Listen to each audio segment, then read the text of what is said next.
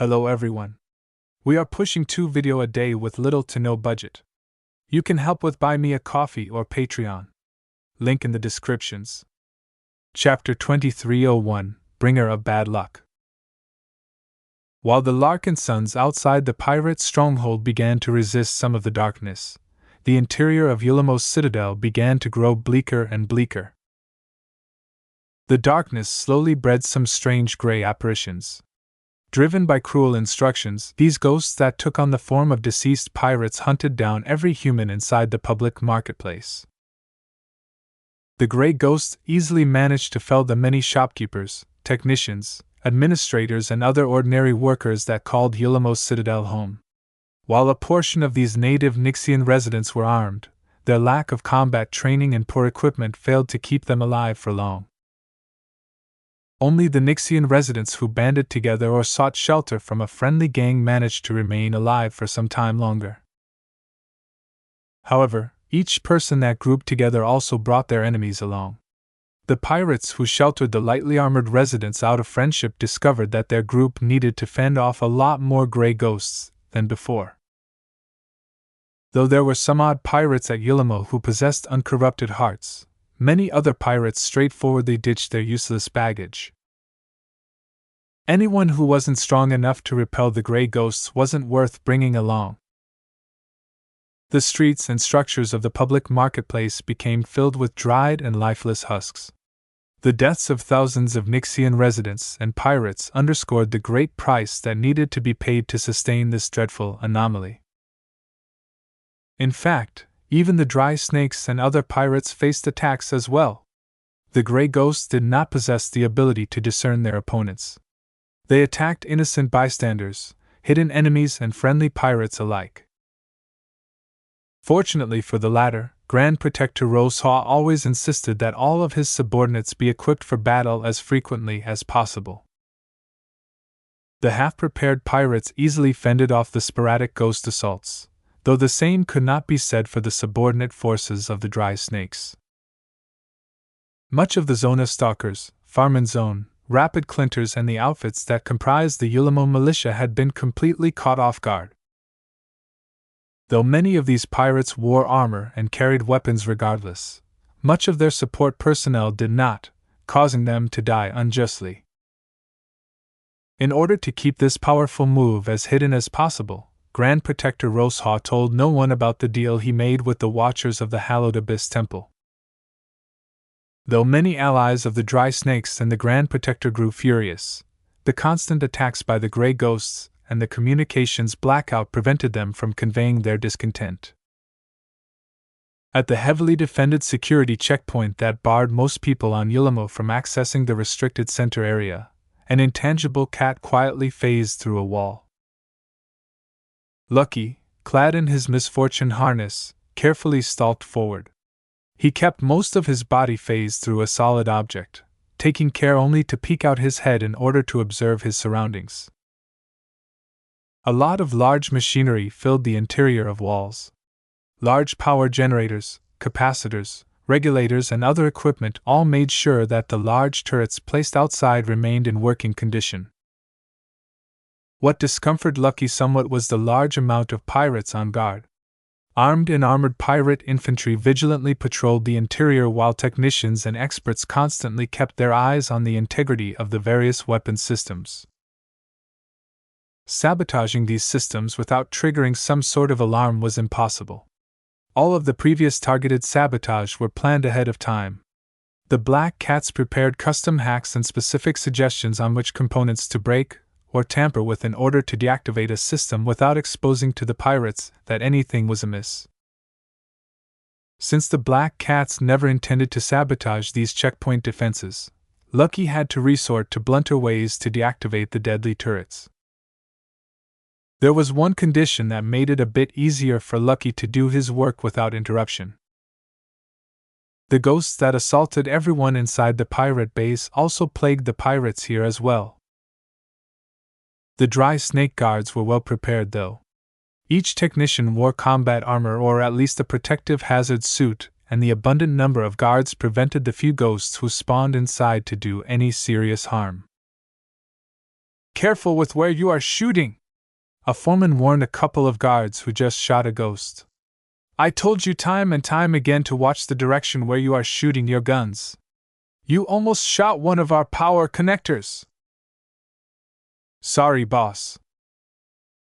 Between the occasional noises of weapon discharges, Lucky silently phased through the floor until he reached underneath an important power generator. Having sabotaged many similar models of power generators, the stealthy cat did not need to know the actual design of this device to destroy it from within. His claws briefly phased back into the material realm, allowing them to destroy several important processors. Alarms immediately began to ring. The power generator kept working as normal as its backup processors and other systems provided some crucial redundancy. Meow!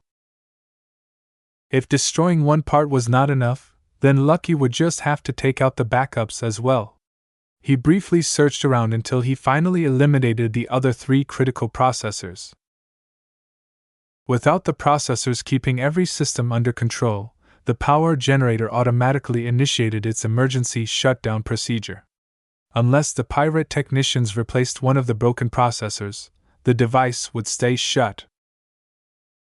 Though it wouldn't take that much time to get the power generator back to work, Lucky hastily moved on the next important machine. He needed to sabotage as many defenses as possible in a very short amount of time. It didn't matter if the pirates were able to repair some of the damage within an hour, because Keddies and the Mirror Raiders didn't intend to stall so long. As the last major defensive system went down, some of the pirate guards who shot down yet another annoying gray ghost still remained on high alert. The ghosts only cared about killing people.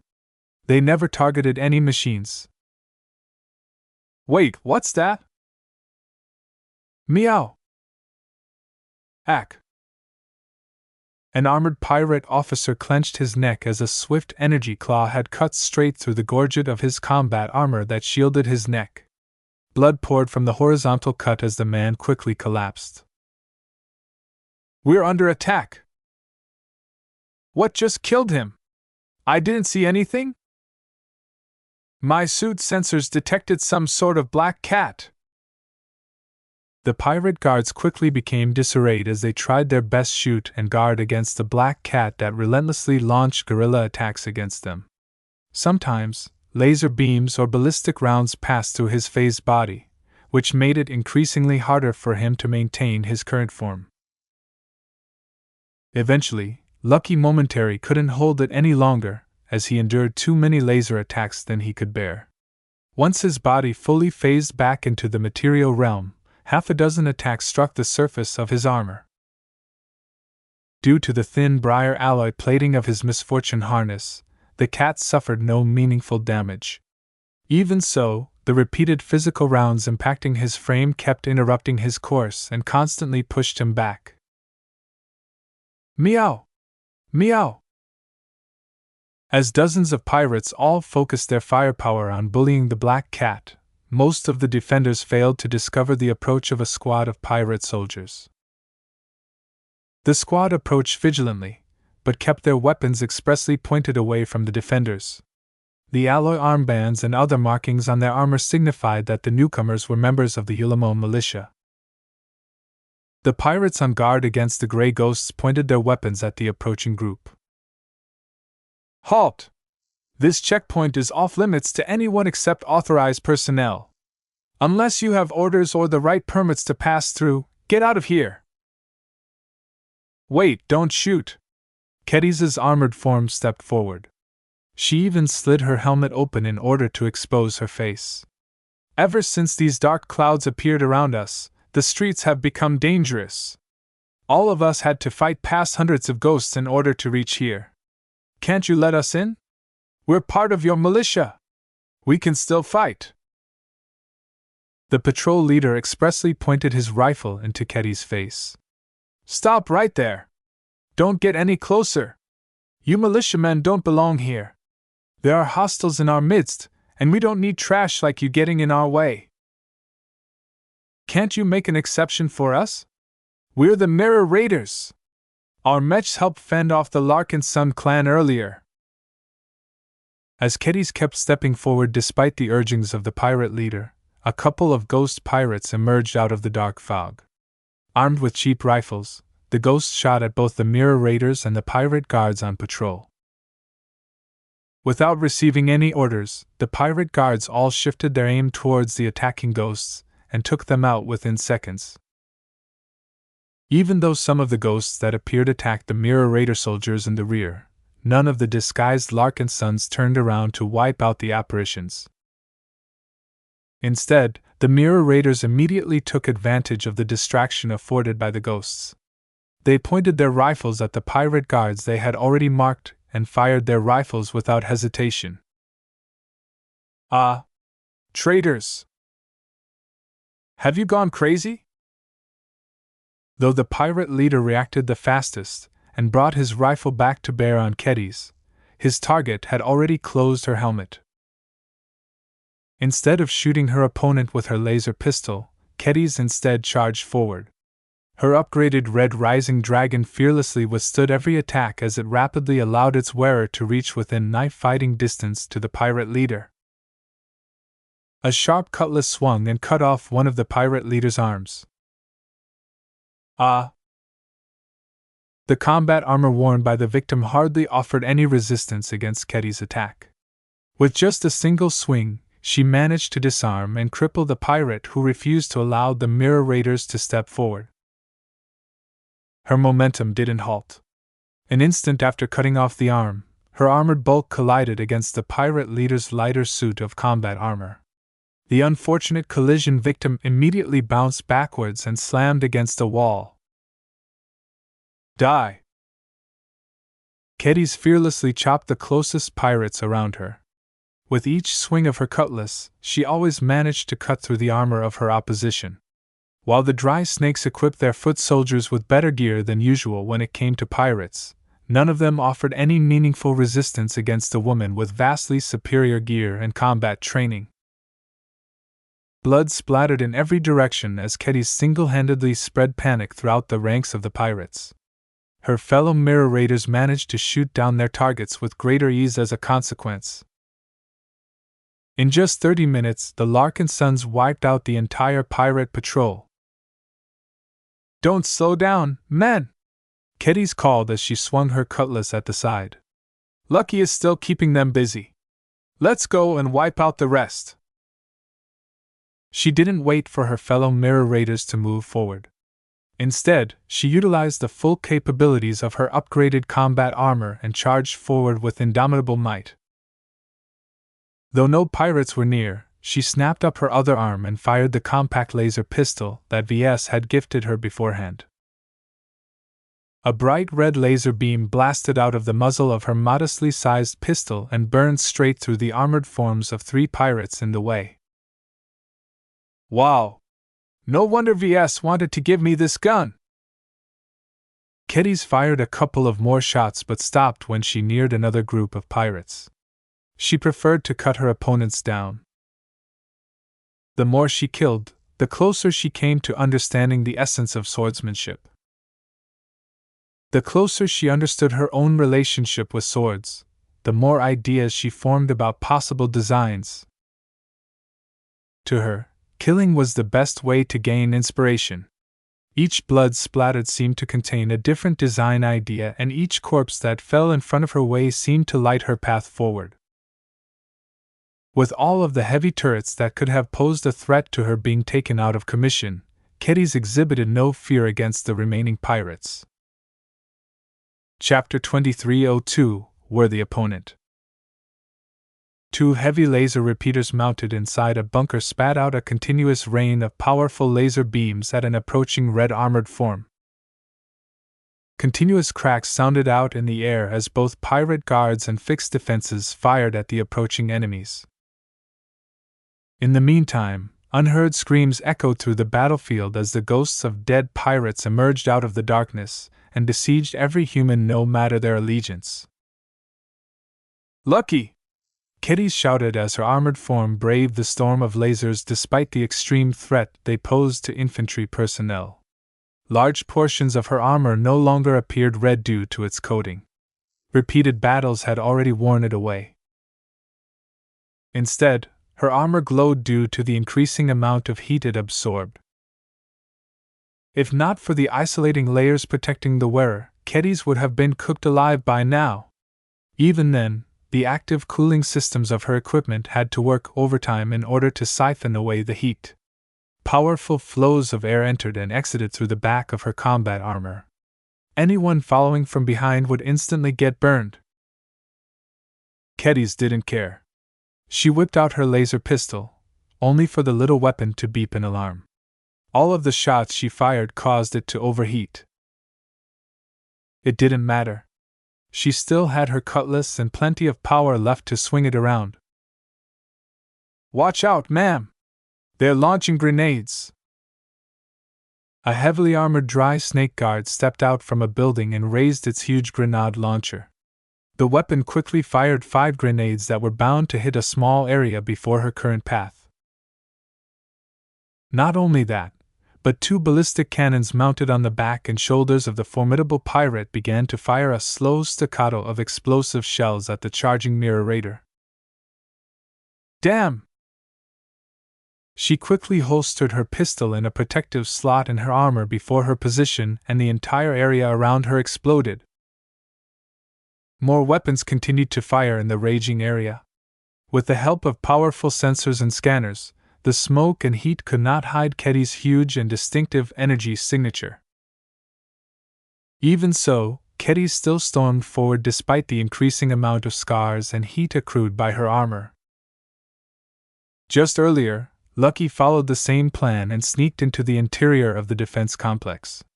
He encountered a strange sight once he peeked at his surroundings. Instead of posting more guards, the pirate commander at this checkpoint drew them back. Only half as many guards and specialists were on patrol or manning the workstations. This caused Lucky to destroy the huge power generators and sensitive weapon components with greater ease at the beginning. However, shortly after alarms started ringing, something drastic happened. The entire interior exploded.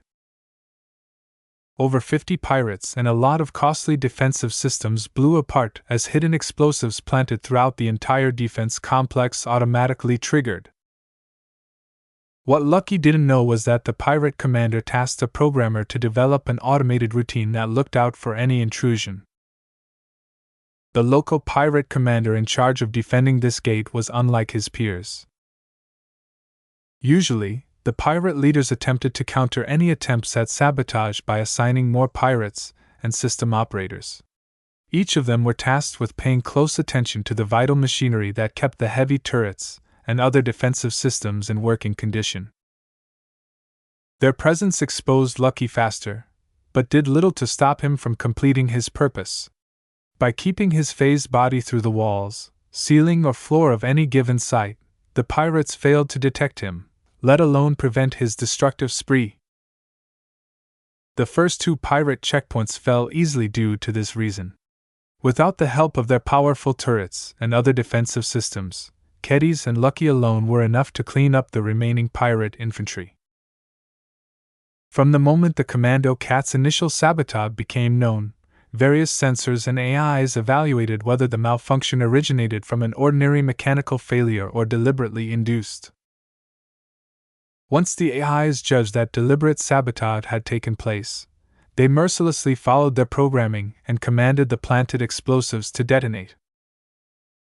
If these explosives were ordinary, then that was still somewhat manageable to Lucky. The problem was that some of those bombs contained small, enriched nuclear payloads. Radiation sensors momentarily went wild as the protective armor of the surviving guards and attackers resisted the deadly particles and energy rays that spread as a result of these detonations. Meow! Despite the violent explosions, Lucky managed to cling to life, but not without a cost. His misfortune harness bore far too many holes as entire chunks had been blasted away. The thin layer of briar alloy and beestone hadn't been able to hold together after withstanding so many simultaneous blasts. Even his hardy tiger-striped body began to show cracks and tears. Bright blue light shone from his wounds. Though the bone metal-like plating already began to show signs of regenerating, the rate was far too slow to restore the gem cat back to peak condition. What was worse was that the damage he suffered prevented him from activating his phasing abilities or flying away. In desperation, Lucky could only press the button on his collar, which somehow managed to survive earlier blasts. His form turned invisible, causing the pirates who arrived from elsewhere to lose sight of their primary target. However, these pirate soldiers were different from the decoys who died unjustly by the explosives planted by their own sides. The dry snakes cultivated their own groups of elites. The multi-headed lizard pattern painted over their chests signified that these pirates belonged to the Hydra Battalion. The Hydra Battalion was one of the best commando units. Answering directly to Grand Protector Rosehall, the Hydras received orders to defend this critical gate which barred the way to the innermost area where the crucial shrine resided. As an elite pirate unit, the Hydra Battalion was meant to raid large pirate ships or assassinate powerful pirate lords. For this reason, the Dry Snakes invested heavily in their selection, training and outfitting. With each individual Hydra soldier armed and armored with gear that cost as much as a mid-range mech, the Grand Protector often treated these heavily armored troops as his sharpest knife. Now, these elite pirates had received orders to kill the saboteur that was responsible for the downfall of many pirate groups. Since the Hydras received orders to defeat an elusive opponent who likely possessed powerful stealth capabilities, how could they be stumped when their target disappeared from view?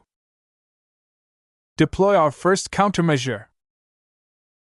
A handful of Hydras carrying fluid projectors strode forward and began to spray large volumes of semi-transparent slime around Lucky's last known position. The special, viscous slime quickly piled up and soon managed to catch an invisible cat that attempted to sneak out of the envelopment. Hostile detected! Cage his position and shoot him down! Meow! The slime not exposed his position due to the unavoidable displacement his presence caused, but also hampered his mobility. It was as if he was swimming through a pool of glue. With Lucky in so much distress, how could Keddies ever stand by? While the other mirror raiders were still trying to catch up while firing their rifles at every pirate in sight, she smashed her way through the ranks of regular pirate guards in her path, and was about to crash straight into the ranks of the Hydras if not for the appearance of an obstacle. A well-armored Hydra captain dropped his rifle and withdrew a large scimitar. Energy quickly lined its edge, showing that it was more than a simple metal weapon. The challenging posture of the Hydra captain caused Keddies to slow down her charge until she came at a stop in front of her opponent. Though she could have continued to storm forward, she recognized that she might regret her choice. From the prepared stance adopted by the pirate standing in her way, she recognized that she faced a true Blade Master. "I am Captain Winter of the Hydra Battalion. Are you a Larkinson?" "It doesn't matter who I am." Keddies spat as her hot armor constantly released excess heat into the air. "Get on with it already." "Very well." The armored pirate grinned underneath his dome-like helmet as his gauntlet began to flourish his heavy saber. "I respect your swordsmanship. It has been too long since I have dueled a worthy opponent. Take care though, girl, as I have slain over 50 challengers. I have no problem adding one more head to my pile." "Dispense with the jabbering and fight," Keddies replied as her damaged armored bulk began to advance. With Lucky in dire straits, she didn't want to bother with all of the etiquette surrounding duels to the death. She simply wanted to overpower and defeat this Blade Master as fast as possible. Though she was tempted to borrow the momentum of her forward movement to add additional power to her attack, she knew that this wasn't the best option at the moment. Such attacks were very predictable, and against a trained swordsman or bladesman, this was a big taboo. Her caution turned out to be justified when her opponent read the simple feint she used to fool most of her opponents. Clang! Surprisingly, Captain Winter's blade managed to block her attack. Through this simple exchange, Kedis rapidly discovered several aspects about her opponent that caused her to feel even more pressure. First, the flat of the blade of Captain Winter's energized scimitar managed to block the edge of her cutlass without incurring any significant damage. Second, the power she leveraged from her rising red dragon suit was very considerable. The fact that Captain Winter managed to maintain the block without getting pushed back meant that the power exerted by his combat armor was actually on par with her own. This hadn't happened since she used her cutlass to slay every pirate in her way. The strength and sharpness of her weapon allowed her to overpower any typical pirate equipment. "Are you surprised, lass?" Captain Winter chuckled. "I'm not the same as the trash you previously cut apart. The best armorer of Ulamo Citadel built my gear using all of the medium and high-grade exotics that I have earned in the service of the Dry Snakes. We pirates can make quality gear of our own if we want to. Underestimating me is the last mistake that you will make." The powerful Hydra captain launched his counterattacks. With continuous slashes, his energized scimitar crashed into Kedis over and over. The sudden momentum exhibited by the pirate captain continually forced Kedis to step back as she failed to regain the initiative. Forced into the defensive, she tried her best to block the scimitar, but Captain Winter was considerably older and more experienced than the sword-maiden mech designer. After his attack was parried for the 12th time, a hidden single-use cannon built into his armor suddenly fired a powerful kinetic projectile. Though the sneak attack failed to penetrate her armor, Kedis unavoidably tilted backwards due to the force acting on her bulk. Though Captain Winter had been pushed back as well due to firing the round, he braced himself for the recoil beforehand. He recovered a moment faster than Kedis, activated a command that caused the edge of his scimitar to brighten before slashing it across Kedis' weapon arm. The Hydra captain deviously aimed at a scar that a number of earlier attacks had already landed on the rising red dragon suit. The middle layer of the suit had been cut by the energized blade. With only one more layer of armor in the way, Winter only had to attack this vulnerability one or two more times to cut off Kedis' arm. Instead of halting, Kedis continued to step back in order to open up some distance. Through her helmet HUD, she studied the damage reports of her combat armor with considerable alarm. Not even Briar Alloy could withstand Captain Winter's attack. This Blame Master posed a true threat to Kedis. She couldn't rely on her superior gear to overcome this challenge. She needed to employ true skill to win this duel. Chapter 2303 Superior Technique. While Kedis became embroiled in a duel against Captain Winter of the Hydra Battalion, the situation outside Ulamo Citadel became more dire for the Larkinson clan. The situation seemed hopeful at first. Through channeling Lufa's glow, Ves managed to save a lot of stranded and isolated living sentinel mechs. It wasn't easy to maintain such a powerful field that caused the surrounding darkness to recede. Ves went through his partially charged pistons so quickly that he had to order Nita to stop by the vault and bring out all of the other pistons that contained some of his spare energy. He was draining months of diligent energy savings in a matter of minutes, projecting and amplifying a designed spirit's glow so that it could encompass a large volume of space demanded a huge amount of energy. This was the price of using an ability that was beyond his and Lufa's strength. Unlike the cultists of the Hallowed Abyss Temple, Ves didn't know how to fuel his abilities through human sacrifice. Perhaps this was for the better, though a part of him still felt a bit jealous at the Grey Watcher in Ulamo for being taught such a useful trick. When he and his escorts managed to retrieve hundreds of surviving living Sentinel mech pilots from their damaged and depleted mechs, the situation in the dark sphere abruptly changed. The entire anomaly began to convulse before channeling more power than before. It was as if it had surpassed some kind of threshold that caused it to take on a greater form. The darkness exhibited even more activity as the pressure on everyone's minds increased even further. The glows of every LMC mech went from faint to non-existent as the spiritual suppression from the dark sphere received a substantial boost. Tighten the formation of our mechs! Quickly! Ves warned. The tranquility field he channeled contracted by at least a third. The active mechs that protected the Scarlet Rose lost a lot of room for maneuver as a consequence. We have to leave, sir, a bridge officer advised. Not yet. Ves gritted his teeth. We still have enough energy to collect more mech pilots.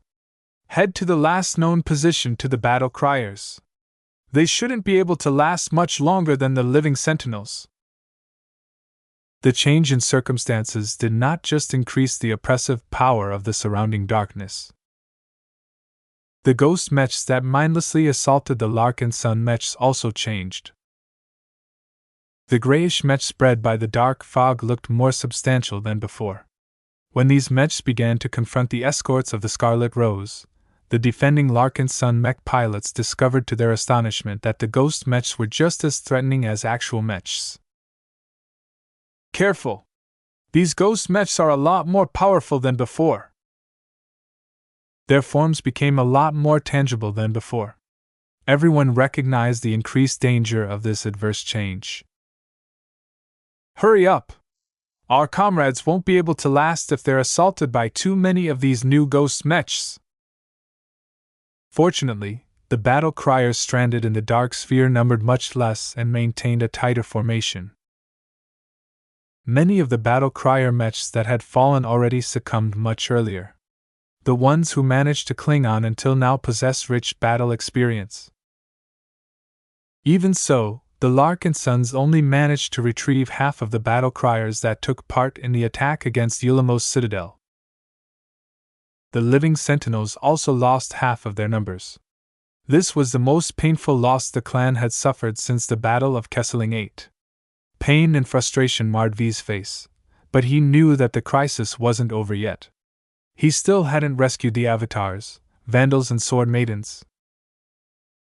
Though he wanted to retrieve them as well, time was running out. He had expended so much energy that he was down to his last peastone. Once this rock ran out of spiritual energy, Ves would be forced to drain his mind until he completely ran dry. While the intensified crisis increased the pressure on everyone trapped in the anomaly, Ketty still hadn't managed to get past the pirate blade master blocking her way. Only a short time had passed as they only exchanged a couple of blows. Nonetheless, Ketty's already learned the hard way that Captain Winter was stronger than her in almost every way. His combat armor was bigger and taller than hers. Though that ordinarily should have made his movements slower, the servos and artificial musculature of his powered limbs were actually able to leverage more power than her rising red dragon suit. It couldn't be helped. Her high-quality combat armor was designed to accommodate heavy rifles and other ranged weapons. Enhancing its ability to wield melee weapons was only a secondary priority to its original designer. Though the rising red dragon suit was considerably better off in this area due to its expensive price tag, it was still inferior to Captain Winter's custom-designed combat armor that was precisely tailored for his physique and fighting style. With an energized scimitar that could cut through briar alloy and a battle-tested fighting style that mixed superior technique with dirty tricks, Ketty's found no opportunity to counterattack. She was forced to hold her cutlass with two arms in order to withstand the force of Captain Winter's more powerful blows. Sometimes he feinted, putting considerably less power in his attacks. Caught off guard, Ketty's responded a bit too slowly as Captain Winter sliced the brightened edge of his scimitar across her already damaged arm section. At the last instant, she forced her rising red dragon to turn, causing the empowered scimitar to tear through the upper layer of her plating. Due to her move, her footing became unstable, which Captain Winter eagerly took advantage of. His combat armor design featured considerably more range of movement for his legs, which he eagerly used to snap another kick against her foe. Fortunately, Kedis possessed just enough experience to accept the kick. She used the force to perform an ungainly roll before regaining her footing just in time to block another heavy scimitar blow. "I've taken your measure, lass," Captain Winter's helmeted form voiced. "Your technique is not half bad, but mine is better." Both of them recognized the disparity in skill as they exchanged a couple more blows. The Hydra captain that insisted on dueling Kedis had training to fight with the scimitar for decades. As for Kedis, her preferred weapon was a two-handed greatsword. This was because the sword maidens mainly oriented their swordsmanship towards slaying huge and tough adversaries such as exobeasts. The fighting style of the sword maidens not only allowed them to duel powerful exobeasts who massed 20 times their own bodies, but also remained relevant in mech combat. The sword maidens excelled in cutting weaker mechs in half with a single blow. Their killing efficiency against weaker mechs was unparalleled, while tougher opponents also experienced a lot of threat. However, the downsides of the sword maiden fighting style became evident through this duel. Compared to other swordsmanship traditions, the sword maidens placed much less emphasis on finesse. While they often sparred against each other, and honed their moves and countermoves against other sword-wielding opponents, the essence of their swordsmanship style always revolved around overpowering their enemies. A part of the reason why the sword maidens chose this brutish way over sword fighting was due to their deficient training environment. Focusing on simple, powerful moves demanded less acute judgment, fine body control, and advanced training methods. This was not necessarily enough to put her on the back foot. With a large and massive enough greatsword, Kedis still would have been able to overcome her opponent's superior technique through sheer force. The problem now was that her cutlass did not conform to the sword type that she fought best with. It was shorter and considerably lighter and possessed many other characteristics that prevented her from employing the moves she needed to reverse the trend. These differences might not be important against ordinary opponents, but were influential enough to put her at a heavy disadvantage. Captain Winter was able to utilize his more focused training and his other advantages to maintain superiority throughout the duel. He resolutely gave no chance for Kedis to turn the tables against him. If not for the fact that Captain Winter wasn't able to channel his scimitar at full power for a long time, her rising red dragon suit would have been breached at this time. It frustrated her enormously to be forced on the defensive. Time was running out, and while her fellow Mirror Raiders were putting at least some pressure on the Hydra Battalion soldiers bent on killing Lucky, the elite pirates weren't easy foes. If Kedis couldn't find a way to break this deadlock, then Lucky might actually die in this cursed pirate base. She had no other choice. She needed to use her trump card. The only reason why she felt reluctant to do so was that she couldn't make this move too often and that Captain Winter was skilled enough to circumvent it if he knew what she was capable of doing. Clang! The energized scimitar hit the flat of her cutlass blade again, leaving behind another scar and diminishing the durability of the weapon even further. After blocking 3 more attacks, the back of her armor suddenly collided against a wall. Captain Winter saw a chance and performed another feint before slashing his energized scimitar against the neck collar of her opponent. The brightness of his weapon's edge abruptly rose higher than ever before, signifying that his next attack might be powerful enough to cut through all of the layers of armor that protected Kedis' neck. The break in pattern astonished Kedis for a moment. The Hydra captain constantly aimed to cut off her arm in his previous attacks. Targeting her neck all of a sudden genuinely caught her off guard. Even so, she did not stop from making her own move. She concentrated her mind and actively sought to lean on Sharpe. Please lend me your strength. Her sentient mind sword had always supported Kedis as she fought through the pirates. With each enemy she slayed, Sharpe grew more and more active. It was as if the act of killing with swords slowly evolved the living spiritual construct in a certain direction. Sharpe answered her call. It resonated with her mind and began to boost her effort to augment her blade. A different glow covered the edge of her cutlass. Captain Winter only had moments to widen his eyes as Kedys used the sharp side of her sword to parry his supercharged scimitar. Foolish! When I overloaded my prized weapon, not even second-class armor plating can block it from cutting through. A bright line seemed to have cut through air and metal. Captain Winter only had moments to realize that the simple cutlass wielded by his opponent managed to slice straight through his fully energized scimitar with unnatural ease. Not only that, but the partially glowing cutlass continued on to hack into the shoulder plating of his combat armor before slicing off his arm and shoulder, armor included. The powerful attack enhanced by Sharpa took a lot out of Kedys. She became incredibly tired and momentarily lacked the strength to attack her dueling opponent again. Impossible! The Hydra captain spoke with astonishment. The catastrophic injury he suffered was beyond his combat armor's means to patch up. Blood spurted from the cut sections of his flesh as his damaged armor collapsed on the ground. How? Did I lose? Kedys wearily grinned as she caught her breath. You are better than me in any way except for one area. And what is that? You lacked a sword intent. I see. Captain Winter's eyes glazed over.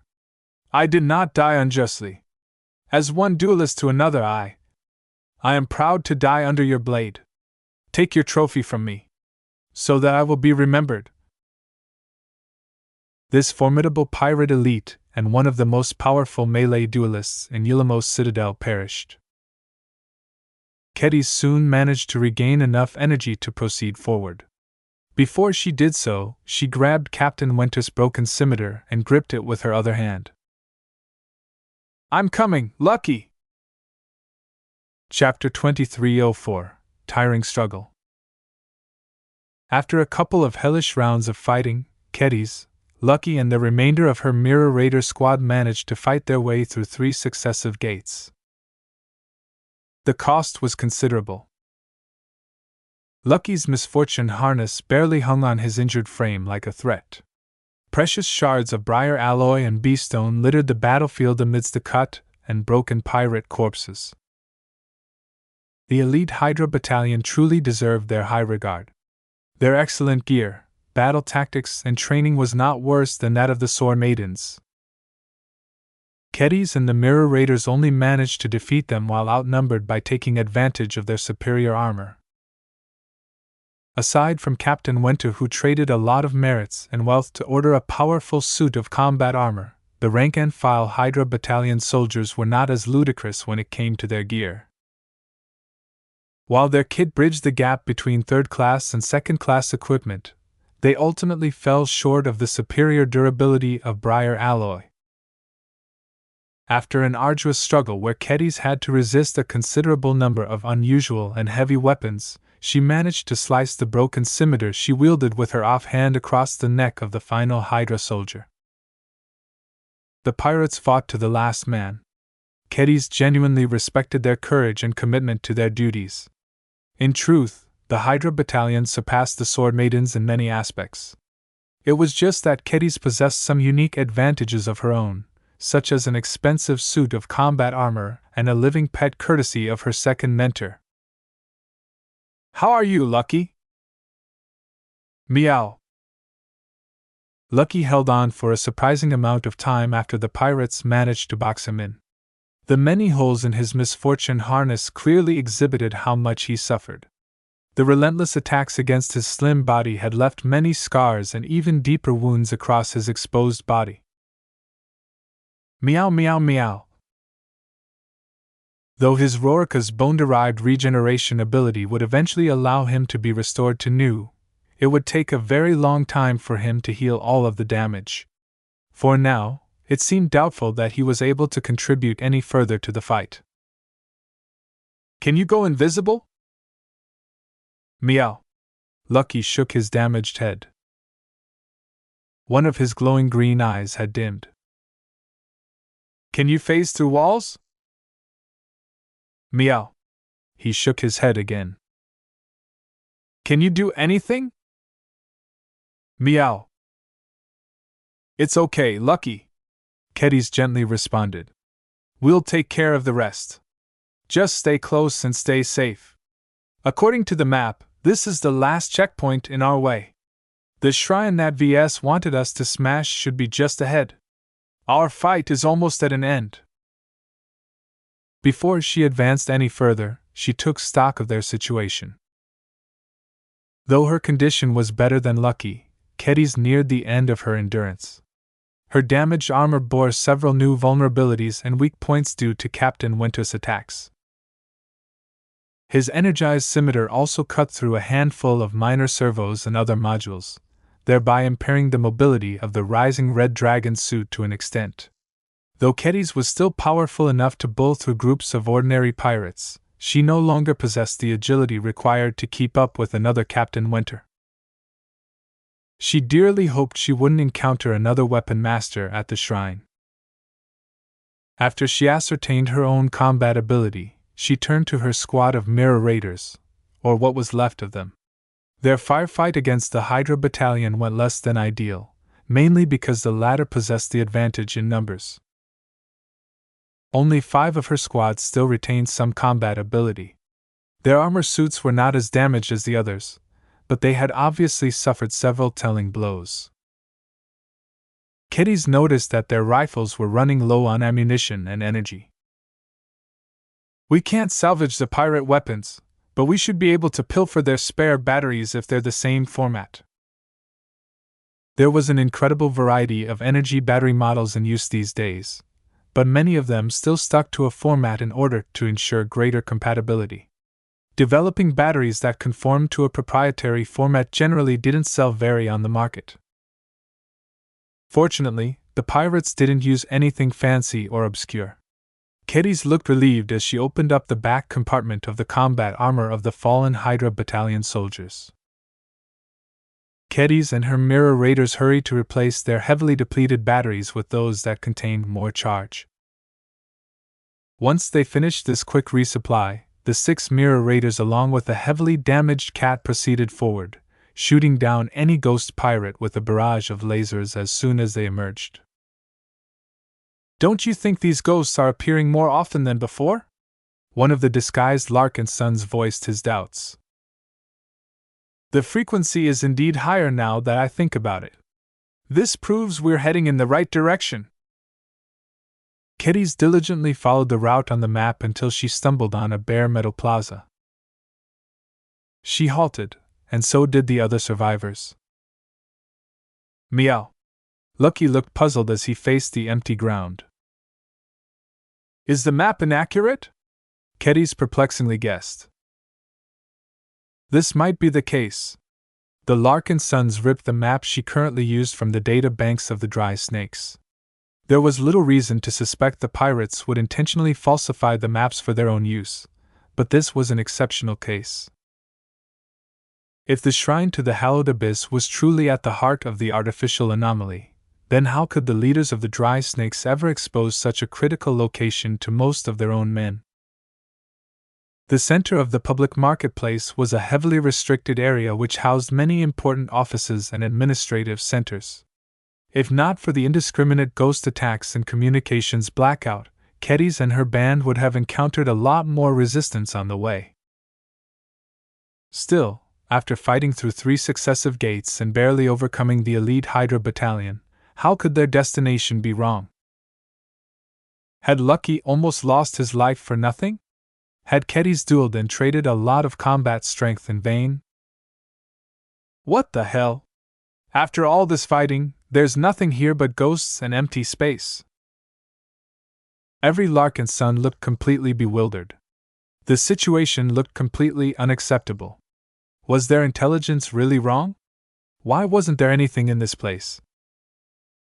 You are not in the wrong location, an amplified female voice sounded out. Amidst the mindless pirate ghosts, some of which took the form of the deceased Hydra battalion soldiers, a more corporeal form appeared. Kedys raised her laser pistol while some of the surviving mirror raiders brought their own rifles to bear. "Halt!" Kedys called out. "Drop your weapon and don't take a single step further." "Ahem, forgive me for not complying to your demand," the armored pirate replied as her laser pistol fired a green beam at a ghost that was aiming an opaque grenade launcher in her direction. "I am not your enemy, miss. If you will allow me to approach, I am willing to surrender my weapons to you as long as you allow me to explain myself." Though Kedys found the presence of this odd pirate to be very suspicious, she currently lacked clear directions. "Step closer, but not too close. Stop. Quickly drop your weapons and kick them in our direction. Don't leave anything out, understood?" The pirate efficiently dropped her pistol and withdrew another pistol as well as some combat knives out of her slim suit of armor. "Is that enough to earn a moment of your time? Explain, and do it quickly." "Very well." The pirate smiled and tapped the side of her helmet. Her faceplate turned transparent, allowing Kedys and the rest to see the friendly smile on her face. "Let's begin with introductions. I am Lieutenant Quasma Inaran. As you can see from the appearance of my armor, I am a Zona stalker." "We know that. Tell us why we shouldn't kill you." "I can tell you where the shrine you are looking for is actually located. The map you are using isn't wrong. It's just that this base is more complicated than you think. As soon as the Grey Watcher called down the abyss, the shrine descended to a secret and more guarded site." "What?" It turned out that the hallowed abyss shrine rested on a platform that had descended downwards as soon as it became a critical site. A large amount of tunnels was built underneath the current floor that led to various destinations. Without any clues, there was no way that Kedys would be able to find where the shrine had moved before the anomaly succeeded in killing every Larkinson mech pilot trapped outside. "Can you bring us to the actual location of the shrine?" she urgently asked. "I can. I am at your disposal, miss." Kedys suddenly narrowed her eyes in suspicion. "Why are you turning against your own side?" "Not all of us are willing to continue to live and die as pirates," Lieutenant Inaran replied. "We used to be ordinary intelligence operates from Majestic Teal. The reason why we were forced into the Nixian Gap and took up the mantle of pirates is because we fell victim to a scheme. This is a heavy blow to us because it is very difficult for us to get rid of our outlaw status and restore our innocence. Many of us have left many friends and families behind." Zap! Kedys fired a warning shot with her compact laser pistol that just brushed past Lieutenant Inaran's helmet. "I don't have the time to hear your entire backstory. Get on with it already before more of our mech pilots die." "I'm a defector." Quasma Inaran got straight to the point. "I am part of a faction within the Zona Stalkers who have made secret contact with one of the black cats among you mirror raiders. He goes by Lincoln, though that is certainly a pseudonym." Ah. That was why Lieutenant Soda Rodden always acted smug and sneaked out so often. The intelligence officer had actually made a secret deal with some of the members of the Zona Stalkers. Kedys lowered her pistol, showing that she was inclined to believe Quasma's explanation. "What does this deal entail?" "It's quite complicated, but the most important point is that your patriarch has promised to clear our names with the MTA by exchanging a considerable amount of merits. In exchange, we have provided his clan with a lot of insider knowledge and crucial intelligence. How could your infiltrators circumvent most of our stealth detectors without our hidden assistance? My fellow defectors have also performed a bit of sabotage and are ready to stir some trouble against our fellow pirates, some of which include our own comrades." All of this sounded too detailed to be a fabrication. While she wasn't an excellent judge of character, she sensed that the defecting pirate lieutenant hadn't lied. "Do you think she's telling the truth, Lucky?" Meow. The gem cat hesitantly nodded. Whether his judgment could be trusted or not, Keddy's wasn't sure. Let's leave this deal aside. Keddy's waved her cutlass. I'm just responsible for killing some cultists. Where has it moved and why didn't defectors provide us with an accurate map in the first place? We were in the dark as well, miss. Lieutenant Inaran helplessly shrugged. Most of the dry snakes didn't know about this desperation move, let alone us Zona stalkers. Grand Protector Rosehaw kept his cards very close to his chest. The good news is that now that this measure is in the open, we managed to trace where the shrine has relocated. I have even prepared some transportation that will allow us to pass through the tunnels unobstructed until we reach the site. I have to admit that the hallowed abyss has moved to a very odd section of Yilamos Citadel. Send over a map. My pleasure. The lieutenant obediently transmitted a data package which Keddy's confirmed to be clean. A new map loaded in her HUD.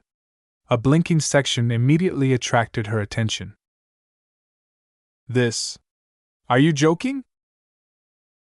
We are absolutely sure the shrine has moved there. The destination turned out to be the local nutrient processing plant, the one responsible for producing Yilamos Citadel's signature specialty food. Chapter 2305 Individuality. The situation outside Yilamos Citadel became more and more dire. The anomaly not only pressured the Larkinsons down to their souls, but also changed over time. The danger had risen since Ves ventured into the darkness. After rescuing the living sentinels and the battle crier pilots who still managed to survive, the Scarlet Rose became stuffed with mech pilots who had just fought the battle of their lives. Only a small number of sentinel and battle crier mechs retained sufficient combat effectiveness to continue the fight. These bedraggled, battle-scarred machines remained on standby while the fresher mechs that used to make up the reserves did all of the heavy lifting. The ghost mechs had changed. Fewer of them emerged out of the darkness, but each of them possessed the strength of a real mech. What was worrisome was that their numbers slowly increased. The fog spat out more and more solid gray mechs that mindlessly attacked the nearest mechs. The non-existent intelligences driving these fake mechs remained as dim-witted and simplistic as ever. That made them easy to defeat, but that had never been the problem. The true horror of the Dark Sphere was that its ghosts were endless. A lot of Sand War veterans gradually experienced déjà vu as they felt as if they had traveled back in time. The constant reformation of hostile ghost mechs reminded them of the relentless tide of Sandman fleets breaking into human-occupied star systems.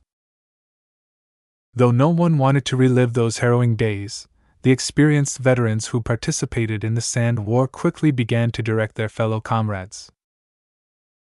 Don't employ wasteful methods! Conserving your mech's energy, integrity, and ammunition is your greatest priority. Break up into groups of 4 mechs. Each group must rotate and handle every ghost mech as quickly as possible. Don't kill them from the front. Surround them and target their vulnerable rear. Real mechs can't withstand much damage at the back, and these fake mechs are no different. Ranged mechs, don't intervene. Your firepower is finite. Only employ it when we truly need the help. We need to get out of here. Why aren't we out yet? The Scarlet Rose attempted to exit the Dark Sphere some time ago. The problem was that the dark fog had intensified in a way that made it impossible to exit its confines. The Scarlet Rose already traversed enough distance to reach the edge of the sphere, but for some reason the ship remained trapped. The ship traveled in a straight line. It should have left the sphere or at least bumped into other asteroids or something. Instead, there was nothing but darkness, ghost mechs, and the occasional debris or stray Larkinson mech. This was bad news for everyone involved. Ves expended so much energy to rescue some of his mech pilots that he had consumed a huge amount of energy. Just when his last P-stone drained its charge, another unexpected change took place. An even larger bubble of protection overlapped with the tranquility field. The surviving sentinel and battle crier's mechs brought their weapons to bear, only to drop them a bit when they welcomed the arrival of their remaining comrades. "It's the avatars! Look, the vandals and sword maidens are here as well! Where are the penitent sisters?" "I don't know, but they can take care of themselves." The arrival of several hundred Larkinson mechs significantly boosted everyone's morale. What particularly emboldened everyone was that the other group was led by the expert candidates of the clan. It turned out that Janzi, Joshua, Tusa, Commander Orphan, Commander Dice had managed to collect the remainder of their fighting forces. They then sought each other out, causing them to bump into each other and pool their respective strengths. Tusa Billingsley Larkinson acted as the scout of this reformed unit. His fast mech was less bound by the boundaries imposed by the darkness than other mechs. In fact, he discovered the Scarlet Rose a few minutes earlier and returned to his comrades to guide them towards the ship. Whatever the case, it was better to pool their strengths together than to resist the dangers of the artificial anomaly separately. While Tusa bravely ventured away from the main group in order to watch out for any stranded Larkinson mechs, the other expert candidates each did their own part. Commander Orphan's spearman mech heroically confronted the ghost mechs all by herself. With her elevated skill, she easily defeated every ghost mech within a couple of precise but powerful stabs. Strangely enough, the ghost mechs she defeated took a much longer time to reform. It was as if the damage she inflicted was harder to repair than the mechs destroyed by other mechs and mech pilots. It turned out that this was the case for the other expert candidates as well. Commander Dice's swordsman mech straightforwardly sliced the grey mechs regardless of what kind of moves they made. With her mech's unparalleled great sword, no false mech could withstand more than a single attack. Joshua's quint was even more exaggerated. Though his masterwork mech currently came with a lancer mech loadout, he eschewed performing charges in order to conserve his energy. Instead, Joshua fought similar to Commander Orphan, but his deadly lance seemed to possess even greater destructive might towards the grey ghost mechs. It only took a single stab to pop the fake mechs. Joshua initially aimed at the weak points of his opposing mechs, but he eventually discovered that his quint was somehow the natural enemy of these ghost machines. Even if the quint brushed the surface of its target with its weapon, the stricken ghost mech quickly dissolved. As soon as he discovered this, Joshua ramped up his pace. The quint flew back and forth and killed many ghost mechs in quick succession. His aid turned out to be very necessary, as the concentration of several hundred mechs attracted the ghost mechs like moths to a flame. Apparently, there were no more outlying Larkinson mechs. This meant that the artificial anomaly concentrated all of its destructive efforts towards containing and destroying the Larkinsons trapped inside its belly. The strength of anomaly constantly grew in strength. Strange cries continued to ring in the ears of every clansman, while other phenomena such as strange chills and grey hallucinations started to become increasingly more unsettling. If the anomaly kept ramping like this, then Ves and the other Larkinsons trapped inside might buckle under the pressure. In fact, Ves had already been forced to retract his efforts to channel Lufa's glow. Though powerful, he had completely drained every keystone of the energy he accumulated. "Hold together, brothers and sisters! We will make it through alive!" Fortunately, the only defensive expert candidate in the Larkinson clan took over his burden at the crucial moment. Janzi Larkinson shone brighter than ever as her shield of Samar took over sole responsibility of keeping the darkness at bay. Her willpower almost became tangible to Ves as her customized Aurora Titan mech took up a central position over the Scarlet Rose and radiated an immense aura. With every other mech losing its glow due to the powerful dampening effect of the artificial anomaly, Janzi's mech stood out as an exceptional pillar of hope with its mere presence alone. Out of all of the expert candidates, no one dazzled the frayed survivors more than her. Each and every Larkinson recognized that they would have remained isolated and under much greater pressure if Janzi did not elect to take over this heavy burden. As Ves recovered from his mentally strenuous act, he stared at the projection depicting the shield of Samar with increasing wonder and puzzlement. He designed the Aurora Titan. He modified Janzi's personal mech until it turned into a formidable defensive bulwark. However, he always designed the super-medium Space Knight to defend against material threats. Aside from instilling Kalanxo as its design spirit, the Aurora Titan model wasn't supposed to perform like his upcoming Sanctuary model. The oddest part of all of this is that due to the strong spiritual dampening effect of the anomaly, Kalanxo wasn't able to extend her presence to the shield of Samar.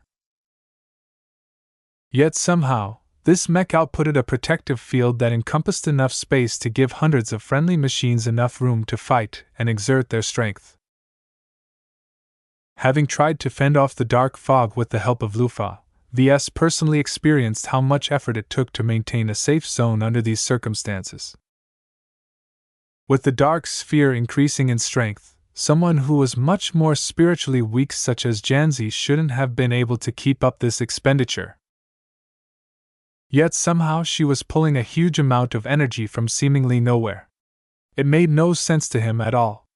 No matter how freaky spirituality behaved, as far as he knew it still abided by the law of conservation of energy. Nothing comes for free. Not even energy. Planets remained livable and warm due to the stars shining over their surfaces.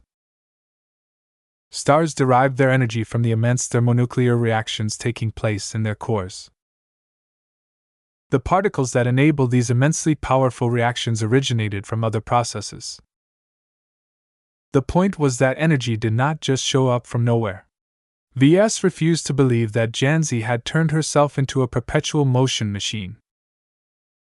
As he probed Janzi and her mech further with his spiritual senses, he slowly discovered where the energy came from.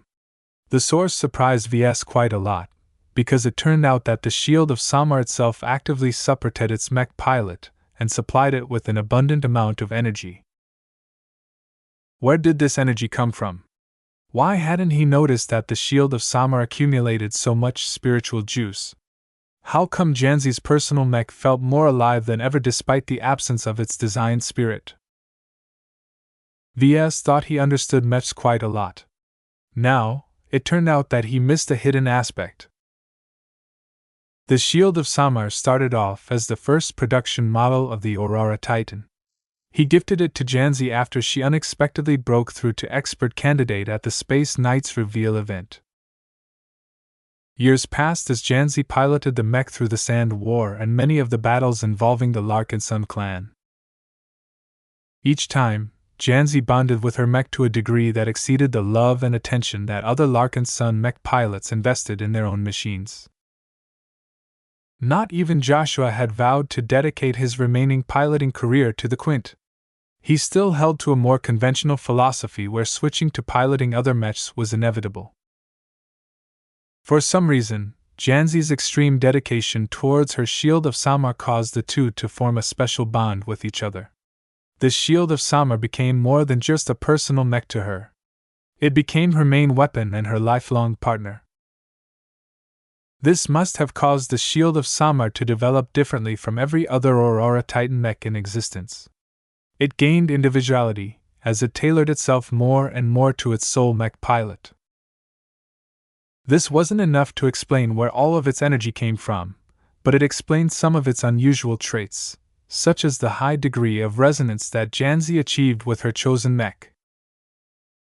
The protective field that Janzi projection was just as strong if not stronger than the tranquility field that Ves had maintained at great cost. The difference was that while Ves amplified Lufa's glow by force through expending huge amounts of energy, Janzi was able to achieve a similar result at a much lower cost. Is this the benefit of merging willpower with mechs? Ves sensed something special between the synergy that Janzi and the shield of Samar achieved. he also gained a much greater appreciation of spiritually infused willpower. It was no wonder that high-ranking mech pilots were regarded as gods in the making. Their ability to warp reality with the power of their wills was much stronger than Ves could ever accomplish. Above all else, Ves finally recognized what his design philosophy could have achieved if he didn't obsess over utilizing design spirits. For all these years, he unintentionally lost sight of one of the original purposes of his design philosophy: individuality. Every mech was different. Every mech was unique. Even if they were derived from the same set of designs, each of them followed a different trajectory once they were made. The Shield of Samar was one of the best examples of a mech that successfully diverged from the mold of its original design. The mech that suited their pilots the best were those that achieved the highest fit with their partners. This was one of Gloriana's original principles. Ves had long assumed that customization was primarily her territory, but it turned out that he was mistaken. "I've been chasing the wrong goal all along. Instead of imposing greater uniformity in my products, I should have been aiming to expand their individuality. Each mech should be unique, just as each life form was different from each other." Chapter 2306, Abomination. Though the power of individuality was strong, it was not unlimited. Janzi and her Shield of Samar may have managed to shield the Larkinsons trapped inside the anomaly from a lot of dangers, but it wasn't enough to bring them out. "The abyss is hungry," James quietly remarked to Ves as the latter was still preoccupied with his latest realization. "When you cross past the event horizon of a black hole, you have reached the point of no return. No matter how much you try to travel out of the hungry maw at the center, the extreme gravitational curving has grown to such a point that not even light can make it out. Unless we can surpass this light, there is no possibility of escaping this trap." Ves threw a skeptical look at him.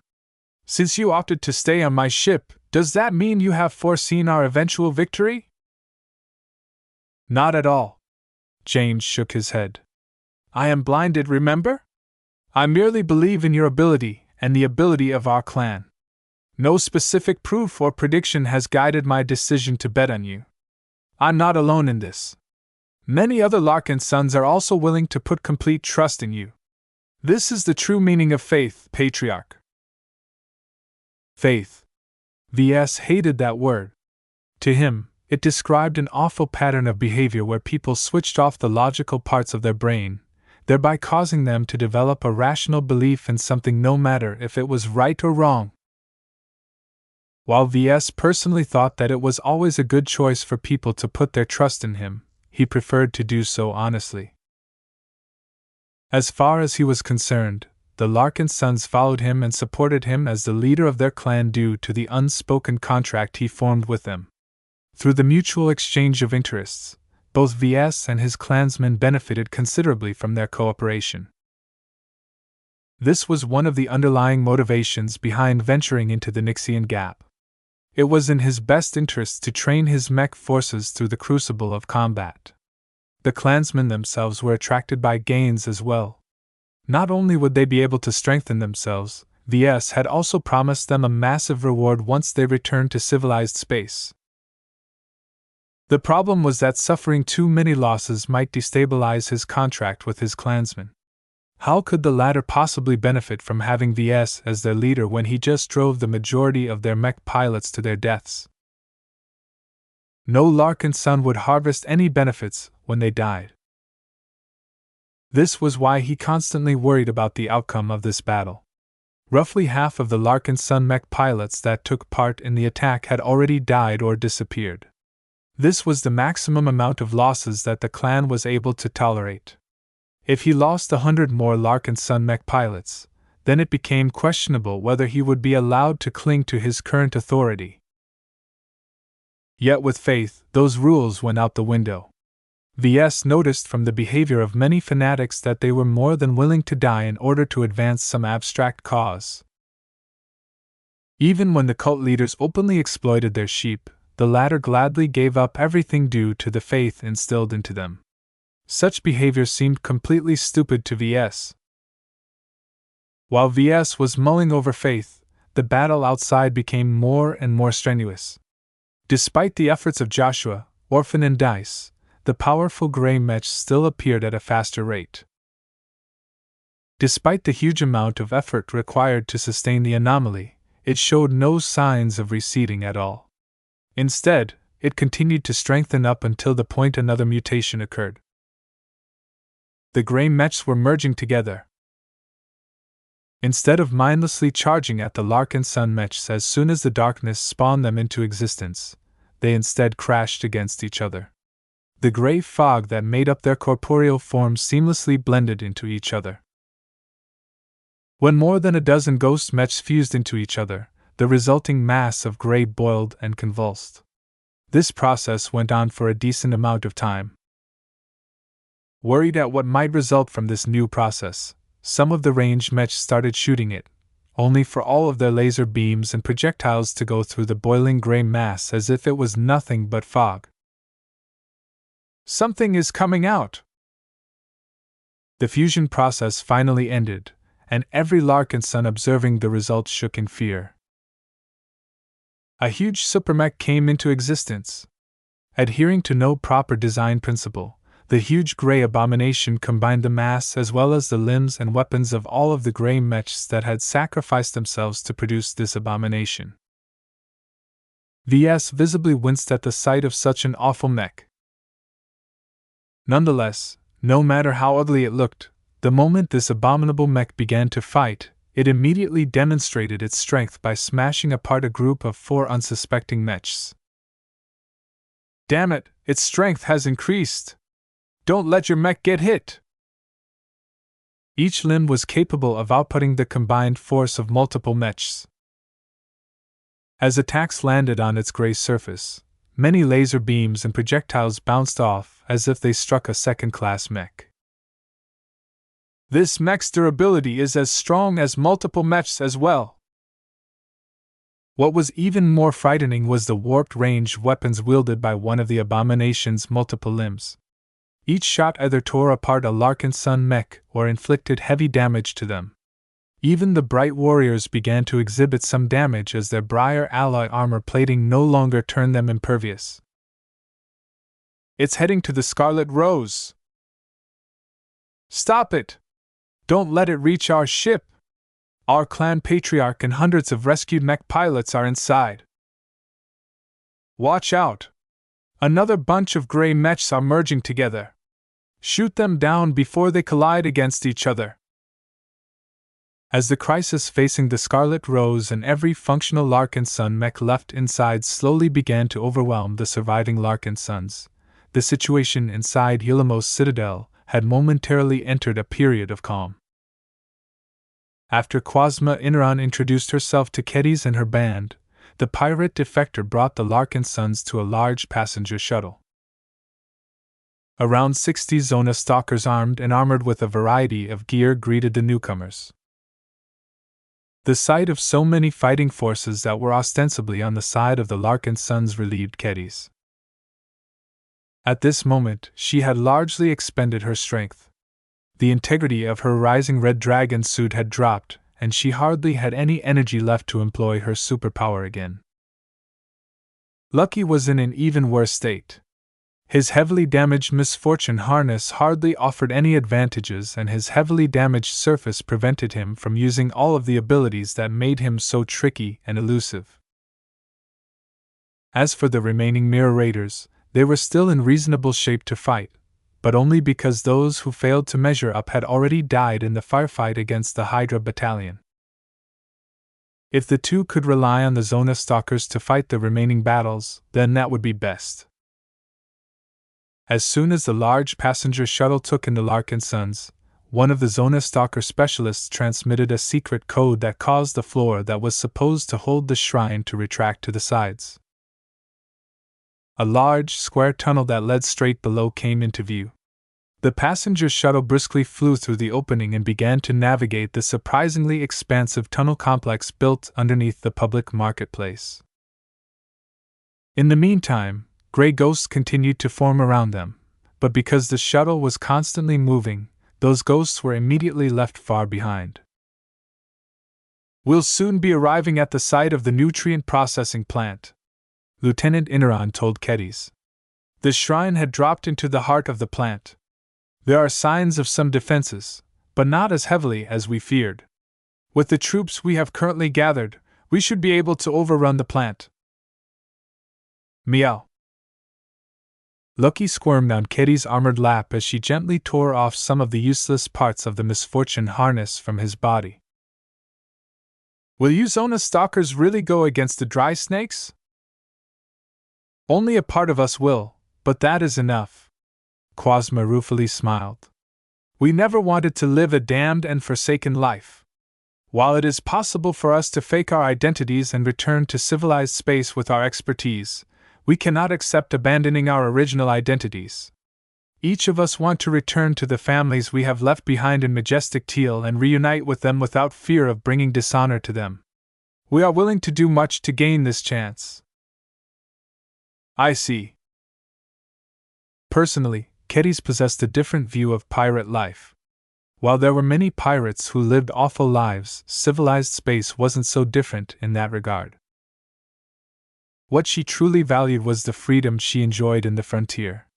Venturing through the Nixian Gap reminded her of the freedom she surrendered when she gained a new identity.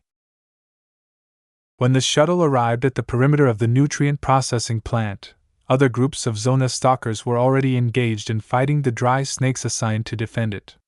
The sudden arrival of reinforcements emboldened the attackers. "Traitors!" a dry snake captain yelled over the sound's weapon discharges. "We'll gut you all once we have gotten rid of the Larkinsons. The Grand Protector will never let you live!" The defecting Zona stalker fighters didn't respond. They had already made their choice. Kedis and Lucky stayed out the fighting.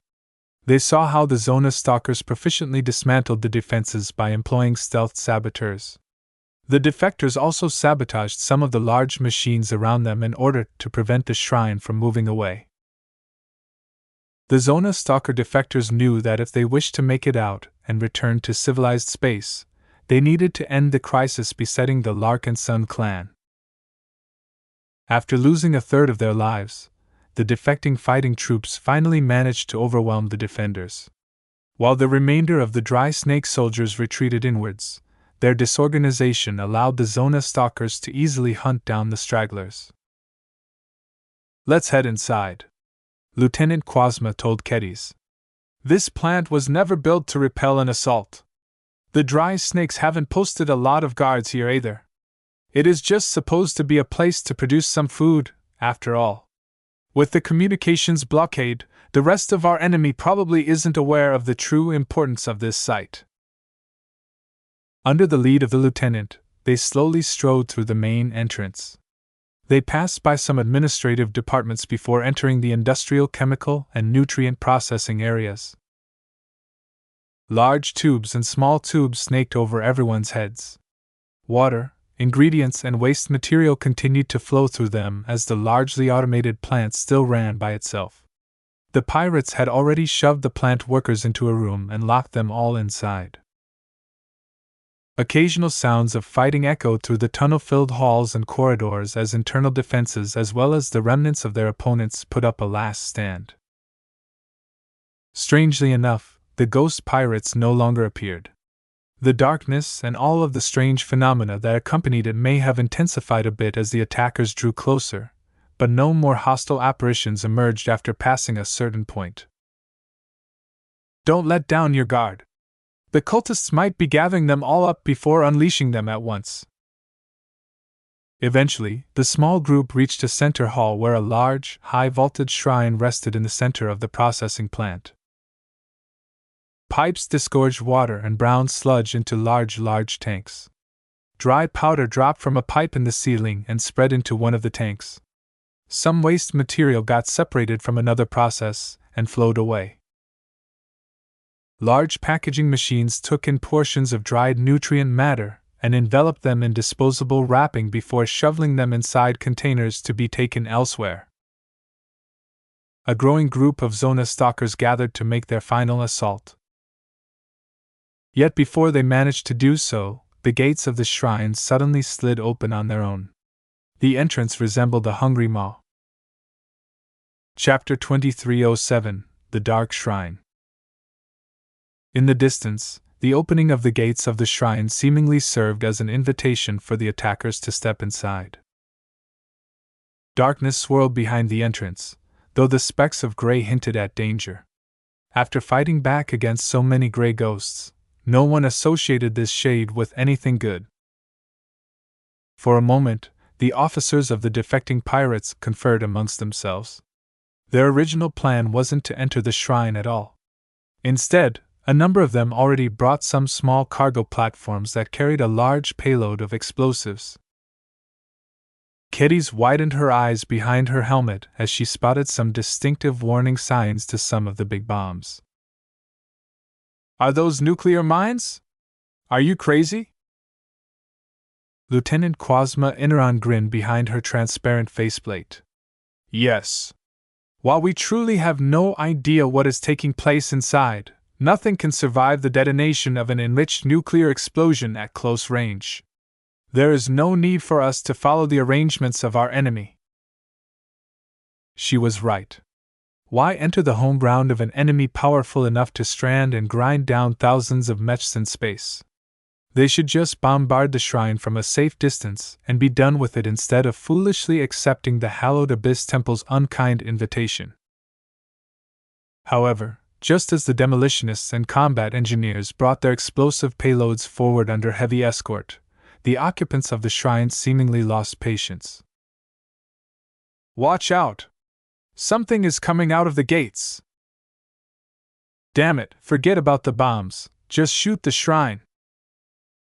Everyone who held a rifle immediately followed orders and shot at the ornate building that looked completely incongruous with the industrial setting of the nutrient processing plant. Some fired their weapons at the walls of the shrine. Others shot straight into the gates. A variety of pistols, rifles, and even heavier weapons fired straight at the shrine.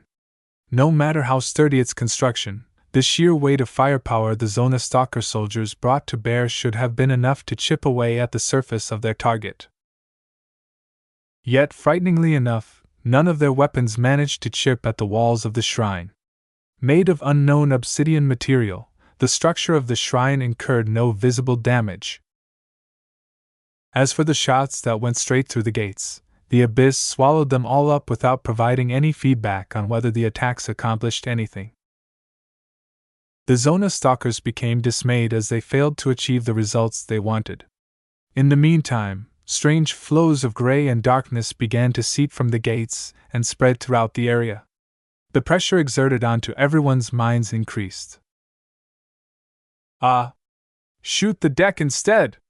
No matter how strong the shrine is made of, the deck is made out of ordinary alloy. The defectors did so, only to discover that some kind of dark shield negated all of their attacks. No matter how much they fired their weapons, the surprisingly fragile-looking layer of darkness absorbed everything as if it was shunting the incoming fire to another dimension. While such a means of defense was by no means unknown to human civilization, it was an unattainable product of high technology. Something as fancy like this shouldn't be present in the Nixian Gap. What was worse was that this powerful shielding effect didn't appear to be driven by technology. Instead, the same sorcery that called down an anomaly over Yulamos Citadel seemed to manipulate it in a way that allowed the shrine to remain completely undamaged. Throw in the bombs and detonate as quickly as possible. It's too late. Before the attackers could enact any other plan, the boiling darkness began to produce a large number of shadowy spikes. Within seconds, these spikes rapidly pierced everyone's chests, causing them to completely freeze and lose most of their motion. Even Keddies and Lucky became impaled. Aside from instinctual body movements such as breathing, none of them were able to move their limbs. The fear in everyone's minds multiplied as they were rendered completely helpless against anyone who wanted to finish them off. No matter how much the frozen attackers tried to resist this highly unusual restraint effect, the dark tentacles kept them imprisoned in a way that robbed the captives of all autonomy. Enough time passed for everyone to realize their new predicament before a gravitic force acted on all of their bodies and brought them straight through the gates of the shrine. Everyone's panic intensified as the darkness swallowed them all up. Even Keddies and Lucky were unceremoniously dragged inside. It didn't matter if most of them still carried their weapons and other equipment. Without the ability to move, they could do nothing to resist what was happening. The interior of the main hall of the shrine was hollow, but the entry of more than 100 Zona stalkers and other people made it a bit more crowded. The unknown gravitic force deposited the frozen attackers onto a stone-tiled floor without regard for their posture of facing. Plenty of frozen bodies collapsed onto the ground or piled on top of each other, as if they were just planks. Keddies fortunately happened to drop with enough of a view to see the center of the hall. A large ritual circle had been painted onto the floor with what looked to be blooded, strange, alien runes whose meaning completely escaped her were painted next to the lines. Nothing about this seemed to be based on technology. The horrifying sight looked as if it came straight out of a fantasy drama. Keddies managed to exert just enough control over her vision to observe other elements. Robed bodies rested on the stone floor. She spotted the telltale signs of cutthroats. Having cut a fair amount of throats herself, she expertly noticed that whoever had slashed the neck of these cultists did so from behind and likely with a knife. The unfortunate cultists hadn't died too long ago, as blood still poured from their wounds. The red liquid seemed to gain a life of their own and did not spill randomly over the floor. Instead, they actively sought to fuse with the ritual circle, strengthening it and causing it to glow redder. Only two figures remained alive and fully in control. First was the gray-bearded person known as Grey Watcher Zarnus. The old figure carried a blood-stained ritual dagger but didn't face the newcomers.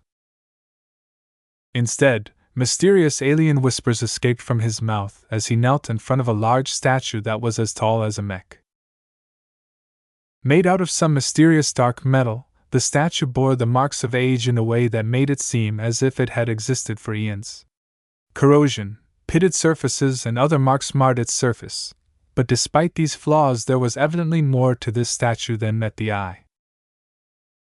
The appearance of this statue was a significant source of distress to the immobilized captives. The statue depicted some sort of aquatic menace. Depicted in an upright form, the clearly alien creature resembled a whale due to its streamlined body shape and enormous maw. What caused it to look far more ominous than other alien depictions was the tentacles extending throughout the alien's body. These tentacles seemed to cast the alien in a terrifying light as they seemed numerous enough to envelop any prey in range. In fact, the dark, opaque spikes that impaled and immobilized every captive actually extended from the statue's stone tentacles. Not only that, but darkness continually spewed from the orifices of the aquatic alien statue. The newly generated darkness supplemented the surrounding dark fog, causing the anomaly to grow stronger and become an even greater threat to those who aimed to take Yulamo's citadel down. Hardly anyone inside and outside Yulamo ever expected that it held such a powerful form of defense. This unscientific alien ritual completely broke many people's conceptions of what was possible. Even Keddies had difficulty trying to process what she saw. The statue seemed alive in a way that reminded her of LMC Mechs, but this was clearly different. While the gray-robed priest ignored the presence of the captives and continued to sustain the ritual with his heretical-sounding whispers, the other person was different. Keddies became shocked as she recognized the familiar form of Grand Protector Rose Hall. Depictions of this old Grand Leader were everywhere in Yulamo's citadel. Usually, the visuals depicted the head of the dry snakes in his resplendent pirate lord uniform. Now, the man appeared in the form of blood-splattered combat armor. Trophies, gems, and markings decorated his armor in a resplendent way. Combined with the green and yellow cape draped across the back, the Grand Protector made an imposing impression on the captives. Many Zona stalkers were wondering why Rose Hall was here of all places. Shouldn't he be in the command center situated in the most defensible section of the pirates' stronghold? "Welcome to our shrine," the old man spoke as his faceplate turned transparent. "While I did not wish for the Larkinson clan to attack my fine citadel, I am pleasantly surprised that traitors like you have exposed yourselves." The pirate lord stepped forward, his armored boots clanking across the floor. The man stepped in front of the nearest frozen body. "Since you have decided to approach this shrine, your bodies shall make for a fine supplement." The pirate lord bent down to grab onto the armor, and began to do something that seemed completely incongruous. Rosehaw began to tear pieces of armor off the frozen Zona stalker's body. Whether it was his own body or the powerful servos of his combat armor, the pirate lord demonstrated enough strength to rip metal with his bare hands. Due to the automated safety features of his victim's suit, the torn combat armor eventually detached various modules that had sustained significant damage. This hastened Rashaw's attempt at stripping the Zona stalker's body from his cumbersome protection. "Ah, that's better. There is no life in your armor. It's completely useless to us. We only want your body. More precisely, we want life that is intrinsically locked inside your biological tissue." To Keddy's and everyone else's horror, the powerful pirate lord held the body with one arm and punched through his captive's chest with his other hand. After ripping out the heart, the pirate lord grinned and began to throw it towards the ritual circle. The still beating heart did not land on the floor in a bloody mess. Instead, the statue projected some dark fog that enveloped the bloody organ, causing it to turn into a sphere of blood that seamlessly merged with the ritual circle shortly afterwards. "The Unending One is pleased with your sacrifice."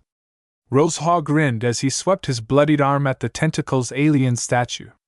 "Though the heart is the strongest life-bearing organ, the remainder of your body has some value as well. Let me sacrifice what life you have left in order to please our greatest patron. Know that your body shall serve a great cause." The tentacle that kept the dying Zona stalker immobilized suddenly pulsed. The body suddenly began to deflate as the dark tentacle drained moisture and some other energies.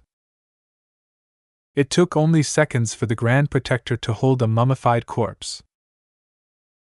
The pirate lord then proceeded to recycle the waste. He tossed the dried and lifeless over his head. Some gravitic modules caught the falling mummy and automatically moved it to a hole in the floor. The dry body dropped through the hole. It plunged straight into a tank that contained semi-processed ingredients. Everyone who witnessed the pirate lord's actions increased their resistance against the strange restraints that kept them immobilized. No one wanted to die in such a horrifying way. No one wanted to turn into a mummy. No one wanted their remains to be used as ingredients for nutrient packs. Unfortunately, no matter how hard the captive defectors and Larkinsons tried to resist their unnatural bonds, they could not stop the cruel pirate lord from killing them one by one in order to fuel a completely incomprehensible and unscientific ritual. Chapter 2308 Higher Order Life. Every human is made of matter. The same goes for many animals and aliens, Grand Protector Rosehaw voiced as he picked up another immobilized Zona stalker. His strong armored form quickly ripped his next victim's armor apart. "Each of us are made of atoms and molecules, the building blocks of the material dimensions." What the hell was this madman talking about? Over 100 frightened Zona stalkers tried their best to fight against the bonds that held them captive. None of their efforts yielded any results. It was one thing if they were locked into place after being bound by alloy collars or gravitic manipulation. However, the only reason why they weren't able to move was because of the strange dark transparent tentacles extending from the statue of the Unending One. Kitties had no idea how the hallowed Abyss Temple managed to get this alien statue to come to life, and use it as a crowd control tool. All she wanted was to shake herself loose from this unnatural restriction so she could fight for her life. "I will not be bound!" she roared in her mind. Yet no matter how much she willed herself to be free, the mechanism which stopped her from moving was considerably stronger. The dark tentacle that stabbed her through the stomach looked like a projection, something that was fake and insubstantial. Yet this tentacle was more than a clever technological manipulation of light. This seemingly fake appendage extended from the tentacled whale statue exerted real influence that left them completely at the mercy of the Grand Protector. As Rosehaw became accustomed to peeling off the armor of the immobilized Zona stalkers, he accelerated his pace. It only took a dozen seconds for him to peel off all of the armor of a victim. After that, it only took moments to pull out the heart to empower the ritual and let the statue of the unending one drain the rest of the body. This was an awful way to die. It was one thing to die in an honorable battle. It was another thing to allow your death to further the enemy's scheme. If that wasn't enough, the Grand Protector tossed every drained body through the hole in the floor. The nutrient processing plant made no distinctions in biological matter. No matter whether they came from plants, animals, humans, or through artificial synthesis, as long as they were nutritious, the automated plant wasted none of it and stuffed them all into the next batch of nutrient packs. More and more helpless Zona stalkers fell victim to the Grand Protector's cruel handling of their bodies. It was as if the pirate lord solely regarded them as cattle to be butchered. Have you ever wondered what makes us living beings different from lifeless objects such as rocks? A terrified, immobilized defector quickly lost consciousness as the massive hole in his chest leaked out huge spurts of blood.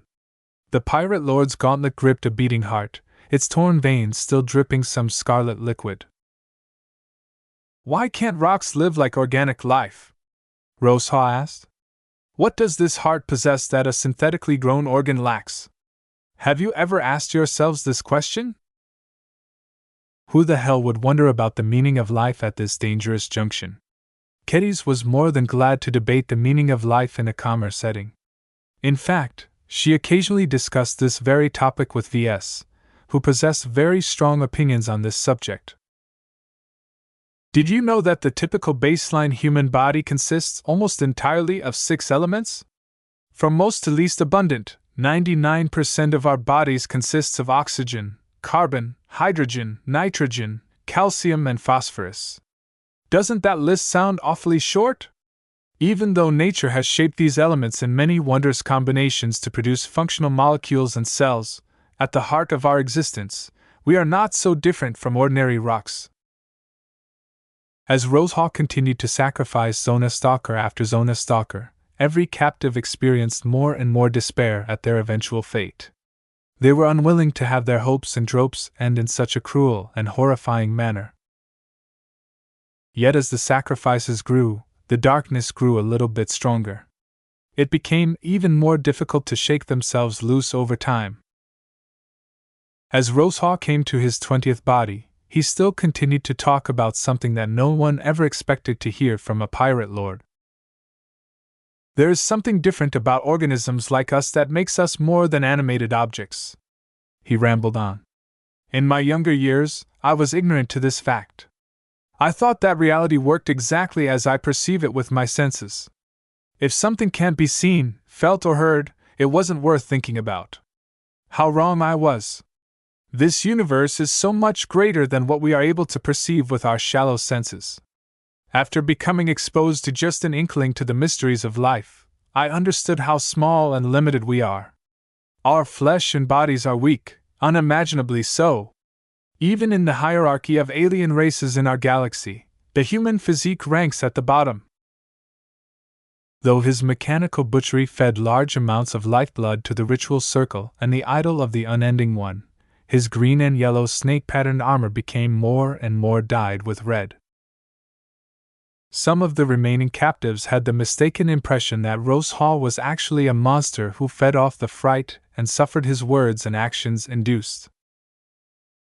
In truth, this guess wasn't far off the truth. Those who were more distressed tended to make for greater sacrifices than those whose hearts were numbed. The degree of life they exhibited differed as much as an order of magnitude. The Grand Protector became more enthused as he processed a third of the captures. My benefactors enlightened me to several important truths that have changed my life. The first truth is that life is special, immaterial, and incomparably precious. Possessing this single quality separates us from objects that have no life. Not even artificially cultivated clones of ourselves can come close to matching our potential due to lacking this essential quality. Just like Kedis, Lucky struggled vigorously against the tentacle impaled through his metallic body. His damaged and depleted state had weakened him enormously. If his body and his misfortune harness weren't in such an awful state, the gem cat may have been able to resist the bonds. As it was, he fell in a similar predicament as Kedis and the rest. While Lucky didn't know yet whether this insane pirate leader could even sacrifice a mechanical life form to a dark god, the injured cat did his utmost to regain his phasing abilities. The second truth I've learned is that this unique quality of life is not fixed. Rosehaw grinned behind his transparent faceplate as he ran through half of the bodies of the traitorous Zona stalkers. Everyone is born unequal. We humans are exceptionally weak in flesh, and cannot bear much life. However, exceptions always exist, and there are a few lucky ones among you who possess the opportunity to bear more of this exceptional quality. Kedis strained herself even more as she continued to try and figure out ways to shake herself loose. Life is special. Life is exceptional. Do you know the third truth I've learned? Life doesn't have to stay fixed. It can be cultivated. The pirate lord tossed another drained and mummified body through the hole in the floor. This was the 60th body he threw in the nutrient processing plant. Our flesh is weak, but we can make it stronger. Through manipulating the code of life that is locked within each of our cells, we can upgrade our bodies into something greater than our baseline DNA is capable of producing.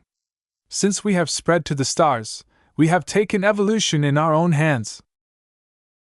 The buffer of Zona stalker captives grew less and less. Since Kedis and Lucky did not take part in the attempted assault on the shrine, their bodies along with the body of Lieutenant Inaran happened to be dropped in the rear of the pile. Their turns came last, but that was not that much of a consolation as none of the Larkinsons in the pile managed to overcome the restraint imposed by the tentacles. Many of you ignorant people believe that the latter days of the Age of Conquest was a time of unprecedented disaster. Fools! Don't you realize how great it was to live in that time? The pursuit of greater life is always accompanied with sacrifice. How I sorely wish to be among the enlightened who understood this profound truth. One of my greatest regrets is to be born in the Age of Mechs. Worshipping lifeless machines like Mechs is an exercise in futility. Life is the true miracle that we should be chasing after. The Grand Protector became increasingly more unhinged. His movements became rougher, as he always damaged the captive he held as he crudely ripped off their armor. The major downside of Rashaw's growing intensity was that he was working his way through the crowd of captives even faster. Do you know that life comes in different qualities? Low-order life such as you are inferior to those that have actively taken steps to control their evolution. Yet even I am inferior to the dark gods that reign over the Nixian Gap. Their order of life is so magnificent that we are but specks of dust to these ancient, immortal deities. They have outlived the extinction of their races. Less than 20 bodies were left between the pirate captain and Kedis. And do you know what makes them stronger than us? The Grand Protector tapped the side of his helmet with his armored finger. The power of sentient thought. This is the source of life. Life is thought, and thought is life. The mysteries behind these truths are so unfathomable to me that I barely know why this is so. Yet that does not stop me from understanding that to evolve into a higher order, we must develop our minds. We cannot lose our ability to think as we transform ourselves. Kedis, who only paid cursory attention to Rashaw's ramblings, suddenly paused and thought. This is my ultimate goal. Evolving my flesh is a means to an end. No matter how much I change my body, it is all for the purpose of enhancing the quality of life I bear. My ultimate goal is to transcend the mortal limitations of my body. Only then will I be able to live forever. Lieutenant Quasma Inaran died an ignoble death. She had already resigned herself to her fate as the pirate lord used up her life and recycled her dry remains. Rosehaw paused a bit as he stepped in front of Keddies and the handful of paralyzed mirror raiders.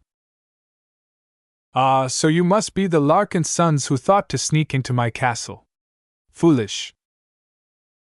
The artificial gravity underneath Keddies switched off, allowing the pirate lord to easily pick up her armored bulk. Her heart beat faster and faster as Keddies' barely controllable eyes stared straight into Rashaw's eyes. You Larkinsons almost ruined my mission, the Grand Protector hissed. I shall take great pleasure in sacrificing each and every one of you to the Unending One, starting with you. The pirate lord tried to rip apart the rising red dragon suit. However, the tough briar alloy resisted his efforts. Oh? You Larkinsons are surely rich, but if you think this will stop me, then think again. Before Grand Protector Rosehaw could grasp a weapon, Keddies finally made her move.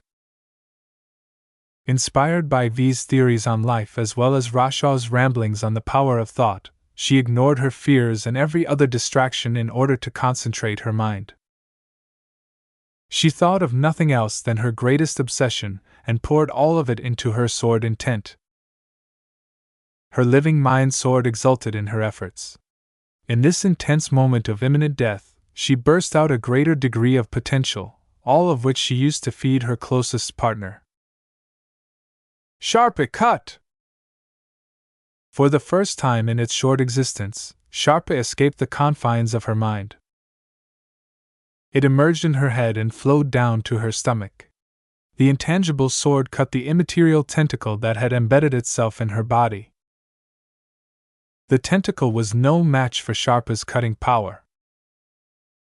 Before Rosehaw could react, Sharpe had already exited Keddies' body and quickly cut the tentacles attached to the remaining mirror raiders. An instant later, all hell broke loose. Chapter 2309, Plop. None of the captives should have been able to move. The only exception was Sharpe. As an intangible living sword that possessed no material body, its existence completely fell out of the scope of the restriction effect. No matter how Rosehaw or Grey Watcher Zarnus instructed the statue of the Unending One to lock the bodies of their enemies, either of the two could have imagined that Keddies actually bore an extra form of life. As soon as she realized that the pet gifted to her by Ves remained unbound, Keddies secretly plotted to extricate herself from this predicament. Though Ves probably never intended to make Sharpe exit her body, she thought differently. Since Sharpe was a sword, why should it remain sheathed in her mind? Swords were made to be used.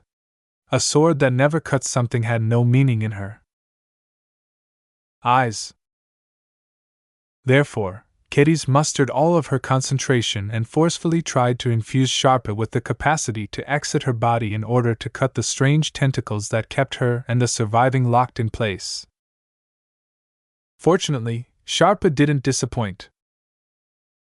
The moment the surviving Mirror Raider soldiers regained their ability, they began to fire their weapons at the Grand Protector, the Grey Watcher, the Ritual Circle, and the giant tentacled whale statue. The attacks failed to make an impact. The same gray shield that prevented the Zona stalkers from damaging the shrine also protected the vulnerable blood-red Ritual Circle painted on the floor. Grey Watcher Zarnus also enjoyed the same protection. The dark shield that flickered into vision blocked every attack that attempted to pierce his aged and frail body. The old man didn't even interrupt his alien mantra or raise his head from the floor. He continually prostrated before the idol of his dark god no matter how much chaos spread to the rest of the shrine. As for the statue of the Unending One, Its aged metallic construction had survived for eons against environmental decay, while incurring only superficial surface damage. How could a bunch of laser beams and projectiles possibly destroy the source of the darkness that engulfed Yulamos Citadel and its surroundings? The only target that sustained actual damage was Grand Protector Rose Hall. Though his armor was extremely well made, its armor plating was not as impervious as Briar alloy. Impossible! How could you escape the grip of the Unending One? I'll tell you after you die. The pirate lord still held Kedis in the air, but that meant that he was within striking distance. Kedis didn't hesitate and slashed her cutlass against Rashaw's faceplate. A shallow crack and other marks of damage appeared after she had vigorously attacked. Ah! You insolent wench! Rose Hall withdrew a large hand cannon from his holster and fired into the abdomen portion of her rising red dragon. Boom! A surprisingly powerful impact struck her armor, causing her body to be flung from the pirate lord's grip. As her armored bulk soared backwards, artificial gravity reasserted itself, causing her damaged armor to bounce and drag across the floor. Watch out for that hand cannon! It's more powerful than you think, she shouted. It was too late. Though Grand Protector Rosehall looked surprised that Kedis survived the attack, the experienced pirate leader immediately brought his weapon to bear against the head of a Mirror Raider soldier. Boom! The powerful round that Rosehall fired was no regular projectile. This extremely potent round exploded against the helmet of the Mirror Raider. As the unfortunate fellow's combat armor wasn't as resilient as the Rising Red Dragon's suit, the helmet failed to withstand the incredible power of the shot and broke apart. Rosehall whipped out a laser pistol with his other hand and quickly fired at the exposed head of his target.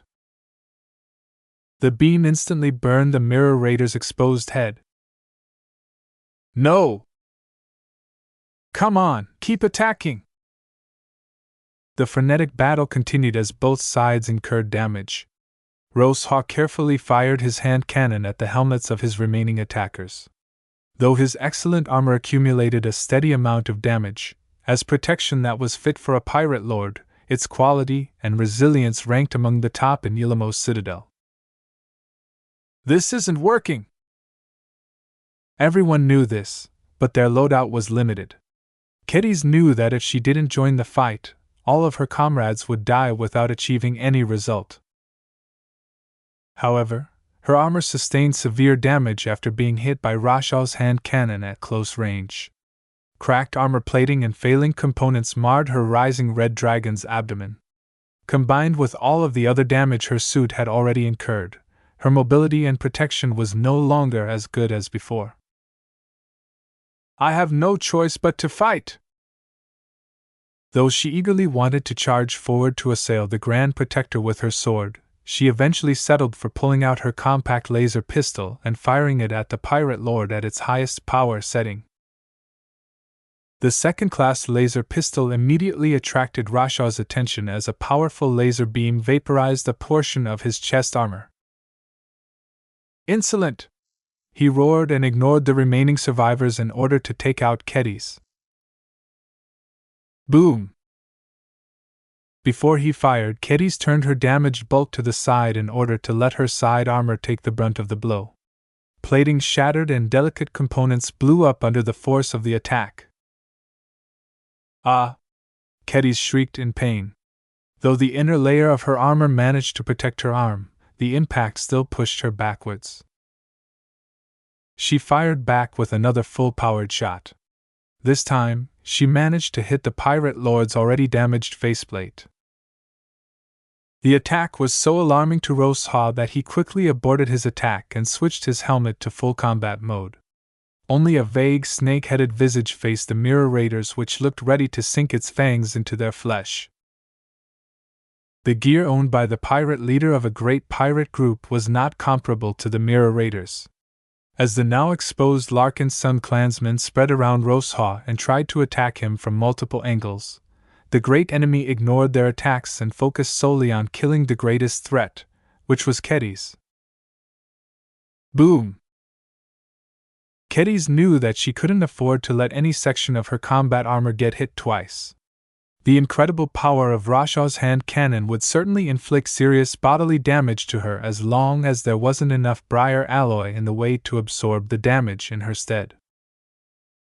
For this reason, she continued to fling and roll her armored bulk around the floor so that Rosehaw continually hit the remaining armored portions. Annoying woman! Stand still so that I can end you already! In the meantime, Kedis tried her best to shoot at Rosehaw with her laser pistol, only to inflict moderate to superficial damage to the power leader's armor. As a pirate who led an increasingly more wealthy pirate group, he had to survive against all sorts of enemies. For this reason, the Grand Protector invested heavily in his own protection. However, the powerful laser pistol Kedis made sure to protect from any attacks packed a very powerful punch for its size. Though her aim wasn't the best, the integrity of Rashaw's armor quickly worsened as it endured a lot of laser attacks. Unfortunately, the constant impacts kept spoiling her aim, causing her to delay too much in firing her pistol. Boom! Her chest plating finally succumbed. As the most crucial component of her combat armor, its loss and the loss of a lot of essential systems immediately shut down many of the other systems of her rising red dragon. The heavy armor plating and structural components that covered her head and limbs turned into a hindrance that severely weighed her down and exposed her to Rashaw's next attack. Kedis had run out of options. Sharpa had already exhausted itself, and she really didn't have any mental energy to empower it again. Though she hastily tried to remove herself from her broken gear, it only took a single pull of the trigger for the Grand Protector to take her life. However, just as Rosehaw ended her life, the darkness and pressure in the hall abruptly destabilized. Kedis, Rosehaw, the Mirror Raiders and even Grey Watcher Zarnus were being pressed to the ground by huge and mind-numbing pressure that had suddenly spread from the hall. What? Our idol! What have you done? The statue of the Unending One began to sway and topple as it somehow incurred a lot of damage. To everyone's surprise, the bottom half of the statue that supported it had been chewed through. The culprit turned out to be a cat whose presence the pirate lord had overlooked. Meow. The increasing pressure along with the indigestion he felt from consuming the incredibly hardy metal caused Lucky to feel incredibly bad. This cat! Not even the prostrating Grey Watcher had noticed anything amiss as he constantly kept his eyes facing the ground. Never in his life could he have imagined that a mechanical cat of all things could have chewed through the incredibly tough metal structure of the statue. The lack of support eventually caused the statue to topple over and collapse onto the blood-red ritual circle. A powerful pulse of destabilized energy exploded from the damaged ritual circle. At the same time, the Grey Watcher's body became squished as well, removing any control over the ritual. A large amount of black fog exploded from the toppled statue. The ritual circle dimmed, but the pressure on everyone's minds grew exponentially greater. It was as if the broken statue's floodgates had opened. What used to be a smooth, controlled flow transformed into a raging tide that affected both sides. Rosehaw wasn't able to fire his last shot. Lucky wasn't able to lift his body from the floor. The Mirror Raiders weren't able to move, let alone think. You ruined everything! Rosehaw screamed as his damaged armor form strained to resist the incredible amount of suppression released by the destabilized ritual. There was one exception. With great effort, Kedis managed to resist the suppression and strip herself from her broken armor. She stripped herself down to her underlayer vaxit and the helmet that was key to her ability to resist the suppression. How can you move? Rosehaw asked with astonishment. His greater strength may have allowed him to speak, but he was barely able to do anything else.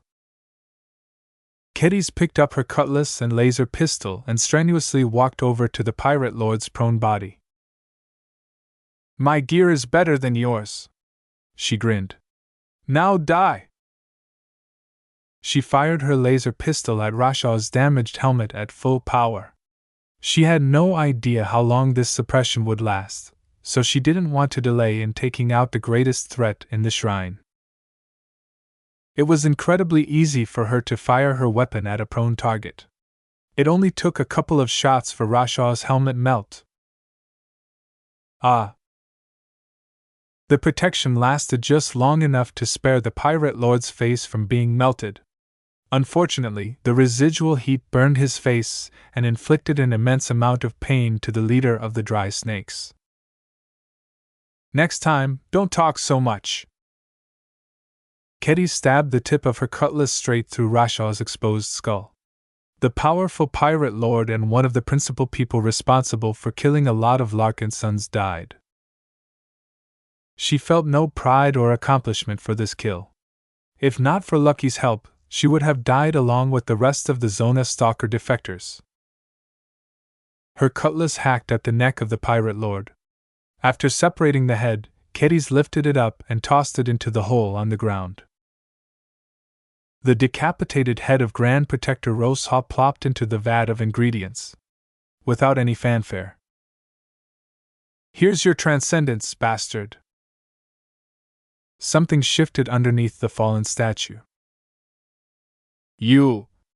a different voice called. "Blasphemer!" The Grey Watcher that should have been crushed by the weight of the giant statue amazingly managed to worm his way from underneath. Not only that, but his convulsing body underneath his grey robe seemed to grow stronger and stronger. A huge vortex emerged from the cultist's body. A substantial amount of darkness blasting from the broken statue began to enter into the vortex. As this process continued, the pressure on everyone lightened up, but the Grey Watcher's body changed as certain abnormal growths grew larger. Monstrous alien arms poked out of the Grey Watcher's robes.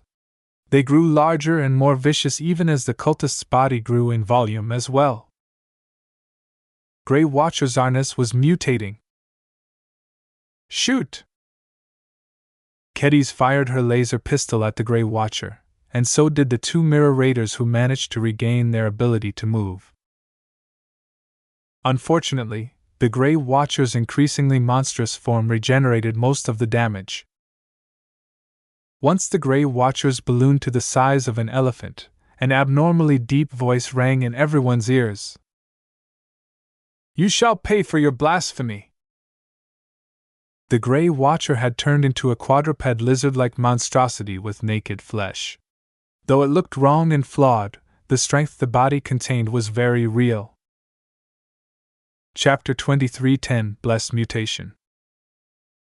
After absorbing a copious amount of dark fog released by the topped alien statue, Grey Watcher Zarnus completely lost his human form. Somehow, his implanted organs and altered genes all mutated into a huge monster that massed many times more than his previous form. Where did all of this mass come from? How come this priest became so strong?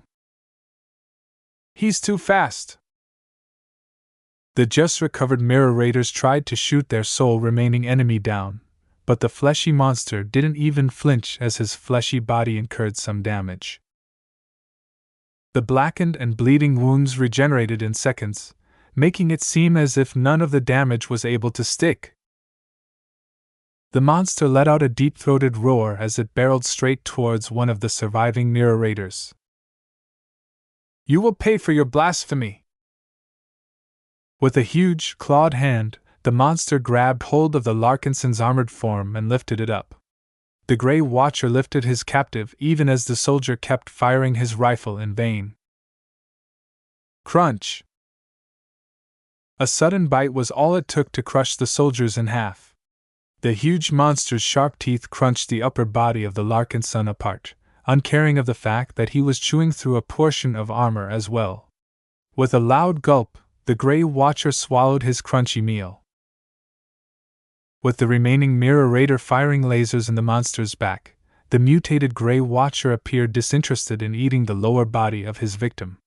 The monster swiveled around and threw the bloodied remains at the other soldier. Unprepared for such a move, the surviving Mirror Raider crashed onto his back from the force of the impact. Just as his armored form lifted himself up from his prone position, the thunderous stomping of the monster had already closed the distance. A claw grabbed hold of the remaining soldier. With a cruel grin, the monstrified Grey Watcher repeated his earlier act and bit off the upper half of the Larkinson's armored body. With another series of crunching, the huge mutant swallowed the broken contents of his mouth. As for the bloody lower body, the monster turned to Kedis and immediately performed another throw. This time, he missed. "That trick won't work on me, buddy!" Kedis had liberated herself from every piece of equipment that weighed herself down. Left with only a thin layer of advanced material, her underlayer Vaxit hardly afforded her any protection against attacks. What was worse was that she had removed the helmet that had allowed her to ignore the suppression up to this point. She no longer needed its protection. The broken statue of the Unending One had leaked out all of the darkness it previously held. The darkness still lingered, but was slowly starting to clear up. Kedis was able to maintain her focus a lot better now that the pressure that cloyed in her mind started to weaken. Against a monster like this, Kedis needed all the mobility she could get. With her rising red dragon shattered into pieces, the helmet that she retained would only do more harm than good. In this crucial final struggle, the last thing she needed was a burden of several kilograms weighing down her head. The only weapon she needed was a sword. She held her trusty cutlass, which held out remarkably well despite the battles she had lived through. As for the laser pistol, she had already overheated it due to all of the full-powered shots she fired. Even if she was still able to fire a couple more laser beams, she had already seen that none of the damage stuck. This monster's regeneration ability was too abnormal. "You!" the mutated Grey Watcher uttered with his deep, beastly voice. His huge eyes looked down at Kedis with disdain. "Puny girl. Your toothpick can do nothing against me. Where is the cat? It must pay for blaspheming the dark god." The monster looked around and soon managed to spot Lucky crawling away. "Lucky! Run!" Meow! Though the mutant cultist was able to traverse a lot of distance very quickly with his 4 powerful limbs, Lucky ignored all of his injuries and managed to squeeze out just enough speed to jump through the hole in the floor. "You detestable cat!" the monster roared with anger as his huge forelimbs reached into the hole, only to come up with nothing. "Meow meow!" Lucky strenuously used his claws to grip against the surfaces of the tunnel to arrest his fall. He managed to reach the other side of the small tunnel and grip onto the ceiling of the industrial processing hall situated underneath the shrine.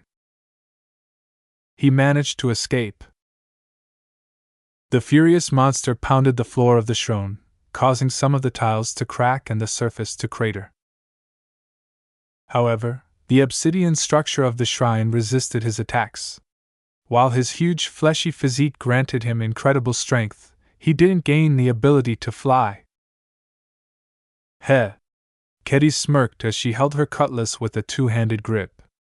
Despite its modest reach compared to her favored weapon, she knew that she needed to use both of her arms if she wanted to have any hopes of inflicting damage on this monster. "You're dead, freak. Lucky will call for backup. I admit that you're powerful enough to crush anyone on foot, but we have mechs. If that's not enough, there are still some nuclear mines outside that we can use to blow your new body up. I wonder, will you be able to piece yourself together after suffering so much damage?" The monster released a wordless roar that rang Kedis' ears like a bell. It seemed the monster was not as impervious as she feared. she grinned. As long as her opponent could be killed, she still stood a chance. Come then! Fight me to the end! The monster released another angry cry and stormed over to Kedis, who looked incredibly frail with just a single suit and sword to her person. Yet the moment the monster came close enough to grab her body, she nimbly rolled away at the exact right timing. Surprised at the fact he missed, the Grey Watcher froze. A sharp cutlass sliced the monster's flank, inflicting a wide wound that cut as deep as a finger's length. The mutated body rapidly regenerated the wound within seconds, but the pain that Sarnas felt was very real. The Grey Watcher grew even more furious. The huge four-limbed monster began to thrash around as he chaotically attacked Kedis with successive swipes. None of his attacks managed to harm Kedis. Though the fleshy monster was much bigger than a puny human, the Grey Watcher's agility was not as good. Even though the mutated cultist was able to sprint much faster, that was only when he needed to traverse a straight line. In closer ranges, his huge bulk and enormous muscle mass limited his agility. As long as Kedis successfully predicted her opponent's attacks, she was able to evade the monster's clumsy attacks, if only barely. This was not the first time she fought a huge beast. In her Sword Maiden graduation ceremony, she hunted down a huge exabeast under similar conditions. No woman could call herself a qualified Sword Maiden if she didn't slay an exabeast while armed with just a single sword. Kedis continually brushed with death as she cleverly evaded the Grey Watcher's attacks with ingenious, trained evasive movements. Whenever the Grey Monster had overreached, she brilliantly took advantage of the opening that presented itself and cut into her opponent's fleshy body without mercy. The monster released another pained cry as a portion of his wrist suffered a deep cut. Kedis had managed to inflict a wound that went straight to the bone. Kedis scowled as she rapidly drew back. She had put considerable momentum behind the blow, but her cutlass abruptly stopped when it collided against the monster's bone. The deep cut regenerated within a dozen seconds. All of her efforts had gone to nothing. You will pay for that, woman! The Grey Watcher lost his temper even more. His attacks accelerated.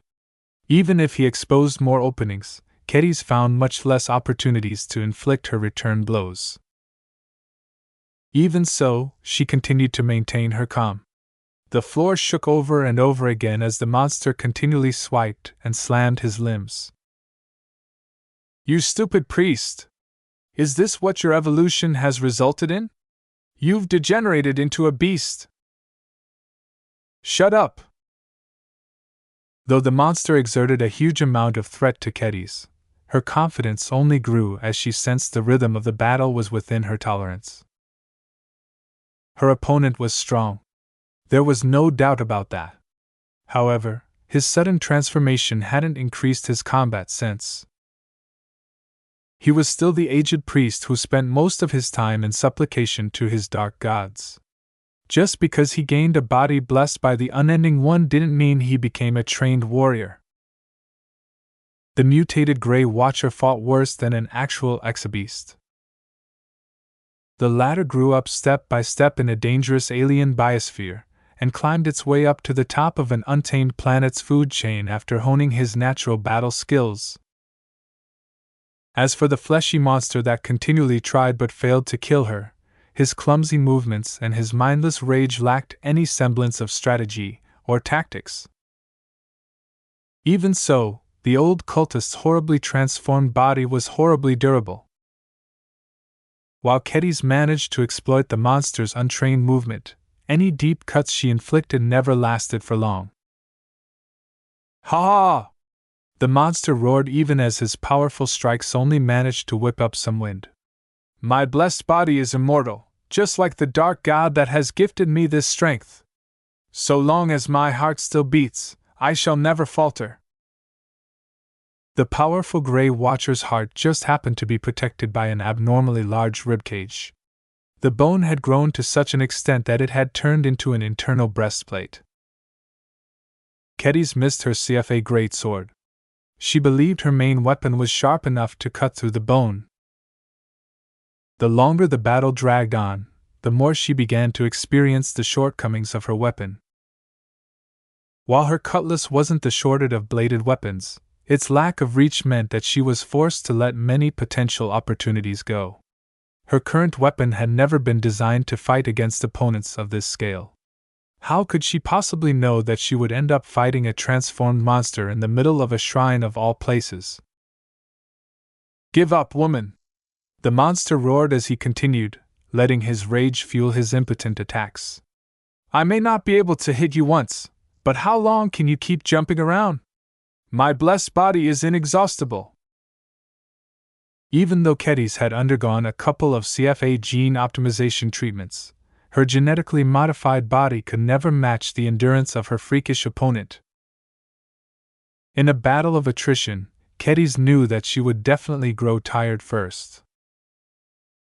Already, her strained body began to slow at some points.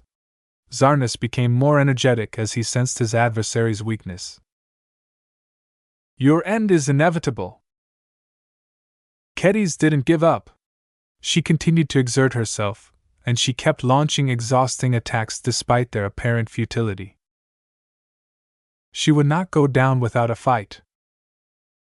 As the two opponents danced across the hall, they fought past the toppled statue as Kedis continually had to retreat against the monster's furious offensive. At one point, her foot stepped onto a broken armor piece. Kedis widened her eyes as her footing slipped. She started to trip. "Ha ha! You are no match against my blessed body!" The monster exultingly charged forward with both of his claws.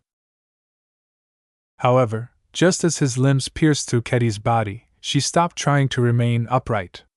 Instead, she purposefully fell and rolled through the huge monster's limbs. Though Zarnus missed, his cruel eyes glinted as he attempted to push himself around. With his prey this close, he might easily be able to slay his elusive enemy. Yet to his surprise, his clawed limbs failed to push against the floor. Without his notice, his duel against the woman had actually moved him all the way to the hole in the floor. "You tricked me!"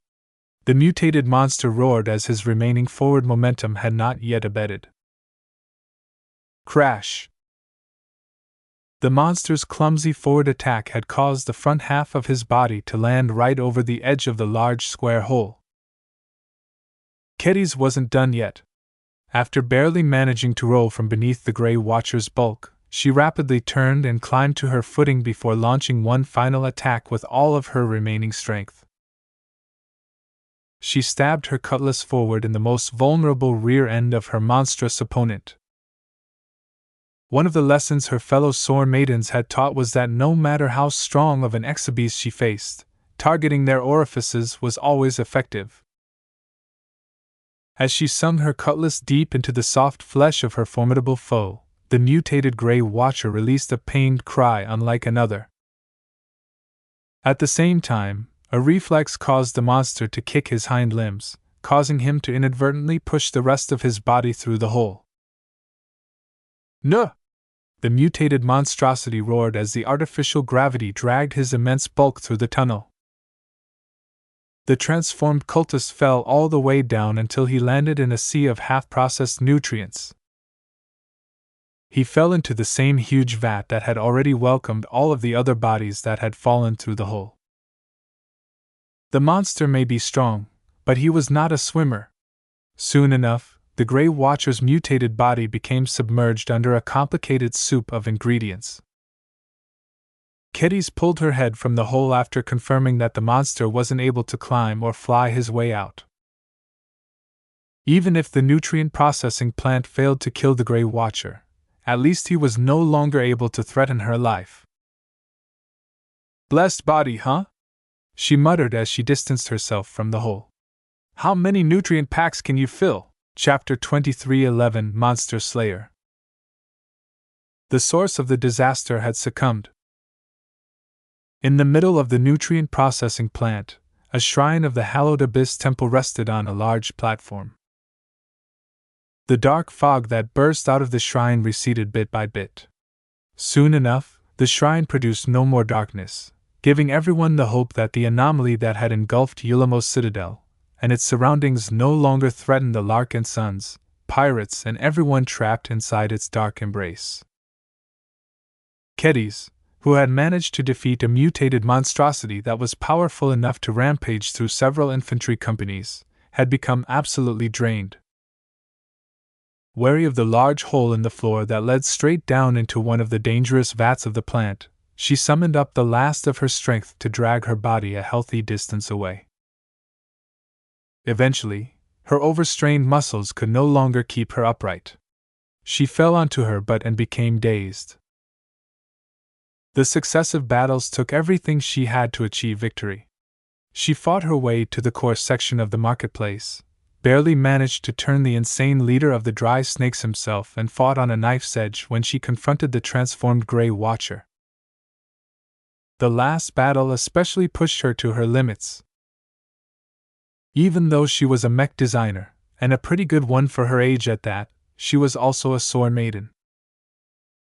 It didn't matter that she was supposed to dedicate herself to an intellectual pursuit. She lived her life around swordsmanship, and it made no sense for her to specialize in designing sword-wielding mechs if she didn't possess the proficiency to handle them with as much skill as the mech pilots who were supposed to depend on her products. Her greatest desire was to design the best and most suited swordsman mechs for her fellow sword maidens. This was why she diligently tried to pursue greater swordsmanship and mech design at the same time. The burden on her shoulders was huge. The two disciplines demanded two completely different skill sets. Having learned the value of time from Ves, Kedis knew that she had to make many sacrifices in order to pursue her chosen path to the fullest. This was why she decided to specialize in designing mechs that primarily fought by wielding swords. Other mechs simply didn't interest her. She felt no passion at the prospect of designing a rifleman mech or even a lancer mech. Though there were many kinds of mechs that each possessed their own charm, she didn't love every mech equally like Ves. While her current mentor possessed a broader love and curiosity for mechs that constantly urged him to design different mechs, Kedis lacked this common impulse. What she loved wasn't mechs. What she truly loved was making the sword maiden stronger. In fact, her desires and ambitions centered so much around the sword maidens that she wouldn't know what to do if they no longer existed. It was very likely that she would suffer a complete mental collapse if every sword maiden died. Her survival wasn't important compared to the survival of her fellow sisters. As long as one qualified sword maiden remained alive to carry the torch, Kedis would gladly sacrifice her life to further this cause. This was why she unreservedly chose to confront the source of the anomaly. Mech designer or not, the dark ritual of the hallowed Abyss Temple threatened the entirety of the sword maidens. How could she stand by and watch her sisters get swallowed by this artificial abyss? Fortunately, she succeeded. Her extreme desire to save the sword maidens helped her draw out all of her fighting potential. Though the mutated Grey Watcher clearly lacked hand-to-hand combat training, his clumsy moves possessed so much lethality that a single glancing blow from his claws would have shredded her unarmored body. Armed with just a single cutlass, it took every bit of training and pushing her body to the extreme to evade the monster's powerful attacks while retaliating every time she spotted a good opening. If not for taking advantage of the maddened monster's lack of situational awareness, who knew how the battle might have ended? Kedis knew very well how frail her scheme truly was. While she could have lasted longer and lower her chances of getting hit if she focused purely on evasion, that was not how a sword maiden fought. Swords were made to be used. Besides, the constant attacks and the wounds she dealt were very crucial despite the fact that the mutated monster regenerated himself almost instantly. She noticed that the Grey Watcher wasn't used to the rigors of combat. A real warrior would have endured the pain and kept his cool, but Grey Watcher Zarnus kept growing angrier and angrier with every painful wound he suffered. Whether the Grey Watcher was too inexperienced to manage his pain response, or whether his altered physiology decreased his capacity for rational thought, the monster had turned almost rabid at the very end. The monstrosity became so fixated at the thought of killing the source of his pain that he had almost completely tunnel-visioned on her, which was a deadly mistake in combat. To Kedis, the transformed monster's defeat served as a very poignant lesson to her. Power without control is wasted power. As she ran her mind back through the battle, she began to feel unprecedentedly inspired. The lopsided battle between her and the transformed cultist melded with her desire to design mechs to produce a preliminary mech concept that came straight from her heart. Immense satisfaction suffused her entire mind as she imagined a mech that embodied all of the principles she used to defeat her opponent. She wanted to design a supreme swordsman mech that excelled at dueling stronger or better opponents. She wanted to enact her philosophy of combining power with precise control in a swordsman mech that possessed great potential as long as its mech pilot was skilled enough to make use of its strengths. She already had a name in mind for this immature but promising mech design: Monster Slayer. Minutes passed as Kedis became immersed in her ideas. Despite the blood, debris, and body parts spread across the hall of the shrine, she calmly recovered from her exertion while fleshing out the Monster Slayer design in her mind. The mech not only had to match her performance against the mutated Grey Watcher, it had to do even better. Its sword had to be even better than the cutlass she wielded. I need to pair it with the best great sword that I can design.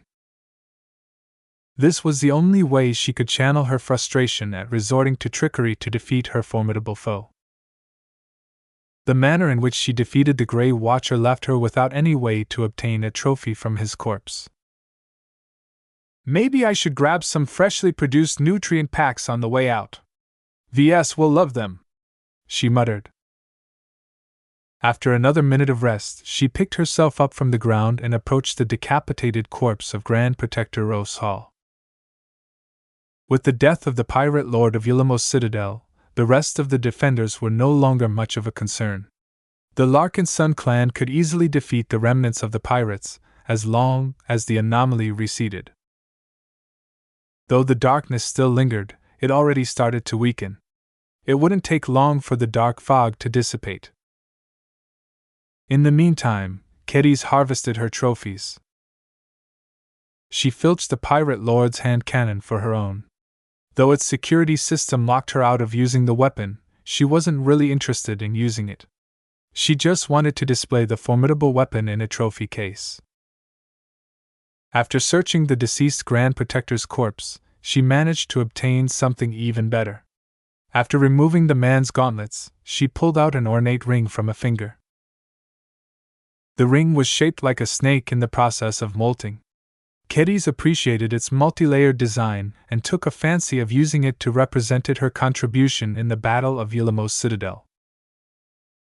Not quite satisfied with her gains, she looked around and approached the toppled statue of the so-called Unending One. Meow. Lucky had climbed back up to the hole he fled into earlier. He still bore a lot of damage and needed a lot of time to recover. The cat padded over to Kedis and nuzzled his nose against her leg. Meow. She gently brushed his back, taking care not to hit the damaged portions of his body. Well, that was a big fight, wasn't it? I'm amazed you managed to chew through the underside of the statue. Lucky hadn't actually eaten through all of the material. He only swallowed a portion of what he managed to bite with his exceptional teeth. A large amount of bite-sized chunks of old metals were strewn across the base of the statue.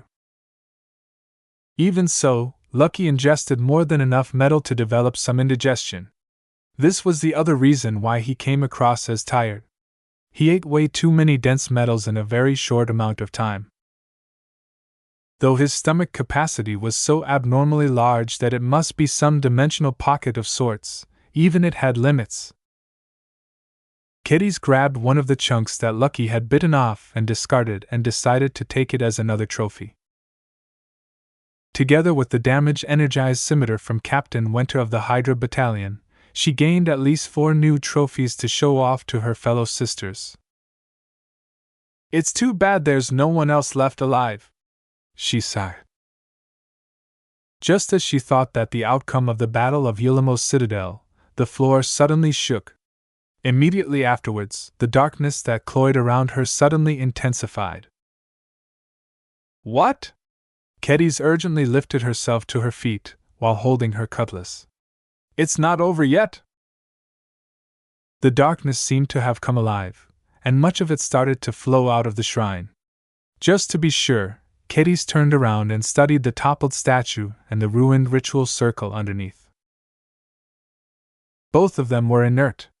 Neither of them should have any power left, so why did she feel more and more pressure from above? "Something must be happening in space," she quickly concluded. "Meow!" Both woman and cat looked at the ceiling, trying to imagine what kind of development had occurred that caused them to feel so much threat. Kedis grew more and more nervous as she felt some primordial part of her brain shiver in terror at something many kilometers away. The threat that had emerged must be particularly powerful for her to feel so terrified from a great distance. Outside into space, the gray ghost mechs that continually assaulted the Larkinsons trapped inside the anomaly had only grown more and more threatening. Ever since the ghosts merged together to form supermechs, the pressure onto the Larkinson mechs increased. Their insane durability combined with their abnormally strong offensive power rendered them deathly against any regular third-class mech. Not even the bright warrior mechs were able to last against the giant abomination mechs. Their briar alloy visibly crunched when struck by one of the many limbs of the giant gray mechs. The only mech that could possibly inflict meaningful damage to it was Joshua's Quint. Every other Larkinson mech was forced to play a supporting role in order to give as much space as possible for the expert candidate to play to his strengths. Slowly but surely, the Larkinsons managed to stem their losses and contain their great threat. Yet just when they all thought that they had the situation under control, the darkness abruptly intensified all of a sudden. An unexpected adverse development took place. The dark fog seemingly grew exponentially stronger while at the same time becoming less stable. Much of the order it previously exhibited was gone. Ves winced and held his head as his heightened spiritual sensitivity couldn't take the sheer influx of confusing stimuli. "Something is happening.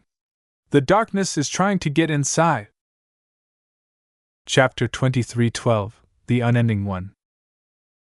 The huge gray abomination that bore several piercing wounds after getting struck by the Quint suddenly froze.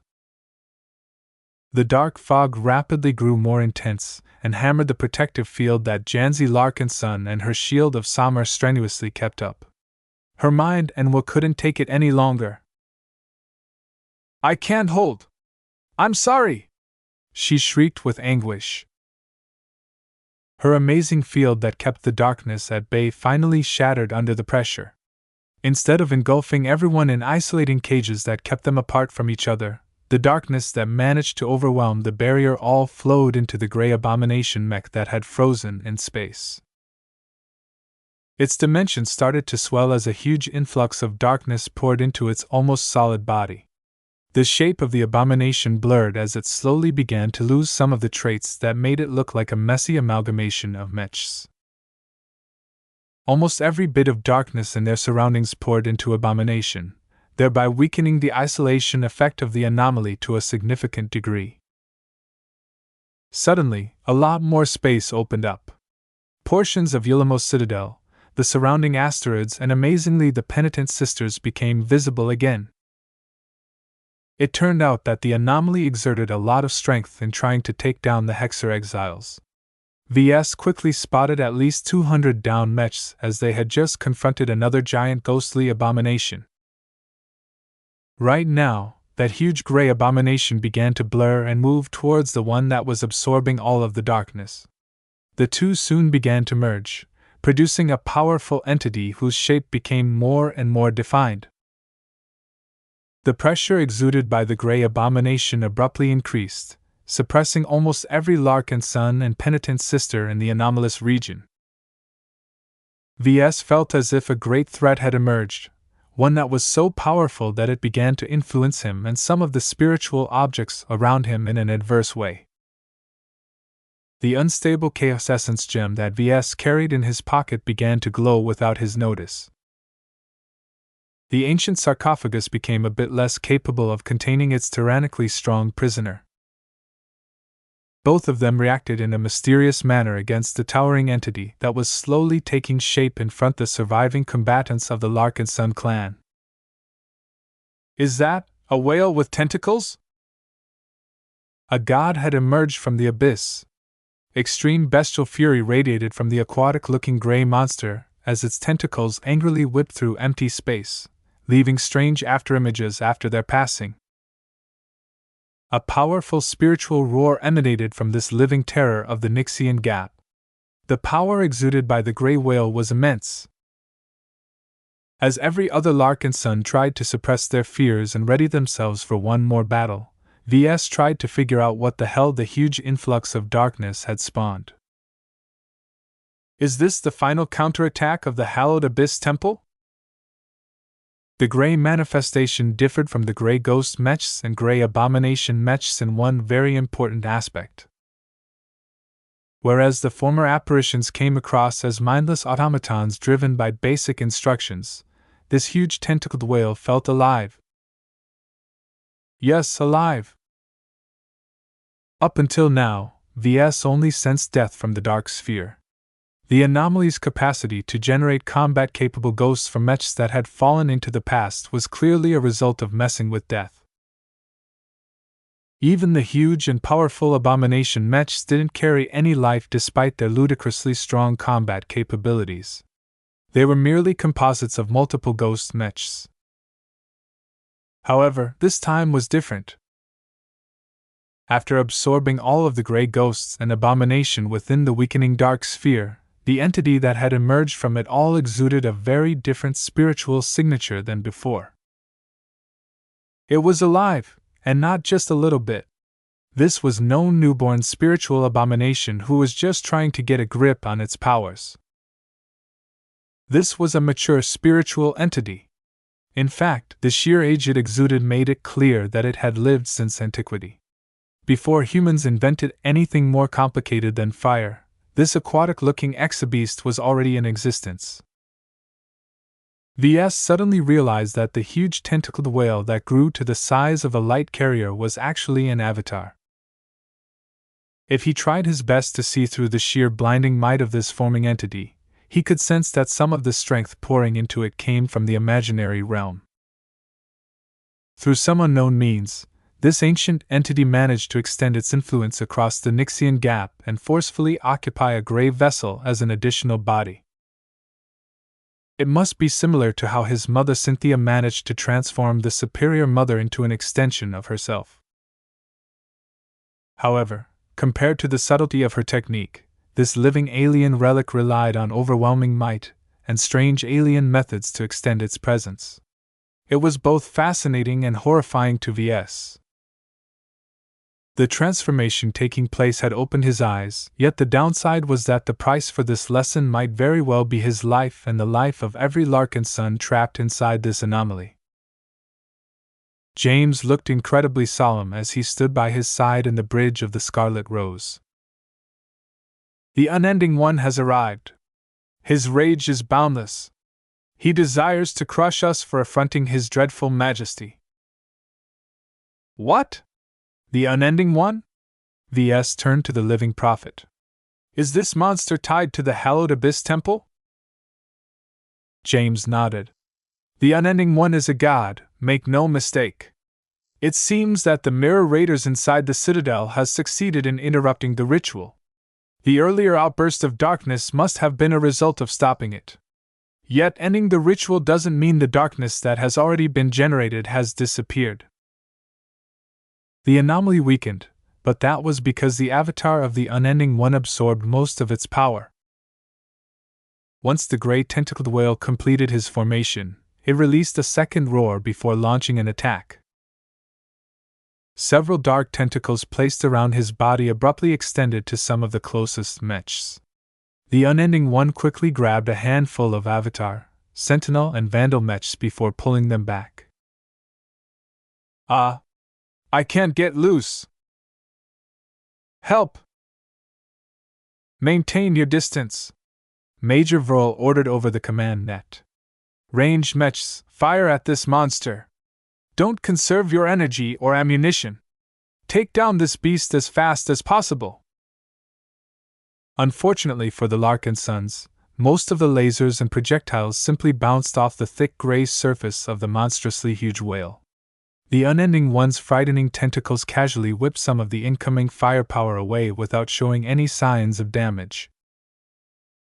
Once the beast brought back the mechs, the cruel and bloodthirsty beast cruelly opened his enormous maw in order to engulf the mechs. A huge void closed with an enormous snap as the unlucky Larkinson mech pilots were crushed along with their mechs. The mech pilots didn't even have the chance to eject from their machines as the tentacles tightly wrapped their torsos.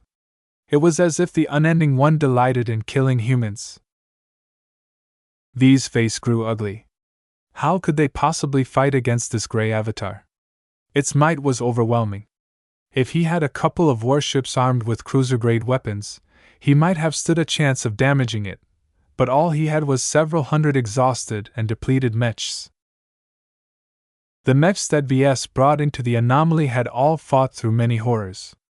As for the mechs that managed to survive from the beginning of the Battle of Ulamos Citadel, their depletion was much more severe. The sword-maiden mechs that had fought so effectively against the Grey Ghosts barely retained enough energy to swing their briar alloy great swords. Many of the bright warrior mechs that served as the mainstay of the avatars of myth were also running on fumes. As an emergency measure, a shuttle quickly emerged from the Scarlet Rose and approached the Quint. A number of mech technicians in hazard suits emerged from the vehicle and quickly began to open up the mech to replace some of the depleted energy cells. So far, the Quint exhibited the greatest battle effectiveness against the gray spiritual apparitions. If the unending one's avatar operated along the same principles, then Joshua's designated mech should be their only solution against this powerful threat. The monster is approaching. Watch out! Not content with fishing for mechs with some of his tentacles, the powerful horror flew forward. Just as the unending one's tentacles began to reach out to capture more Larkinson mechs, a thunderous volley of positron beams, Gauss rounds and missiles impacted the gray whale's flank. The surviving penitent sister mechs were coming to their aid. Assault this beast! Commander Valerie Chansey ordered. Do not rest until this evil beast is slain. Though the penitent sisters endured the same difficulties as the Larkinson mechs, their greater strength allowed them to retain much more battle effectiveness. The only reason why they suffered at all was because they didn't have any expert candidates to break their shadowy cages. The absence of a masterwork mech such as the Quint also left them unable to defeat the abomination mechs that emerged later. Despite their powerful weapons, the penitent sisters lost hundreds of machines as the abomination mechs ruthlessly crushed them without encountering any serious threat. The results this time were not much different. Despite the enormous firepower their ranged mechs unleashed, the unending one only briefly paused before he resumed his angry flight towards the main concentration of Larkinsons. In desperation, the melee mechs of the penitent sisters closed in and attempted to attack the tentacles surrounding the alien whale's body. Nothing happened. Every sword strike and every spear stab bounced off the surprisingly solid tentacles. The unending one became angry at these attacks. His tentacles grasped the penitent sister mechs and squeezed. The forces exerted by the tentacles were so strong that the advanced second-class armor systems of the trapped mechs only briefly held before succumbing. More than a dozen melee mechs were crushed in half, with many of their former Hexer mech pilots dying on the spot. How can we possibly stop this menace? The beast is heading straight for the Scarlet Rose. The ship had already turned on her axis in order to distance herself from the Avatar. Unfortunately, the angry god was determined to chase after the ship. The Unending One wishes to vent his fury on you. James spoke and frowned. There is another reason why he wants to chase after you. There is something about you that is attracting him. I'm having difficulty determining why. The mechs around us are mere annoyances to this dark god. Whatever the case, the unarmed Scarlet Rose was no match against this gray whale that was significantly larger than the mobile supply frigate. Joshua! After replenishing some of its spent energy cells, the Quint had gained a second wind. In its current Lancer mech configuration, the Quint charged forth and attempted to drive its lance deep into the monstrous entity's flank. Just as everyone put their hopes on Joshua, the Quint managed to drive its lance against the gray whale's skin, only to break an instant later. The Unending One was too strong.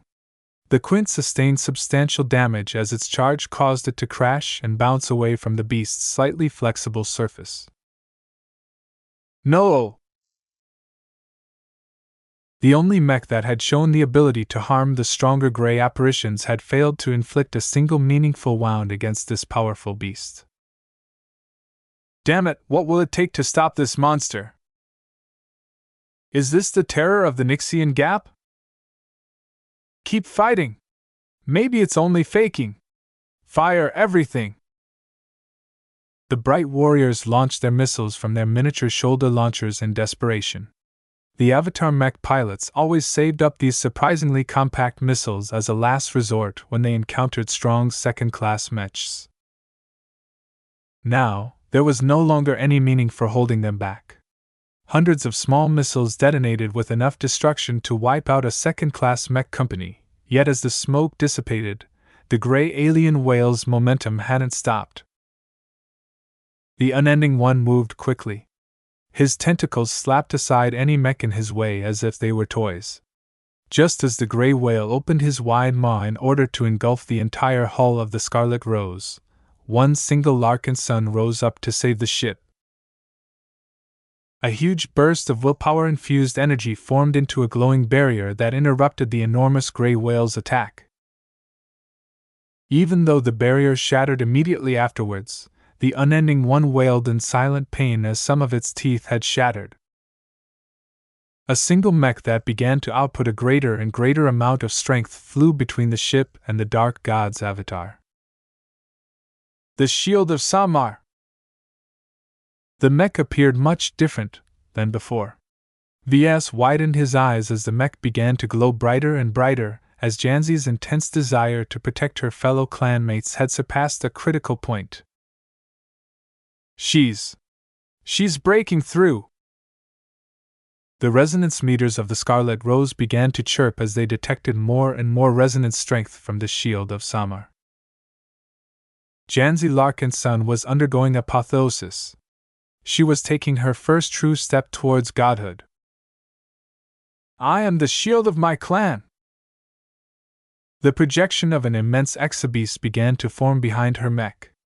A very different but uplifting roar emanated from this newly emerged entity. Chapter 23:14 Bitter. The Larkinson clan finally achieved victory. After disabling as many superweapons as possible, forcing thousands of pirate mechs to retreat, and overcoming an artificially induced anomaly with all of the horrors that followed, the attackers finally won the long and exhausting day. Certainly, around 3,000 pirate mechs had retreated into the secure mech hangars at Ulamo. The mechs of the Dry Snakes, Zona Stalkers, Farman Zone, Hapid Clinters and the Ulamo militia successfully rode the artificial anomaly out in their protective hideouts. Yet compared to an inexplicably powerful godlike apparition, these paltry pirate mechs seemed completely inconsequential to the Larkinson clan. They aimed to wipe out the remainder of the pirate mech forces with as little losses as possible.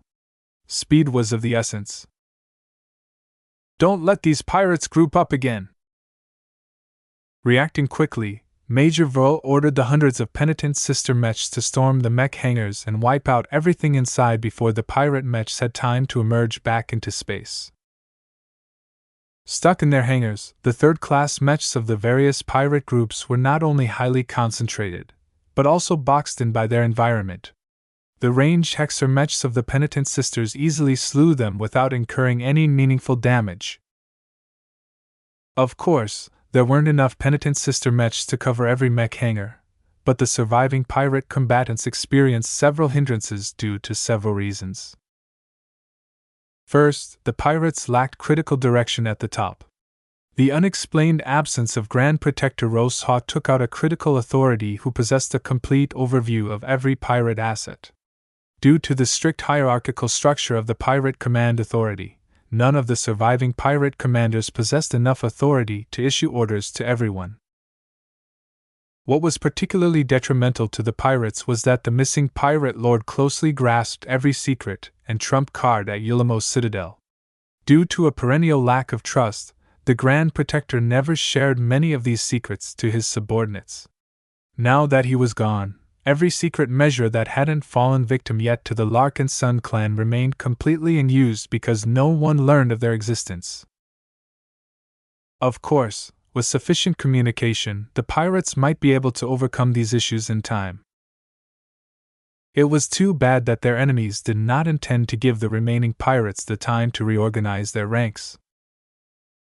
The Grand Protector is dead and every major threat to the Larkinson clan is taken care of. This is our best opportunity to redeem ourselves. Even if the pirates were still capable of fielding 3,000 mechs, now that they were dispersed and stowed in many different mech hangars strewn across Ulamo, it became critical to stop them from consolidating together. Though the Zona Stalker defectors that accompanied Keddies and Lucky to the shrine had perished, there were many hundreds more compatriots spread throughout the core sections of the pirate stronghold. Stationed in critical positions, they surreptitiously or overtly sabotaged many critical power or communication nodes. With many mech hangars cut off from communications or losing power entirely, it became more and more difficult for the pirate officers to understand what they needed to do or understand what was happening elsewhere. The Mirror Raiders also stirred some trouble. They turned their weapons against the other pirate outfits in the Ulamo militia and rapidly wiped them out at close range while their victims were completely caught off guard. What the hell? What are you doing? Damn it, these black and white mechs are on the enemy's side. It had become clear that while the artificial anomaly had not inflicted significant harm to the core pirate forces, almost every pirate was left in the dark about this measure. Perhaps the Grand Protector himself never really thought that any opponent of the Hallowed Abyss Temple was able to overcome its ritual. Through this backdrop of chaos and uncertainty, the Larkinson clan vigorously crushed the disorganized pirate forces. Thousands of pirate mechs never had the chance to showcase their might after being taken out while they were still attempting to deploy into space. Even the elite mechs of the Dry Snakes tragically missed the opportunity to make their last stand. The penitent sisters were grief-stricken after the anomaly caused them to lose hundreds of their mechs and sisters. They vented all of their rage at their inability to defeat the gray apparitions at the pirates. Even if many of their mechs were running a bit low on energy and ammunition, the endurance and energy capacity of their second-class machines was not comparable to lesser products. Against unusual threats such as the Grey Abominations or the Avatar of the Unending One, the penitent sisters might not have any effective answers. That did not mean that they were weak. When facing purely conventional products of technology, their Hexer heritage gave them a decisive edge. Not even the rare bridge mechs fielded by the pirate elites posed a significant hindrance. Wipe out these filth as much as possible. We must avenge our fallen sisters. Within just 2 hours, the pirates lost all of their mechs. Even so, the pacification of Yulamo's citadel had just begun. Spanning multiple underground levels and complexes, Yulamo's citadel encompassed a lot of territory. The ordinary pirates who were in charge of managing many critical systems such as power generators, life support systems, and more slowly learned that their side had lost the battle in space. Without the crucial support of mechs and with all of their remaining fixed defenses taken out of commission, these pirates reacted in different ways. Some despaired and collapsed in place. A few pirates tried to offer their surrender, hoping that they might receive some mercy. Others went crazy and tried to tamper with every important device within reach. A lot of chaos ensued for at least an entire day. Though the Larkinsons could have sent in their mechs to pacify the situation faster, the sheer amount of destruction they unleashed would only leave the victors with nothing but ruins. Therefore, only some Larkinsons' mechs entered the various underground caverns. Their presence mainly served as a form of deterrent and backup. Just seeing them was enough to uplift the Larkinson infantry soldiers and discourage their pirate counterparts. Though plenty of wily pirates managed to hinder the invaders by luring them into various devious traps, in the end their final last gasp did not accomplish much. The Larkinson soldiers coordinated extensively with the defectors of the Zona stalkers to root out and preempt many of these desperation moves. Yulamo's citadel fell in earnest at that point. In the meantime, the task force's fleet had closed in to retrieve the spent and exhausted Larkinson mechs. Search and rescue parties were already scouring across the debris field to retrieve the usable wrecks and see if there were any mech pilots left alive. The various mech forces were already tallying their losses. While the Larkinson clan performed very admirably in the previous rounds of combat, the coming of the Dark Sphere changed everything. Major Vo waited for half a day after the end of the mech battle to present the numbers to Ves at his stateroom. "How bad?" Ves asked with a grim expression. "It's bad, sir," the older man replied. "The losses we've suffered would have broken many outfits and mech regiments. It's a testament to our discipline, cohesion, and culture that our clansmen are still holding together. If not for the immense jubilation that erupted after Janzi Larkinson's dramatic breakthrough and display of might, many of our mech pilots would have started to voice their discontent right now. As it is, achieving a bitter victory is hardly something to celebrate about. Will we need to worry about any protests?" The major shook his head. "No. The propagandists under my charge are at work as we speak. While we cannot hide the truth of our substantial casualties, we can still steer the overall sentiment of our task force in a direction that is more favorable to us. Simply emphasizing our great accomplishments while downplaying all of the ugly news should be sufficient in keeping our combat troops under control. I do have to warn you that this will only tide us over in the short term. We need to act more extensively to make sure that discontent within the clan doesn't rise past a certain level." "Tell me the numbers," Ves ordered. "Let's begin with the avatars of myth. Owing due to their higher quality mechs and superior training, the avatars have acquitted themselves fairly well. So far, we estimate that around 150 avatar mech pilots have died." Ves winced at that figure. "You make it sound like it is good." "It could have been worse, sir," Vo shrugged. "A disproportionate amount of them were either rookies or weaker performing pilots. While it's unfortunate that so many individuals with high potential have perished, the remaining avatars have each survived the gauntlet of the Dark Sphere. Not only have the survivors proven to be strong, the intense pressure of fending off the Grey Ghost mechs on their own has pushed them beyond their existing limits." This was what Ves had intended from the start, though there was little for him to be happy about. While the survivors of this battle would surely emerge from this excursion stronger and more battle-tested than ever, the price the clan had paid was too bloody. When Major Vol handed over a data pad, Ves scoured the list of names. Admittedly, he hardly knew any of these people. The Larkinson clan adopted too many outsiders, and Ves never bothered to acquaint himself with any of them. Now that read through the list of 150 or so deaths, the anguish he felt was muted due to the abstract way that Verl presented the information. That was probably deliberate on his part. By keeping the deaths as distant and impersonal as possible, Ves was spared from feeling too much guilt for the decisions that led the clan to this battle. What about the Sentinels, Major? As you can already guess, the living Sentinels suffered most of all. They are not only the most numerous, but also the weakest of our mech troops. Conservatively, we are looking at 250 or so deaths, though this figure might rise. Combined with the losses the Sentinels have suffered in previous battles, less than half of the Sentinel mech pilots we have brought into the Nixian Gap have survived. Their morale has dropped the most, and it will take a lot of effort to comfort the survivors. Understood. Please pay close attention to them. The Sentinels were never meant to take part in proactive battles. It's a bit of an injustice to drag them along this excursion. Commander Magdalena must be pissed at me for driving so many of her men to their deaths. Ves sighed. The Major moved on to listing out the remaining losses. The other mech forces have lost fewer mech pilots, but that is mainly due to their smaller numbers and higher combat strength. The Battle Criers have lost around 60 mech pilots, the Vandals have lost around 30 mech pilots, and the Sword Maidens have lost just 4 mech pilots.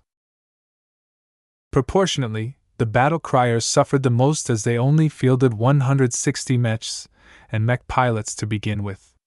As for the exceptional performance of the Sword Maidens, Ves wasn't surprised. What about the Penitent Sisters? Their situation is difficult to gauge as our communications with them aren't entirely smooth. As far as we have ascertained, they have lost around 200 mech pilots. Despite their stronger mechs, they suffered substantially worse in the artificial anomaly. Our expert candidates managed to rescue many of our Larkinson's mechs in time. The same could not be said for the Hexers. An additional factor that contributed to their losses was that the anomaly actually invested most its energy in taking them down. Whatever intelligence was guiding the anomaly prioritized taking down the second-class mechs first. That made a lot of sense. The subsequent performance of the Penitent Sisters after surviving the anomaly proved how overwhelming they could be despite being outnumbered by an order of magnitude. All in all, while the numbers were still being adjusted, Task Force Predator lost a huge chunk of mech pilots. What was worse that the Larkinsons lost even more mechs. This left them dangerously understrength against any threats until the mech technicians rapidly managed to restore some of the fallen mechs back to working condition. Chapter 23:15 Deterrence Factor. Ves deeply hoped that there weren't any strong pirate fleets traveling towards Ulamos Citadel. It would be quite inconvenient to confront another Alliance Alliance trade convoy or something similar. In order to obtain a better picture of the days and weeks ahead, Ves met with Calabast shortly after he ended his briefing with Major Verl. She entered his office with an impatient expression on her face. I'm busy with managing our takeover of Ulamos Citadel. A lot of machines and equipment needs to be locked down, and we are trying to preserve as much data and valuables as possible. There are many stubborn pirate holdouts who need to be cleaned up, and we are just beginning to disarm all of the booby traps the pirates have left behind. This won't take long, Calabast. How is our cooperation with the pirate defectors proceeding? Quite well, actually. She smirked. The Zona stalkers are invaluable. Without their insider access and knowledge of Ulamos Citadel, it would have taken at least 5 to 10 times longer to pacify the pirates' stronghold. If everything proceeds as expected, we will likely be able to secure every strategically important section of the pirate base within a day. It will take a few more days to sweep the remaining areas, but the chances that someone manages to detonate a nuclear bomb or something is minimal. That said, I highly advise you not to step foot inside Ulamo until we have ruled out every potential threat. Ves nodded. I'm not in a hurry. Our spoils don't have anywhere they can run to. Speaking of that, have we secured any valuable gains? It's too early to tell. While we have taken over many vaults and warehouses, we can only tell what goods they hold from the logs and database entries. While I believe these records are fairly accurate, there are already signs the pirates have taken away some high-value goods. In addition, there are several secret storage places that not even the Zona stalkers know about. The dry snakes store some of their most valuable hauls from their mining activities in these secret vaults. It will take a lot of searching to find these secret vaults and retrieve the small but incredibly valuable high-grade exotics the pirates have mined from the local asteroid field. All of this took time, which was something that Ves already understood. This wasn't the first pirate base the Larkinson clan took over, but it was definitely the largest one to date. The scale of their latest conquest was incomparable, so it took a lot more work to process the aftermath of their victory. It looks like we will have to spend at least a week to process our gains and restore many of our damaged mechs to fighting conditions. Ves concluded as he crossed his arms. Our situation is rather precarious at the moment. Even though we can still count on our intact Larkinson and penitent sister mechs to guard us, the last thing I want to see is another group of pirates showing up to attack us when we are in our recovery phase. While I can't state with absolute certainty whether a large pirate force is on the way to retake Ulamo Citadel, so far I believe this is unlikely to happen, she stated as she began to lean against his desk. The news has already spread. Defeating one of the entrenched powers of Maynard Fields is a major shock to everyone. The various friends and allies of the Dry Snakes will think twice before approaching us. In fact, it's more likely that they are plotting to take the pirate base for themselves. Everyone knows that our clan has no intentions of staying. Once we depart, the pirates will most likely compete against each other to take over this attractive territory. I see. The best way to avoid any further confrontation with other pirates is to avoid making any moves that encroach on their interests. It seems you get it. There is hardly any benefit to attacking us. Our remaining combat strength isn't easy to deal with despite our losses. Unless the other pirate groups are willing to commit a lot of superweapons or employ arcane rituals, their chances of winning are miserable. The gains won't outweigh their losses even if they squeeze out a victory. It makes much more sense for them to hold back and wait until we leave on our own accord. We just have to make sure that our task force isn't traveling in the direction of any of the other local pirate factions. Don't worry, Calabast. I have no intention of breaking open any more pirate bases, he stated, much to the spymaster's relief. I don't think our mech pilots can tolerate much more, and so do I for that matter. We all want to end this excursion and return to civilized space. As for his other goals, such as trying to track down and rescue Salak Reva, Ves didn't care about this mission. He would rather return empty-handed and keep the remainder of his task force than the other way around. It wasn't as if he needed to pay a large penalty for failing a mission that many other Rim Guardian associates failed to accomplish. The woman smiled in relief after hearing that. She was genuinely afraid that Ves still didn't have his fill for excitement. I'm glad you think so. So far, my black cats are constantly monitoring the pirate movements in Maynard Fields. We have sent some hints over the galactic net that already suggests that we will soon be on our way out of the Nixian Gap. Perhaps due to this signaling effort, the major pirate alliances haven't sent any punitive fleets to Ulamo as far as we are aware of. Even if many movements are difficult to track throughout the Nixian Gap, the passage of a large pirate fleet that poses a substantial threat to us can't be hidden. I will inform you if we notice any news of this nature. There was still a chance that an enemy like the Alidus Alliance dispatched a fleet to retaliate against the Larkinson clan despite all of this. Ves did not intend to stay long at Ulamo for this reason. The sooner they left, the better. Their discussion moved on to the Zona stalkers. So, let's talk about the defecting pirates. This is your brainchild, Calabast. Can you finally tell me what the fuss is all about and why you wanted to absorb them so eagerly? She smiled coyly at Ves. Even if the Zona stalkers have degenerated to pirates, they still possess much of the foundation of an intelligence unit. Our black cats need professionals like them.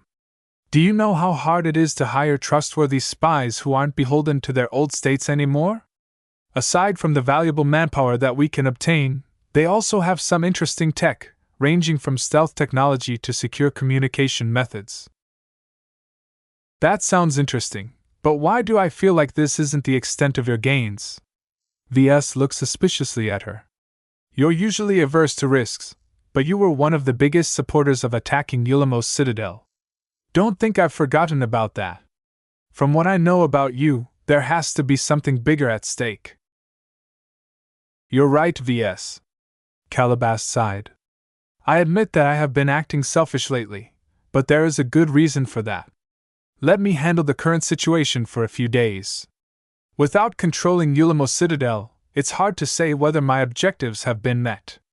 Wait for the good news. Well, whatever she was aiming for, it was not as if Ves would chosen another course if she didn't have ulterior motives. He would have ordered his task force to attack Ulamos Citadel regardless. It was just that the crisis they faced and the losses they suffered exceeded everyone's expectations. No one discovered the threat of the hallowed Abyss Temple until it was too late, and the cultists already called down the Dark Sphere. Ves became a lot warier towards Nixian pirates after this battle. It was already bad enough they developed a growing penchant for arming themselves with prohibited superweapons. It was even worse when they partnered up with wacky cults that were clearly related to the Five Scrolls Compact. What do you think about the unusual phenomena we lived through? Ves curiously asked. I don't claim to understand any of it, she simply replied. She narrowed her eyes at him. I take it you know more. It's complicated. Suffice to say, don't underestimate any religious cult that claims to worship dark gods or eldritch horrors. While it might sound a bit ridiculous, not all of those frightening entities are fake. Do gods actually exist? She skeptically asked. Of course not. Ves immediately answered back. That giant tentacled whale got beaten up by Janzi, don't you remember? That beast is not a god. He's just a highly evolved life form that has grown very powerful. Despite that, his powers aren't miracles. They are subject to many of the same limitations as everything else. They can be beaten as long as we have the right means. From what we have observed from the battle, it appears that expert candidates and expert pilots are crucial to defending against these energy-based threats.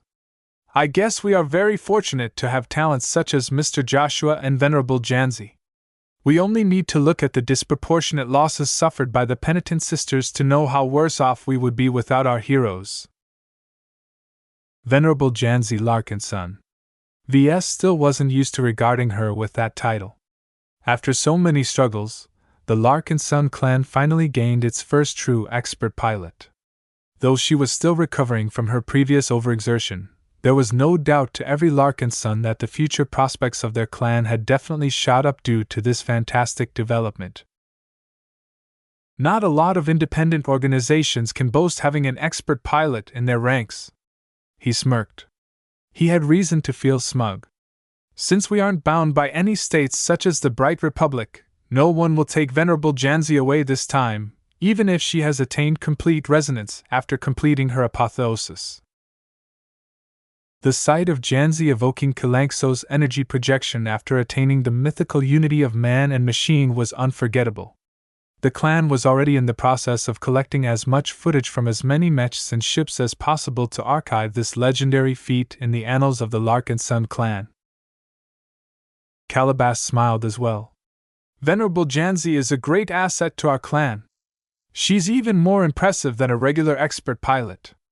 Her dramatic feat has elevated her above many expert pilots such as Venerable Ganso Larkinson. Her presence in our clan is actually one of the other reasons why the other pirate groups are reluctant to attack us. The mere mention of an expert pilot is enough to deter and discourage many pirates from thinking about attacking us. Just look at the Oblivion Hand and how it has aggressively swelled under the leadership of the Dark Cleaver. She already knew that the Dark Cleaver was his father. She mentioned the Oblivion Hand on purpose, though the comparison was very apparent. If Ves was a pirate commander, he would never think about getting close to any expert pilot.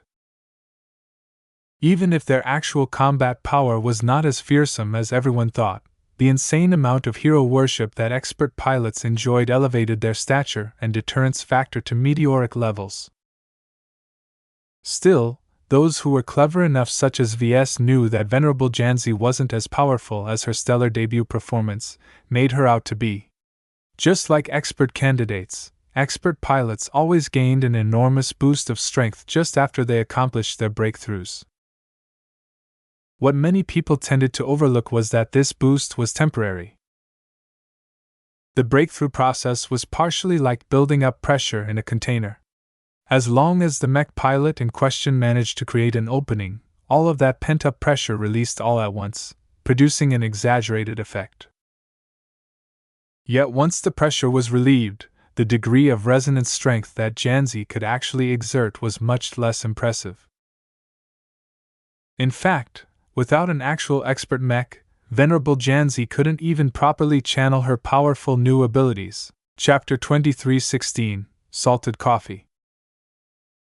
As the newest hope of the Larkinson clan, Venerable Janzi attracted a lot of attention. The clan suffered heavily during the Battle of Yulamo's Citadel. Over 500 valuable Larkinson mech pilots lost their lives, and this was a heavy blow to a clan that valued kinship and family very highly.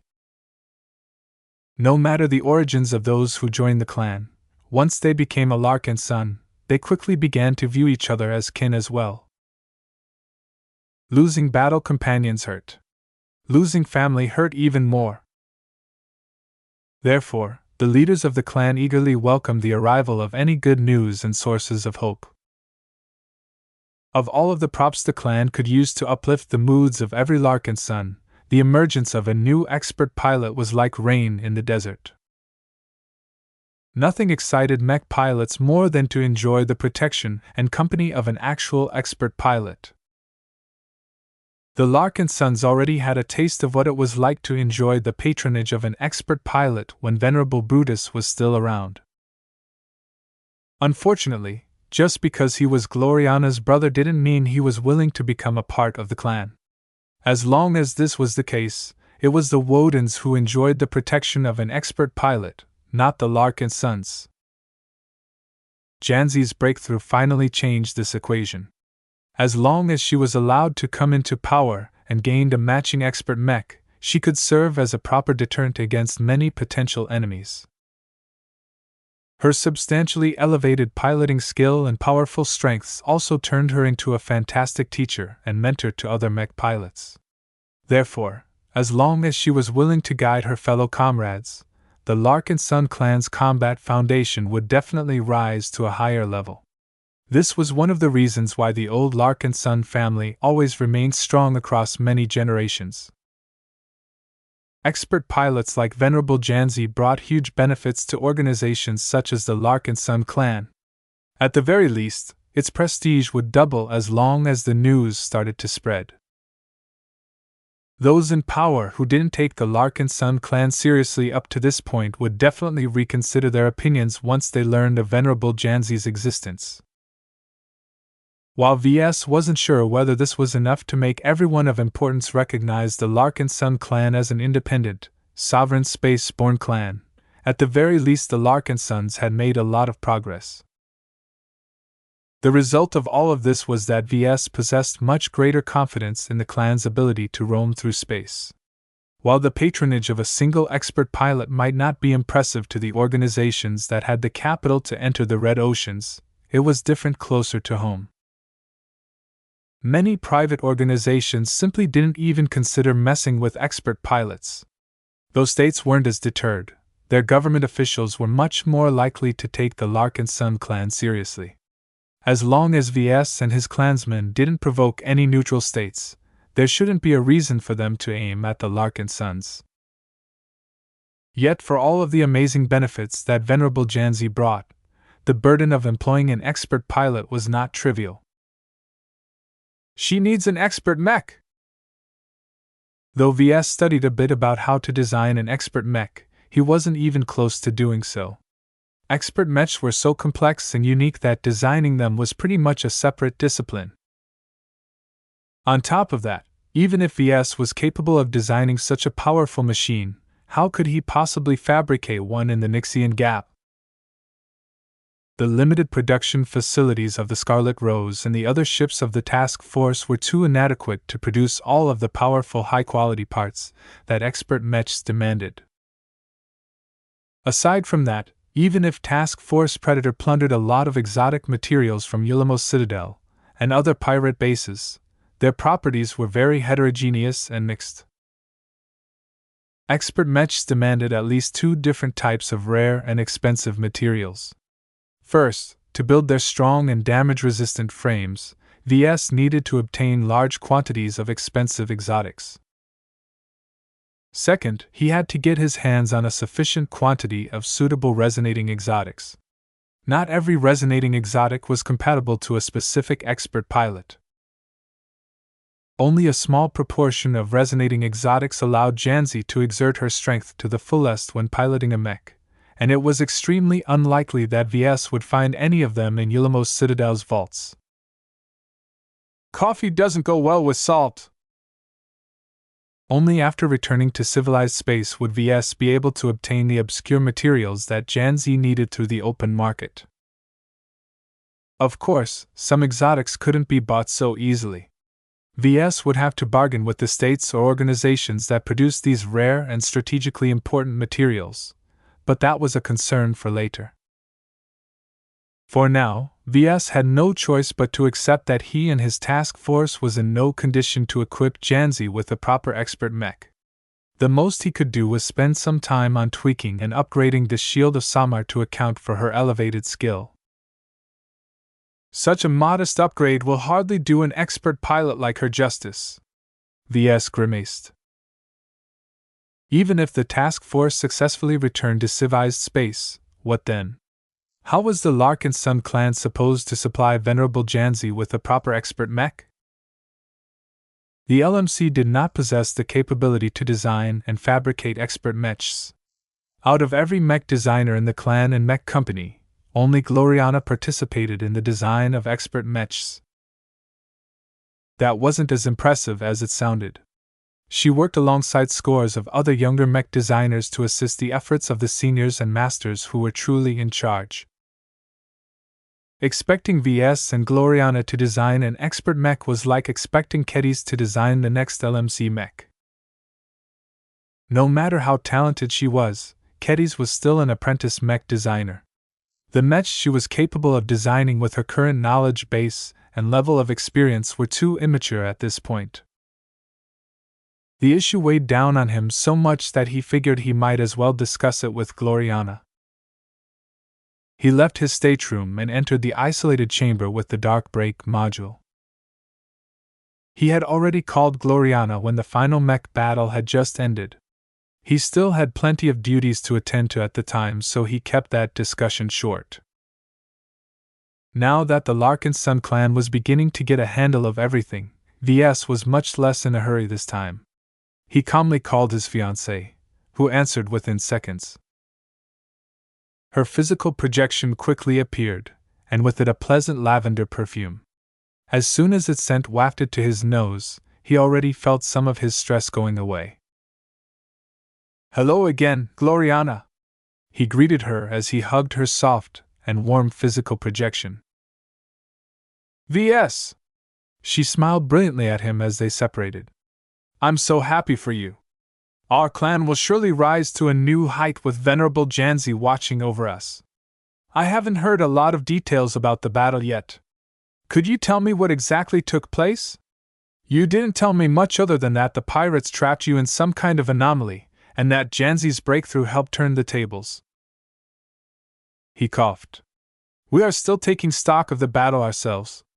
I'll tell you more after we make sense of all of the abnormal stuff that took place. Let me tell you that getting caught in an anomaly, even if it's just a pale human-made imitation of the real thing, is not pleasant. Are you okay, Ves? She asked with genuine concern. It could have been worse, but we won in the end. While it's regrettable that many of our mech pilots have fallen, it's better than getting wiped out entirely. While Ves wanted to say much more to his lover, he didn't want to expose any sensitive secrets to the MTA. As far as he was concerned, Master Willix was probably listening in on their private conversation at this very moment. Therefore, Ves resolutely kept his mouth shut about anything related to spirituality and the 5 Scrolls Compact. That didn't mean that he could keep all of the details under wraps. Too many Larkinsons witnessed and lived through the extraordinary phenomena that accompanied the anomaly. Their mechs and ships also took plenty of battle footage. Even if the interference made everything past a certain distance a little fuzzy, there were plenty of revealing elements in the recordings. However, just because the Larkinsons encountered a lot of weirdness didn't mean they understood any of it. For now, Ves believed that pretending to be ignorant of the truth was the way to go. It wasn't even difficult for him to do so because the rest of Task Force Predator didn't know anything either.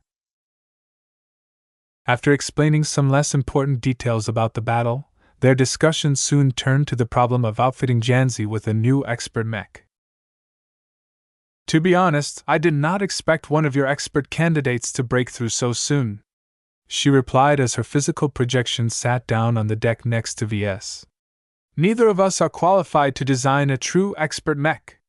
I know more than you, but that just helps me understand how lacking we are compared to mech designers who are truly capable of designing expert mechs. Then what will we do? I don't want to deprive Janzi of a proper expert mech. We can collaborate with a senior or master who is willing to take charge of such a project. With our growing fame and prestige, I'm sure that we can find at least someone who is willing enough to partner up with the miracle couple. No! Ves vigorously shook his head. Expert mechs are one of the trump cards of any force. The issue of confidentiality is extremely important. Involving a third party in the design of such a crucial mech is too risky. We need to keep the design completely in-house. She frowned. The Woden dynasty has partnered with several excellent mech designers. As long as we ask, I'm sure they are willing to help. You can trust them, Ves. They're not only hexers, but also our allies. No thank you. Ves pressed his lips into a thin line. I know you think they are trustworthy, but I'm not willing to involve any external party. There was no way he was going to partner up with any hexer mech designers. Gloriana was the only one he could tolerate working with, and that was only because she was willing to accommodate his preferences.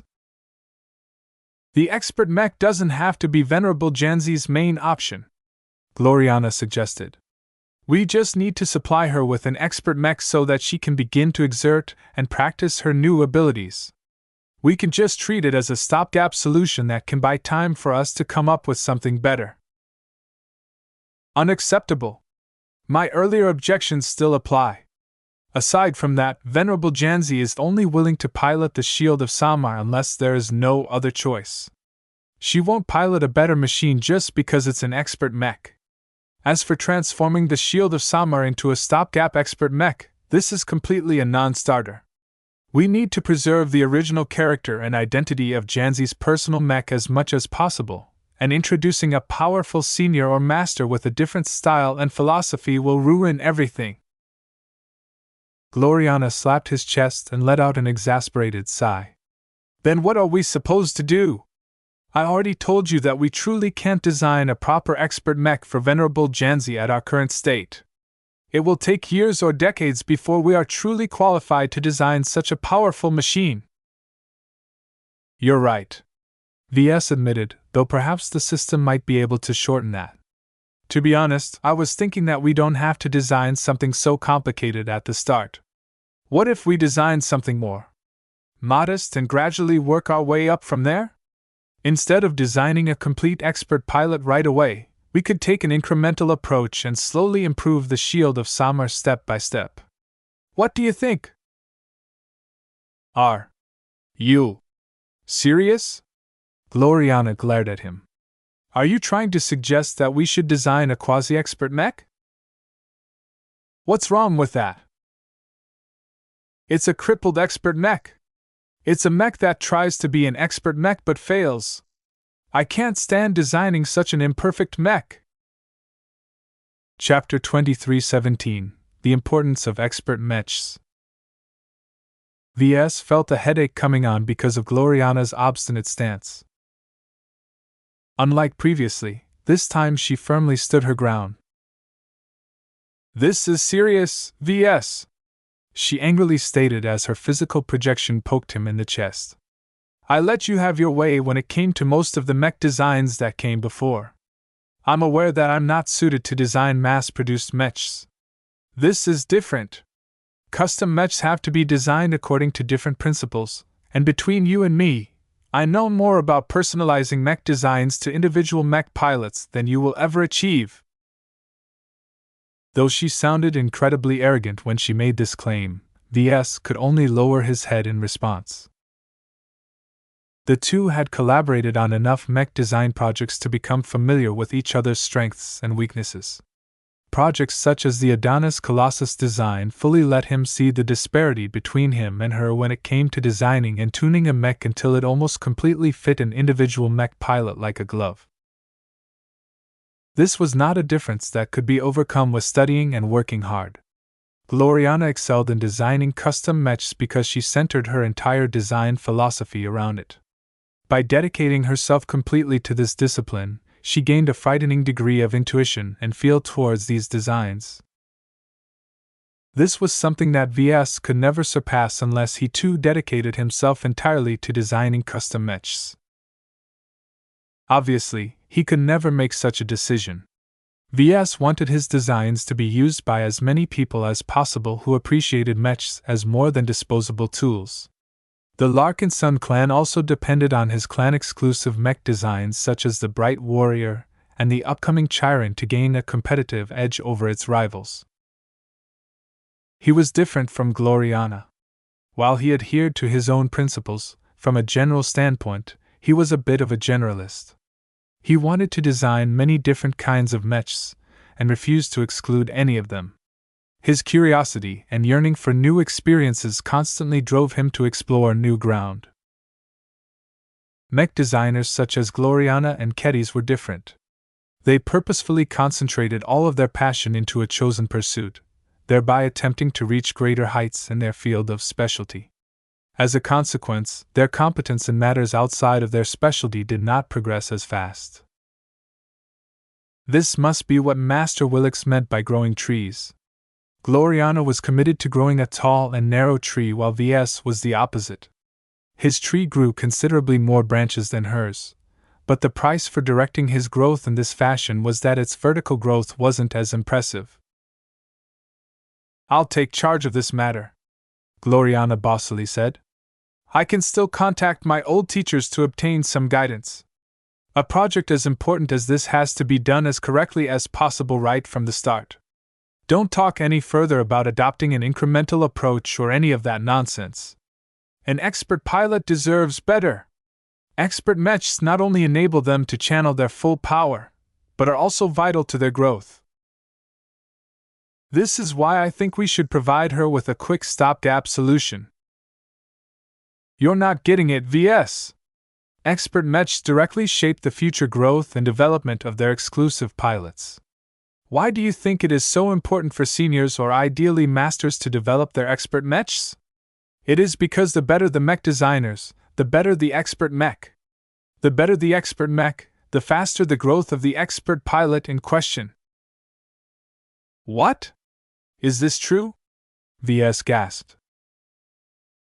It's not as strong as you think, but it is a definite factor in the development of an expert pilot, she stated. Masters are simply able to design expert mechs that accommodate the needs of expert pilots to a much greater extent. That is the simple truth. Therefore, if we want the best for Venerable Janzi, it's not enough to involve a senior mech designer. We need to invite an honored master to collaborate with us. Only then will we be able to do right by her. Don't you want the best for your cousin? He did want that. However, he did not wish to let other mech designers take over one of his cherished designs.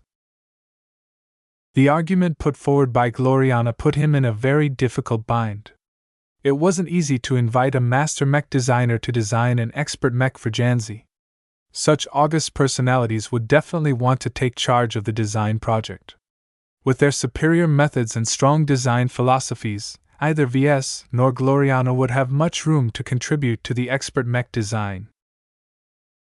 At best, the pair might be able to get enough work in to qualify as contributing designers. At worst, the master in question took care of so many aspects of the mech design that Ves and Gloriana could barely squeeze in any work, thereby relegating them to assistant designers. This possibility was absolutely unacceptable to Ves, and Gloriana knew that. She patted him on the cheek. "Don't worry, Ves. I know how much you care about your Aurora Titan design. I'll make sure to find a master who is amenable to some of your conditions. Just wait. With the help of a great master, the expert mech version of the Shield of Samar will fully unleash Venerable Janzi's potential. This is what she deserves." After a bit of discussion, Ves finally ended the call. He felt conflicted. Though he deeply wanted to maintain total control over the development of Janzi's future expert mech, he simply wasn't capable enough to accept this responsibility. There were multiple reasons why mech designers had to attain the rank of senior before they were ready to design expert mechs. Even then, resorting to seniors turned out to be the inferior options. For machines that were destined to become the future partners of expert pilots, it was a lot better if a master took charge. It was this last condition that caused Ves to be stuck in a dilemma. On one hand, he wanted to maintain as much control as possible. As long as either Gloriana or him became the lead designer of the expert mech project, Ves was confident that they could preserve the original essence of the Shield of Samar. On the other hand, Ves wanted the best for Venerable Janzi. The clan also benefited if their first expert pilot received an expert mech that was just as good as the expert mechs fielded by the Friday Coalition and Hexadric Hegemony. What mattered the most to Ves and the clan wasn't elevating her immediate battle power. Instead, the true long-term benefit they needed to prioritize is accelerating Janzi's progression. By pairing Venerable Janzi up with a high-quality expert mech, she could make considerably more progress in developing and increasing the utilization of her resonance abilities. Not only that, a well-designed mech also accelerated the growth of her resonance strength. Resonance strength was the foundation of an expert pilot. Greater resonance strength not only allowed expert pilots to perform stronger resonance abilities in battle, but also increased their endurance in battle. Having witnessed several expert pilots in action such as Venerable O'Callaghan, Ves already knew the importance of fostering their fundamental growth. If their growth rate was fast enough, then they might have a decent opportunity to advance to ace pilot.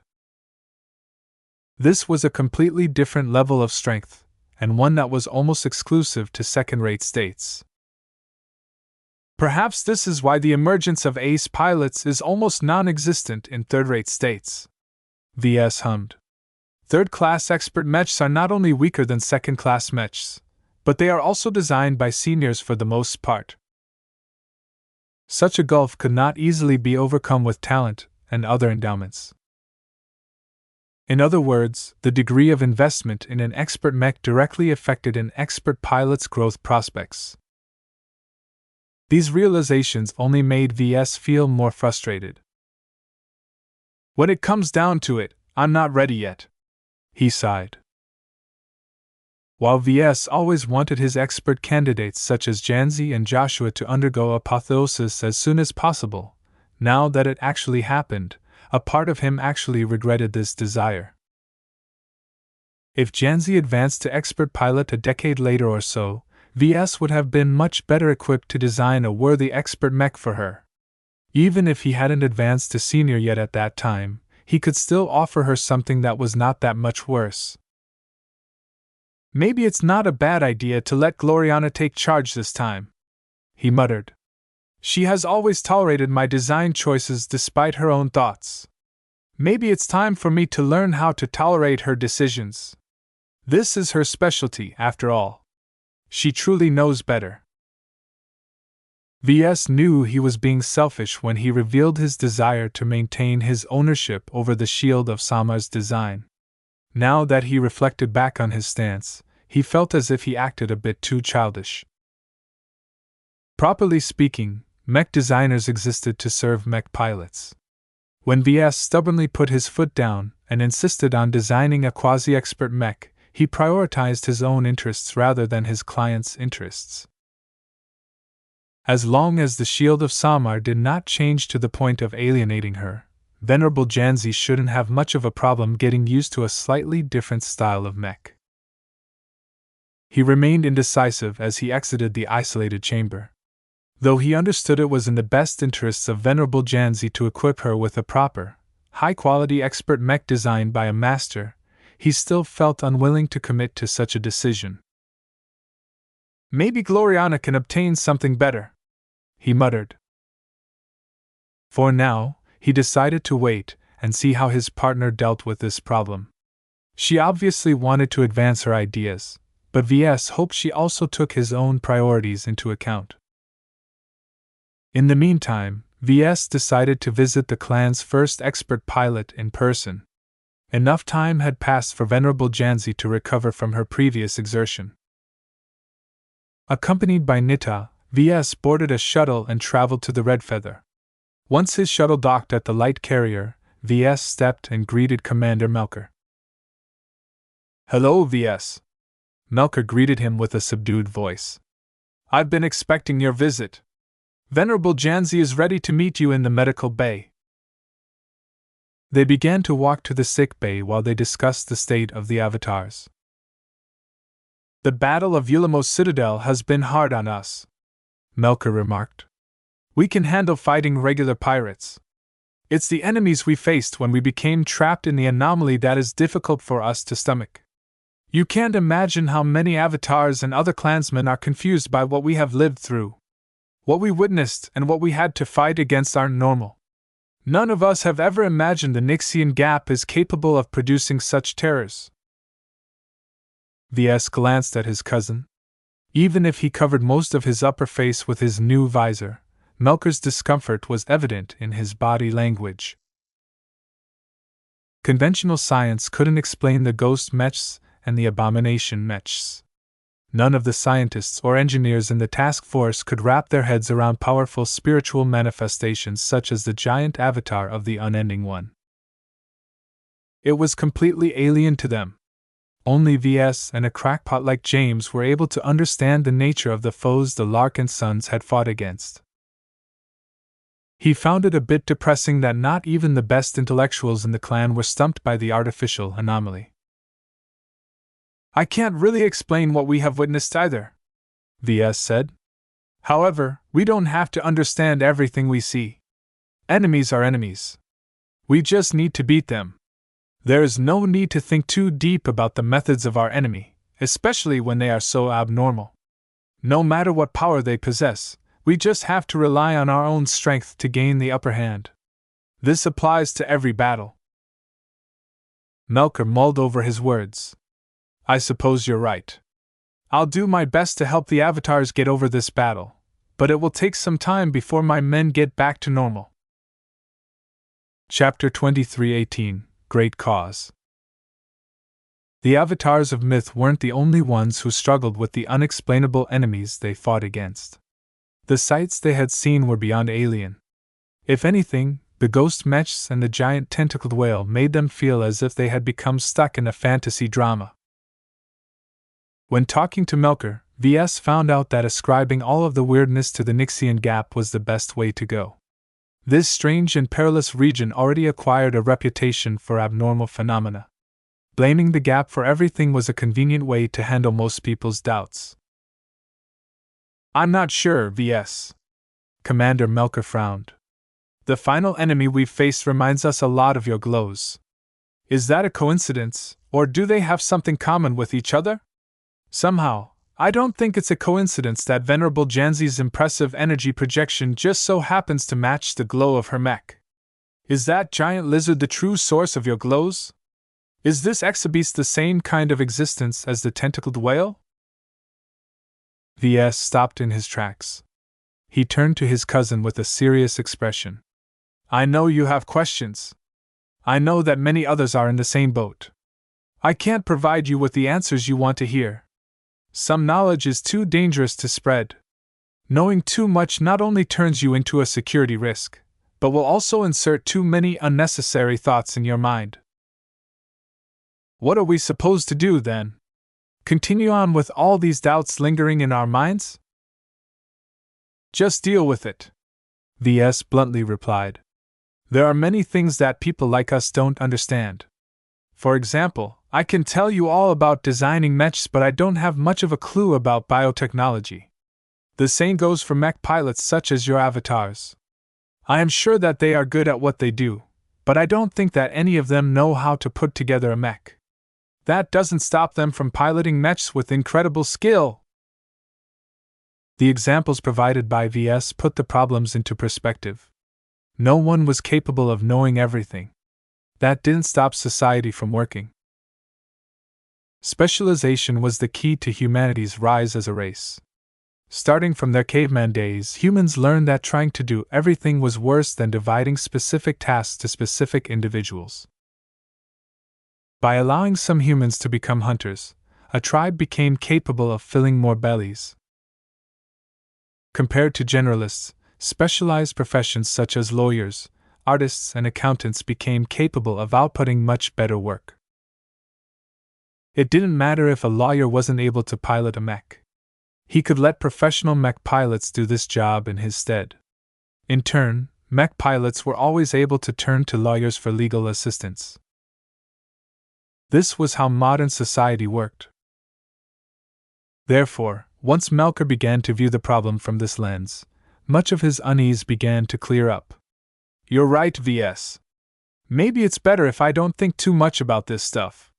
Still, it would help if we could obtain more guidance. Talk to James Sylvain. The living prophet? Are you kidding? Have you converted into a believer all of a sudden? I'm still a brighter, Melker. Don't worry about that. It's just that James is probably the best person to talk about your doubts. He isn't entirely delusional. Don't give me that face. Talk to him first before you rule out this option. Melker clearly thought dubiously of this suggestion. Whether he followed it or not was his own business. Ves merely offered him another option. Once they reached the sick bay, they moved to a recovery room. Several Avatar infantry soldiers in full combat gear stood guard. The importance of Venerable Janzi was very clear to the Larkinsons. Safeguarding her life was one of the clan's highest priorities. As Ves stepped through the hatch, he immediately felt the difference. A faint sense of protection and warmth dominated the compartment. It was as if Ves instinctively felt he could rely on someone. That someone happened to be Janzi Larkinson, the first true expert pilot of the Larkinson clan. Right now, she was sitting on her bed while talking to Joshua, her boyfriend. Both of them turned to the newcomers. Patriarch. Commander. Joshua greeted. Ves studied Janzi for a moment. Though she looked fatigued, Ves could clearly sense the rock-solid force of will emanating from her mind. It felt as if she was always ready to solidify her force of will into a shield whenever necessary. Every Larkinson could count on her to step up and shield them from danger. Of course, this wasn't entirely literal. Force of will was something intangible and only capable of affecting minds. In order for Janzi to stop physical rounds and laser beams, she needed to merge her force of will with a suitable expert mech in order to change reality. What VS found curious was how Janzi's force of will differed from that of Brutus. Both of them possessed similar convictions. Yet they had differences as well. For example, Brutus was much more selective and judgmental in whom he should fight for. As for Janzi, VS felt that she was willing to fight for every Larkinson without making any greater distinctions. Venerable Brutus clearly developed a protective force of will, yet he opted to specialize in piloting rifleman mechs.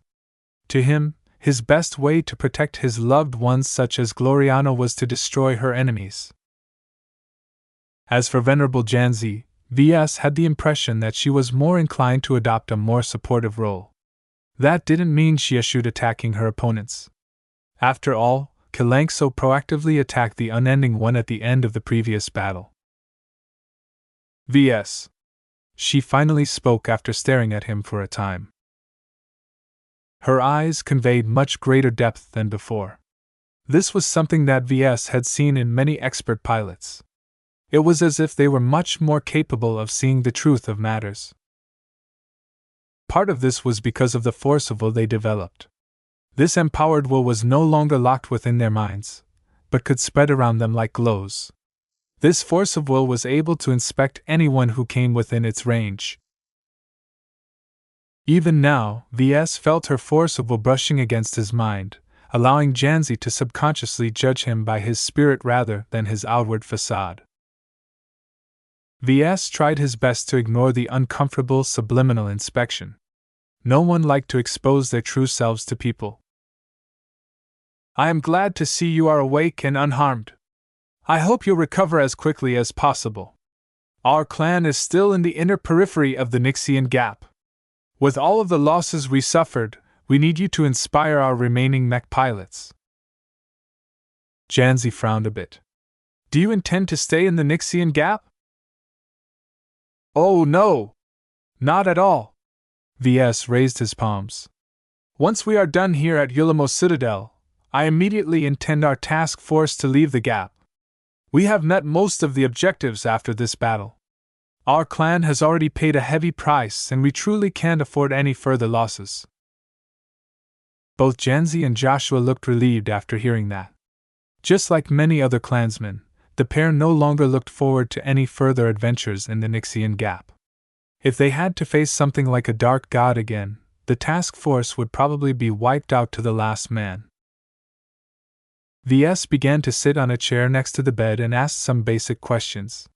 He checked to see if there was anything amiss with her physical, mental, and spiritual state.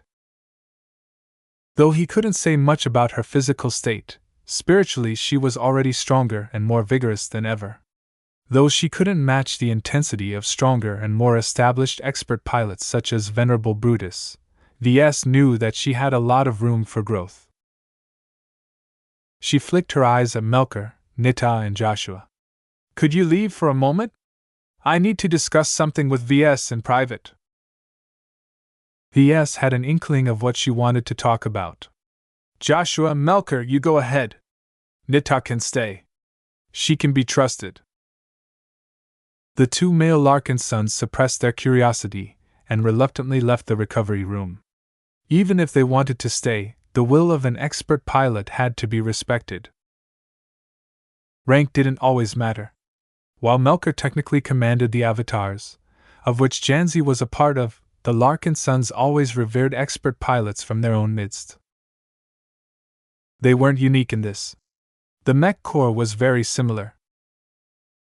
VS couldn't ignore Janzi's status either. Even though he stood equal to her as a journeyman, the greater honor and renown of expert pilots meant that they always enjoyed a much better reception. I spoke to Kalanxo, Janzi began. Though we haven't talked for long, I learned some of the truth of who she is and where she came from. I never imagined my Shield of Samar and every other Aurora Titan mech is being watched by a giant lizard who transcended death. Well, this was awkward. It turns out that Kalanxo wasn't shy in letting Janzi get to know her better. This shouldn't have come as a surprise. Kalanxo invested considerably in Janzi's development. At this stage in their relationship, Janzi deserved to know who supported her whenever she piloted her personal mech. Ves activated his signal jammer. Well, since you know this much, I might as well stop holding back. Kalanxo isn't human. Despite this, she is a friend and ally to us. She is even a part of the clan, he stated and stretched his hand to Nita. His bodyguard handed him the Larkinson mandate. During the founding of our clan, she was with us and invested a part of her essence in this book. After opening the large and heavy book, he rapidly flipped the pages until he reached the third to last page. He then transferred the tome over to Janzi. She could feel the familiar spiritual signature in the page. This reassured her for some reason. Naya? Goldie looked curiously at Janzi and began to nuzzle her cheek against the hand holding the book. Due to her increased spiritual sensitivity, she actually felt the warmth and love emanating from the ancestral spirit. Janzi's eyes grew fuzzy as pleasant thoughts and emotions popped in her mind. Her will to defend the Larkinson clan resonated with her current feelings. A sense of peace and acceptance flowed from her body. She carefully closed the Larkinson mandate and handed it back to Ves, who passed it on to his bodyguard. Thank you for letting me touch your book. It was an enlightening experience, she softly said. I can understand why you don't talk about this. Don't worry. I won't tell anyone about Kalanxo and where your glows come from. Just make sure to lead the Larkinson clan better. The battle we fought is painful, but our clan has never shied away from taking sacrifices, he said. He couldn't very well tell her that he made a mistake. Our clan will grow stronger because of this battle. Larkinsons died, but their sacrifices are not in vain. We will recover and become greater after we return. As long as we are stronger, we are much more capable of surviving the challenges to come. Janzi frowned a bit. You constantly talk about growing stronger, but are we getting happier because of it? How many clansmen have lost their families? How many Larkinsons have lost their fathers, mothers, brothers or sisters? How many of us have lost our lifelong friends and comrades? This is the greater hardship that our clan must learn to endure, Ves glibly replied. It was no different when we used to be part of the old Larkinson family. Many of our mech pilots fought against divisions, and not everyone makes it out alive. Despite that, our family kept sending our mech pilots to the Mech Corps, because we knew that we were fighting for a greater cause. Are we fighting for a greater cause or are we fighting to advance your personal ambitions? Ves pressed his lips. Chapter 23:19 Conflicting Principles. Talking to expert pilots always made Ves feel uncomfortable. They were uncommonly perceptive and difficult to fool. They were very stubborn about their convictions and never budged their principles. This was the source of their strength. Their strong will and unflinching beliefs was not normal, and the reason why they distinguished themselves from mortals. Regular humans possessed complex thoughts and personalities. It wasn't strange for normal people to be hypocritical or hold contradictory thoughts. It was this very flexibility and malleability that made them humans. Expert pilots were different. They came across as stiff, rigid, and stubborn. The disposition of expert pilots towards other people depended on how well the latter aligned with the former. It was that simple, and that was why expert pilots were so trouble. In a real society, plenty of people who hated or disliked each other got along cordially. Typical relations between teachers and students, bosses and subordinates, partner to partner, and more often worked more often than not, even if the people involved would rather want to stab each other in the back. This was because humans were more flexible than many credited them. Some would say that people detestable for holding duplicitous or deceptive thoughts. VS just thought that this kind of behavior was essential to allow human society to function. Just talking to someone as principled and rigid as Venerable Janzi reinforced this notion. She didn't like him very much, and she had no problem expressing her true feelings.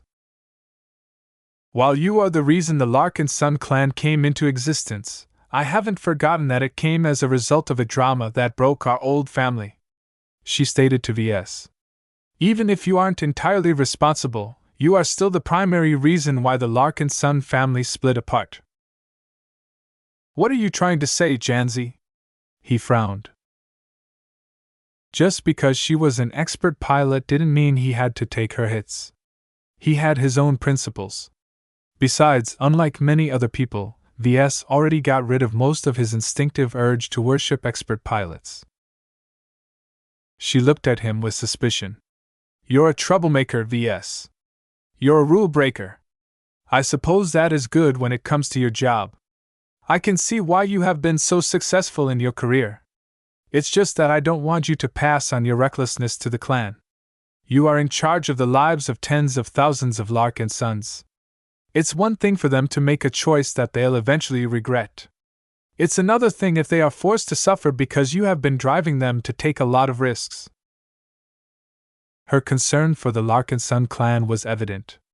Her will centered around protecting her fellow Larkinsons, and this trait compelled her to voice her opinions to VS. Patriarch or not, Janzi cared too much for her fellow comrades to remain silent. I don't claim to be perfect, or make the right choices, VS replied. He felt increasingly more tired at fending off her accusations. The nature of taking risks means that sometimes my plans blow up. Certainly, I never expected to encounter so much opposition when attacking Ulamos Citadel. That is my responsibility. However, I can't promise I won't make decisions like this again, because we can't coast along if we want to survive and thrive. He didn't make any excuses and just went on to justify his decisions according to his own thoughts. He believed this was the best way to deal with expert pilots. Even if she disagreed with him, as long as he stood his ground, she couldn't do all that much. You're the leader, VS. Since my clansmen still see fit to keep you in charge, I won't stand in your way. She eventually spoke. That doesn't mean I'm on your side. I fight on behalf of every Larkinson, not just you. I hope you will never do something one day that will force me to oppose you. Have I made myself clear? VS nodded. I will try my best to avoid these situations. Just take into account that politics is very murky and that many decisions can be good and bad depending on your perspective. You may think of me as a latent danger to our clansmen, but as far as I'm concerned, I have never done something that won't better the clan in some way. Their discussion on this matter came to an end. Venerable Janzi made her stance known, and has not shied away from giving him a warning.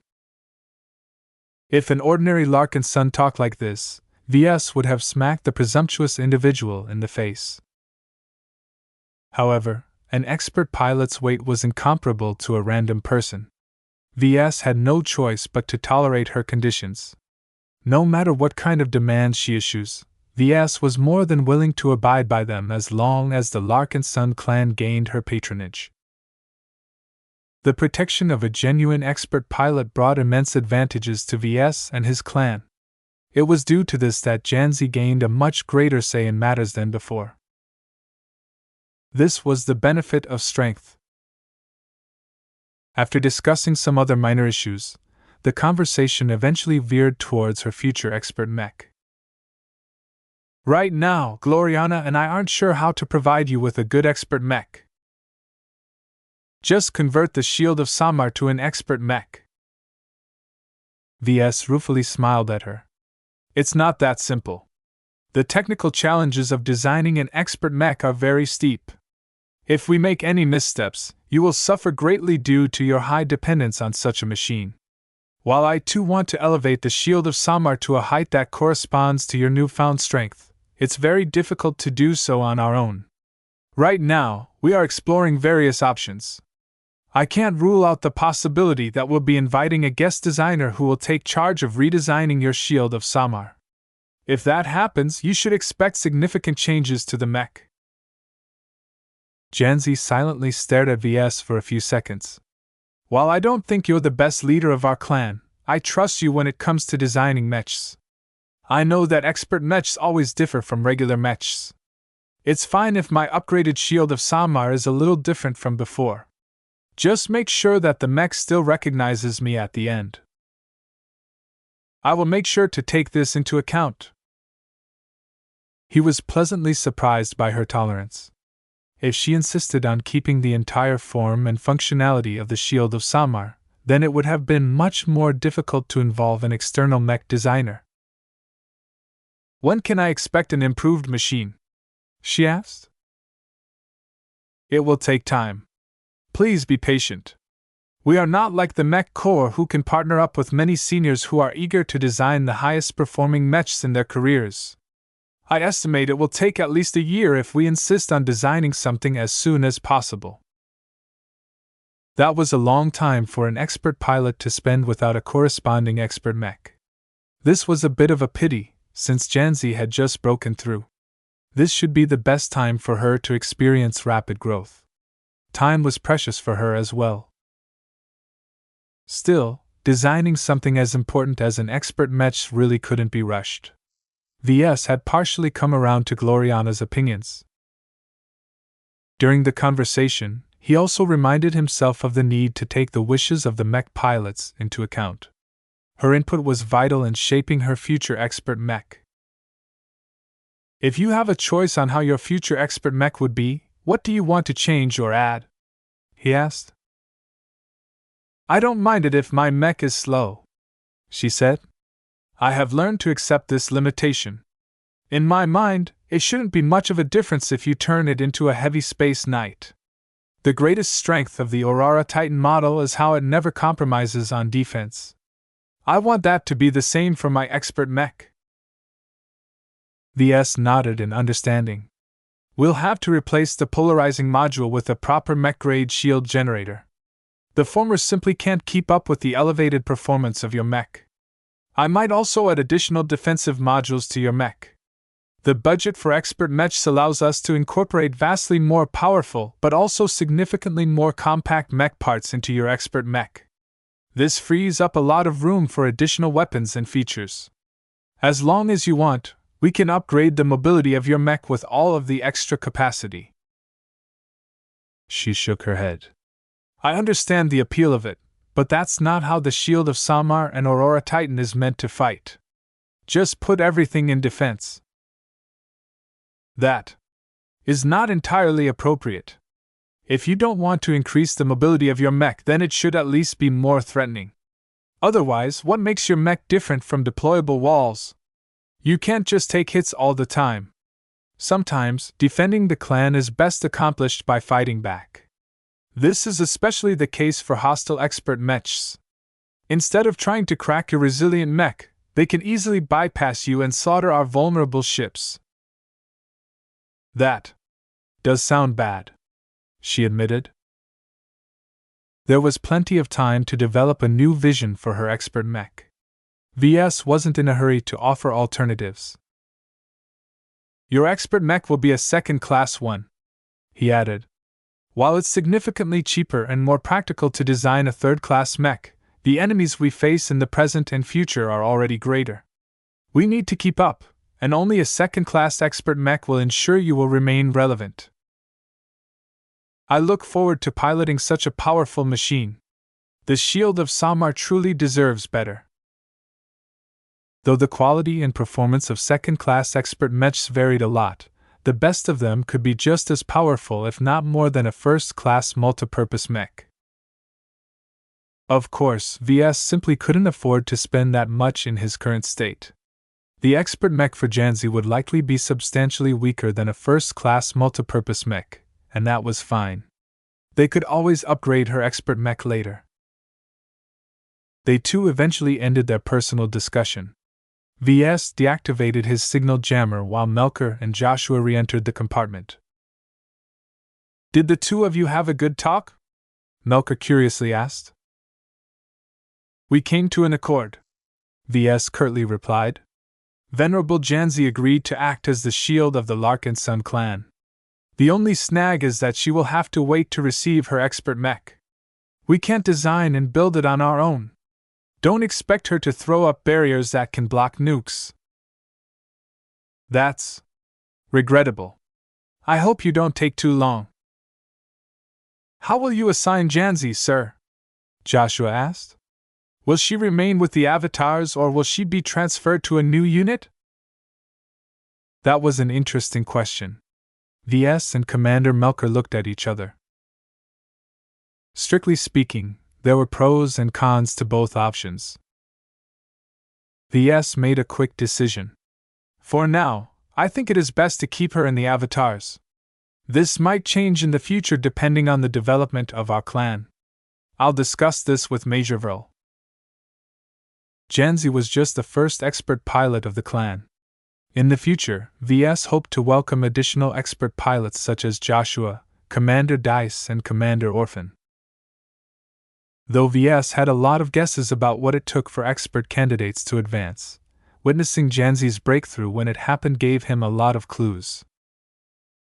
He felt much more confident in his theories now that he found some supporting evidence.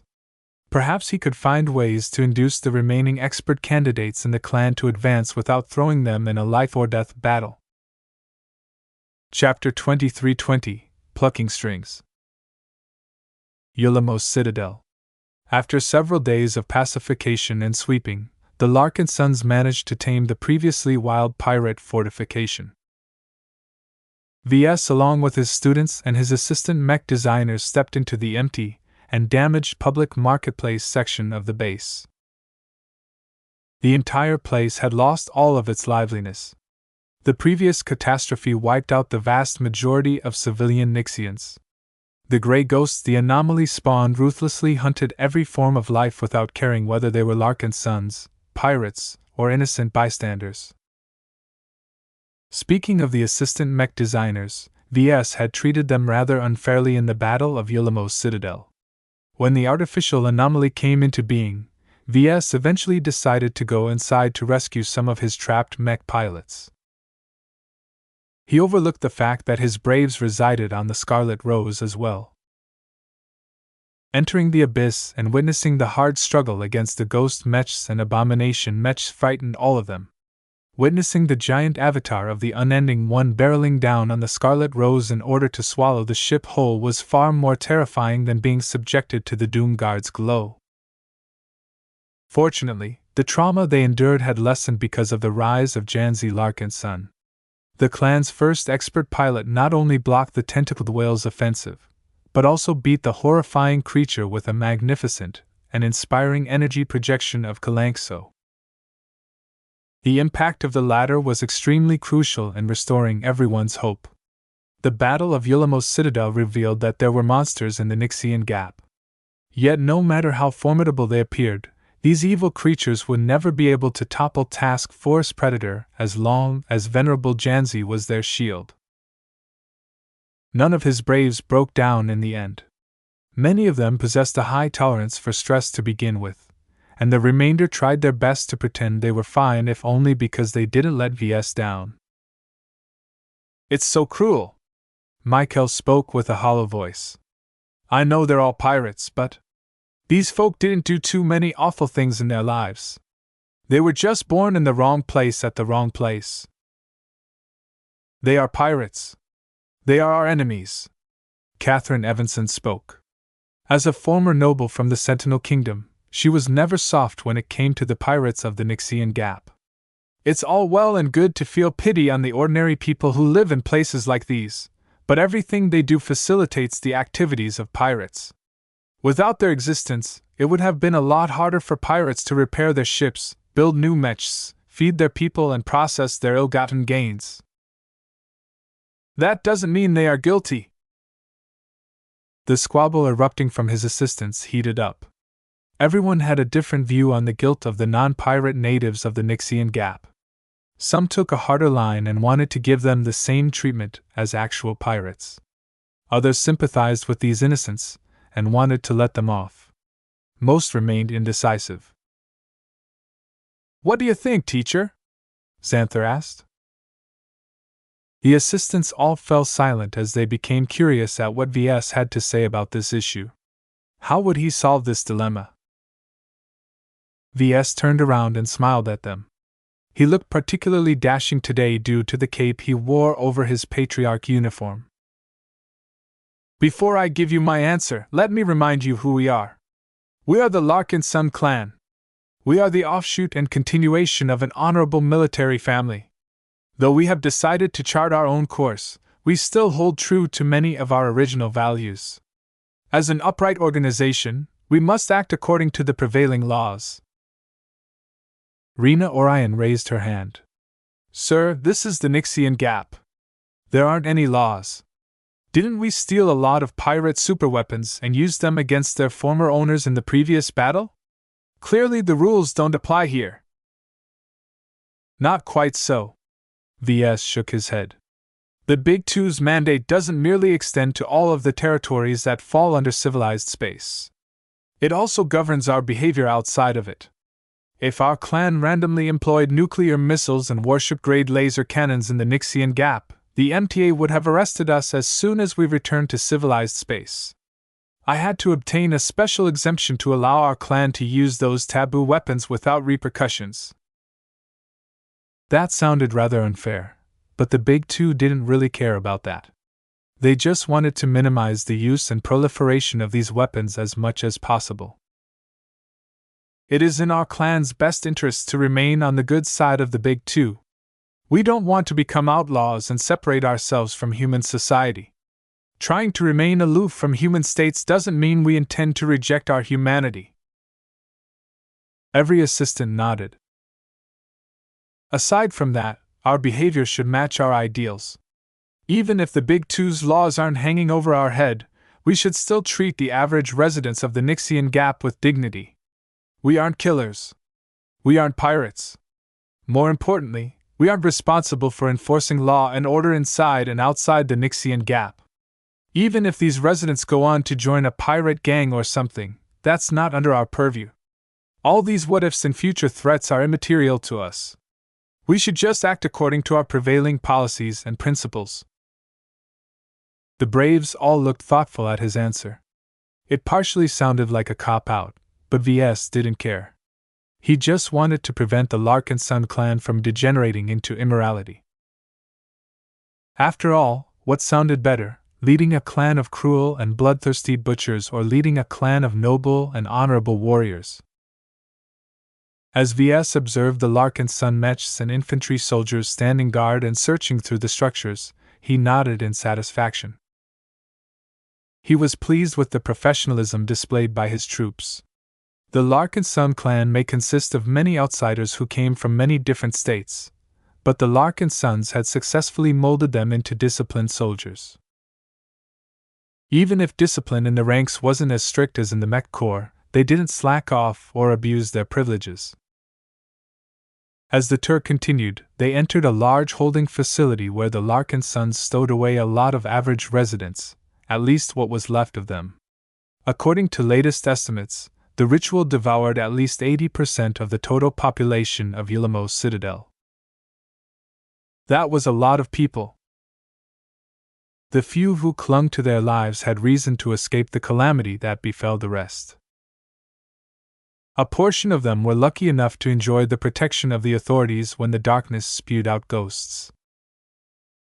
Some were relatives of the Dry Snakes or other important pirate outfits. Others managed to fend off the ghosts on their own with their personal weapons. Regardless, the Larkinsons preliminarily deemed these captives to be fairly free of guilt. As Ves and his group of braves approached the block of holding cells, the barriers turned transparent, allowing both sides to get a good look at each other. Some Nixian residents looked hollow. Others had curled up and cried. A few went berserk and banged against the energy screen that kept them captive. "You filthy civilized folk! You killed my Johnny! Why did you Larkinsons attack our home? We never did anything wrong!" Now look what you've done! Our lives are ruined! You there! You with the cape! Are you the big boss?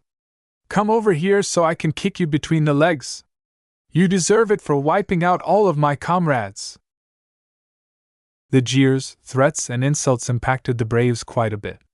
For all of their courage, they were still too young and tender to endure public indignation at such a close and personal level. Ves remained impassive as he observed both the captives and his assistants. Many of the latter weren't taking the insults well. Only a small number of socially adept people such as Catherine Evanson managed to brush off the death threats and other pejorative remarks. The rest didn't really know how to deal with this situation. Should these prisoners be killed? Should they be punished? Or were these captives all justified in voicing out the cruel and destructive consequences of the Larkinson clan's decision to attack Ulamo? Why do you look confused? Ves asked his assistants. There is no reason for you to feel sorry for these people. We have our reasons for conquering Ulamo's citadel. This won't be the last time we take offensive action. As is the case in every battle that takes place where people live, collateral damage is inevitable. This time, the pirates are the primary culprits responsible for killing off their own people. These unfortunate people are blaming the wrong side. Aren't we at least partially responsible, sir? Molteringer asked. I mean, it is true that these people wouldn't have lost their friends and family if our task force chose to bypass Ulamo's citadel. Ves shook his head. Ulamo's citadel is a critically important pirate base. It not only facilitates the running of a lot of smaller pirate outfits, but also sells crucial exotics to an even greater and more threatening pirate alliance. Taking it out of commission, if at least temporarily, is a great service to the Sentinel Kingdom and other states that suffer from frequent pirate raids. Are we supposed to endure their insults then? They are saying really awful stuff. Of course not. Ves grinned. While we should do our best to act in an honorable fashion, that doesn't mean we are white knights. If these scum are stupid enough to provoke us, then feel free to give them the punishment they deserve. He pulled out a laser pistol from his holster and fired at the nearest Nixian resident who was hurling insults in his direction. I will hunt you down to the ends of the galaxy. I will repay you 1,000 times over for killing my sons. I won't rest until... A bright laser beam passed through the energy screen and blasted the woman's head apart. Many other captives stopped yelling at the Larkinsons. They all backed off and shook in fear as their boldness had left them. None of them thought that their captors would kill one of their own on the spot. The braves all looked astonished at this turn of events. Seeing Ves kill someone without hesitation did not conform with the image of a talented and capable journeyman mech designer. This is the true nature of Nixian people, Ves stated to his braves. Don't pity them. Certainly, many of them had not been dealt a fair hand in life, but that is no reason for our Larkinson clan to be soft on them. As Larkinsons, we should first look to ourselves. In the future, all of us will definitely encounter more situations where furthering the interests of our clan means harming the interests of other people. Make the right choice. He wasn't just speaking to his braves. What he said would doubtlessly spread to the rest of the Larkinson clan. As a newly founded organization, much of its customs were still in flux. The influence of leaders such as Ves on the overall culture of the clan was very significant. This was why Ves purposefully held this demonstration. He wanted to instill some honorable but also practical norms onto his clansmen through vivid acts like these. Compared to writing a dry and boring essay and forcing every Larkinson to read it, Ves believed it was much better to go out and illustrate his point in a more direct fashion. Though he felt like a greasy politician for doing so, there was a reason that many of them eagerly employed this method. Theatrics worked.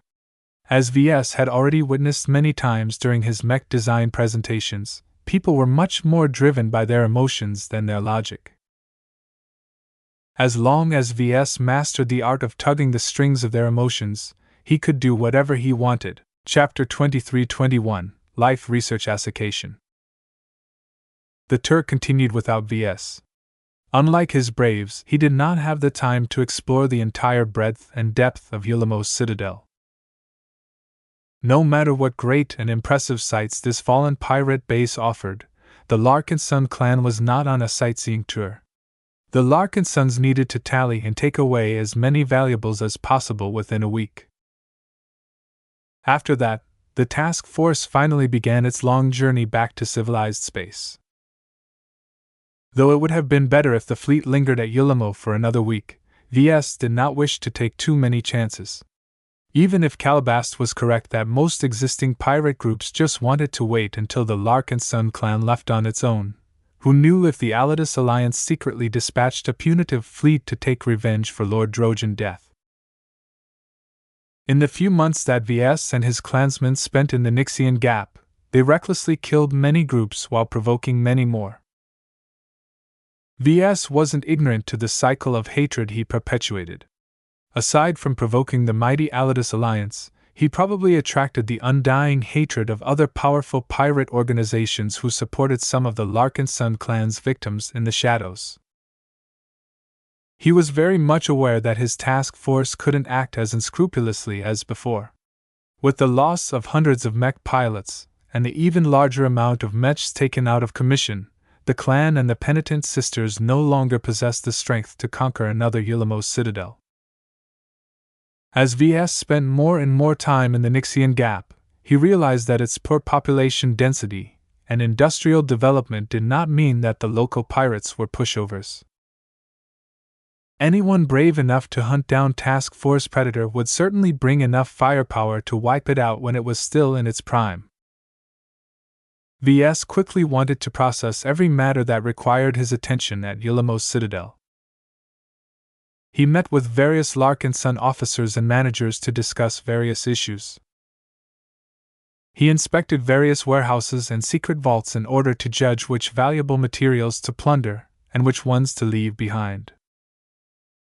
He visited the holding facilities which held the surviving members of the Dry Snakes and its allies to pick out the pirates with spiritual potential. Even though he hadn't spent any time on his experiments lately, he still kept them in mind. Witnessing Janzi's breakthrough and exaggerated demonstration of power gave him a couple of new ideas, all of which required testing. VS therefore spent a considerable amount of time on inspecting every pirate captive with his spiritual senses in order to obtain more test subjects. While a lot of pirates had died during the Battle of Yulamo's citadel, many thousands of them still remained alive. VS found it rather fortunate that he picked up more than a couple of dozen useful test subjects from their ranks. As for the rest, VS couldn't care less. A quick execution was the best they could hope for.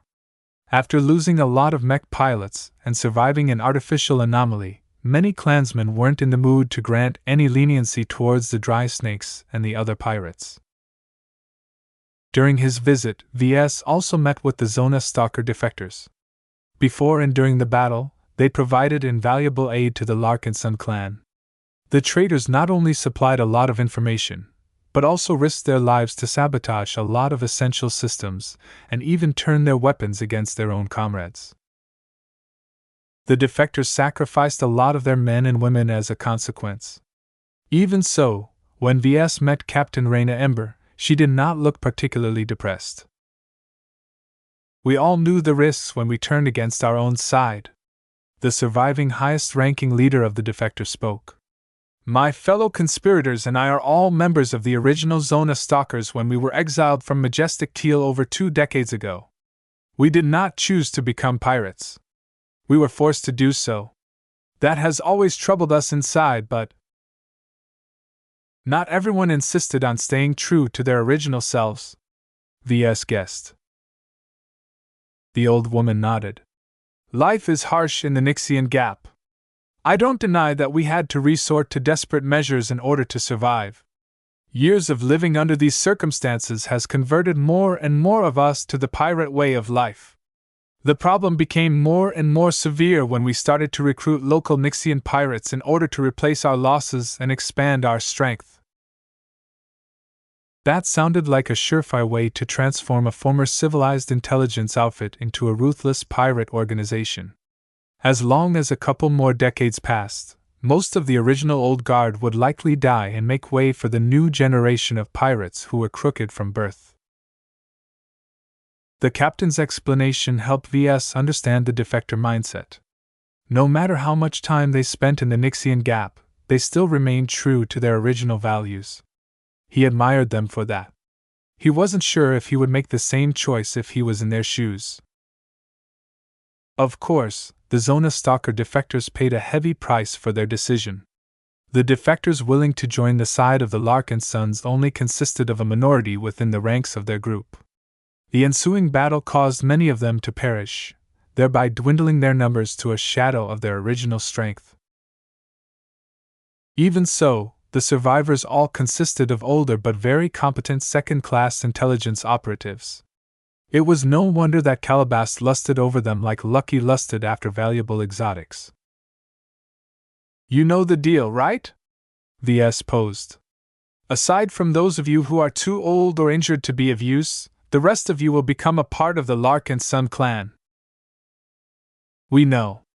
Many of us have studied your clan and like what we see. We can find no better home for us once we have obtained our pardons, Captain Ember replied. Don't worry. We haven't forgotten about our promise to stop by the Life Research Association in Majestic Teal. I'm not sure how long our fleet will linger there, but you'll have plenty of time to reunite with your families and possibly invite them to become a part of the clan as well. The defector leader smiled in relief. That is all we want. We are not ungrateful. We are willing to commit to you and the clan. Anything is better than to see ourselves and our fellow comrades degenerate more and more. The Nixian Gap is a great corrupting influence. You can't imagine what it is like to be confronted with harsh choices over and over again. Each time, there is a voice on your shoulders that urges you to opt for expediency rather than maintain your conscience. That truly does sound difficult, Ves lied. Anyway, one of the reasons I agreed to bring you to our former state is because I already considered putting it on my list of future destinations. Our clan is very lacking when it comes to biotech-related services, and it sounds like visiting a second-rate state that specializes in this area is a good way to remedy this shortcoming. Can you tell me more about the place you used to call home? We have been gone for over 2 decades, sir. While we have tried to keep up with the latest machinations and developments, I'm sure the political situation has changed. Don't underestimate the importance of that. The way the LRA is run means that the policies and interests of its highest leaders can lead to significant swings. You Majestic Tealers try to complicate everything related to politics. Reina Ember apologetically shrugged. It's not that puzzling once you realize that everyone is constantly pushing their own interests. As long as you figure out their agenda, you can already figure out whether you can work with them or whether they'll betray you at the first opportunity. Considering your history, it seems you Zona stalkers haven't been vigilant enough. That's fair. Don't follow our example. When you enter Majestic Teal, please keep in mind to remain on guard against anyone you meet. No matter who they are, as long as they are powerful or wealthy enough, they are inevitably masters of deception. Is the stereotype really true? For people at our level? Not necessarily. The Zona Stalker ruefully smiled. However, it seems that there is a universal rule that anyone at a senior position is inevitably selfish. That doesn't necessarily mean that they will betray you, but you can't afford to expose any vulnerabilities to them. Don't think that being a foreigner will protect you. In fact, that might make them even more unscrupulous.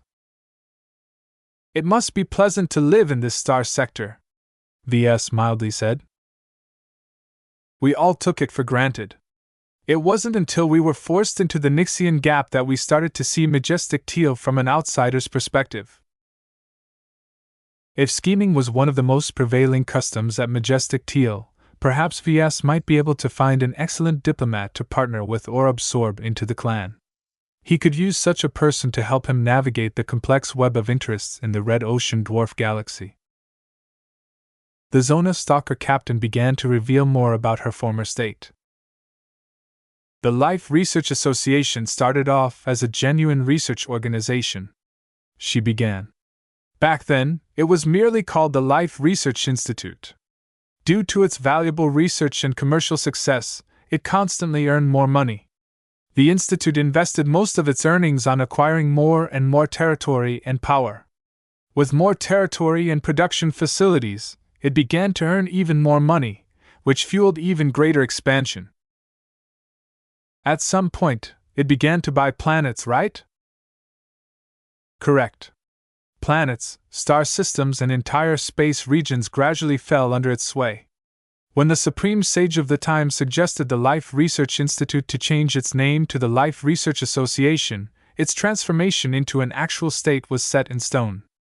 The LRA is much more than a biotech research institution these days, though it is still the market leader in many related fields to this day. The LRA was a technocracy. Its highest leaders and government officials consisted almost entirely of researchers and scientists. Not only that, but many of them actually specialized in genetics, exobiology, and many other biotech-related disciplines. With so many researchers obsessed with biotech in charge, it was a given that the LRA was set up to facilitate their research as much as possible. While there were many defects associated with this system of government, to outsiders the LRA was a regional holy land for biotech goods and services. There were multiple reasons why VS wanted to bring his fleet to the LRA. Considering his promise to provide every survivor of the excursion into the Nixian Gap a basic set of second-class implants and gene mod templates, Rania Woden needed a lot of reinforcements to tackle this enormous workload. Bolstering the Larkinson Biotech Institute was one of his highest priorities. Aside from that, VS also had a more personal reason to stop by the LRA. The state literally had the word life in its name. How could he refuse to explore the research-oriented state and debate the philosophy of life with its famed biotech researchers? VS had a feeling that he might be able to advance his design philosophy considerably as long as he explored the meaning of life with some of the foremost experts on this subject. In addition, he also had a professional reason to visit the LRA.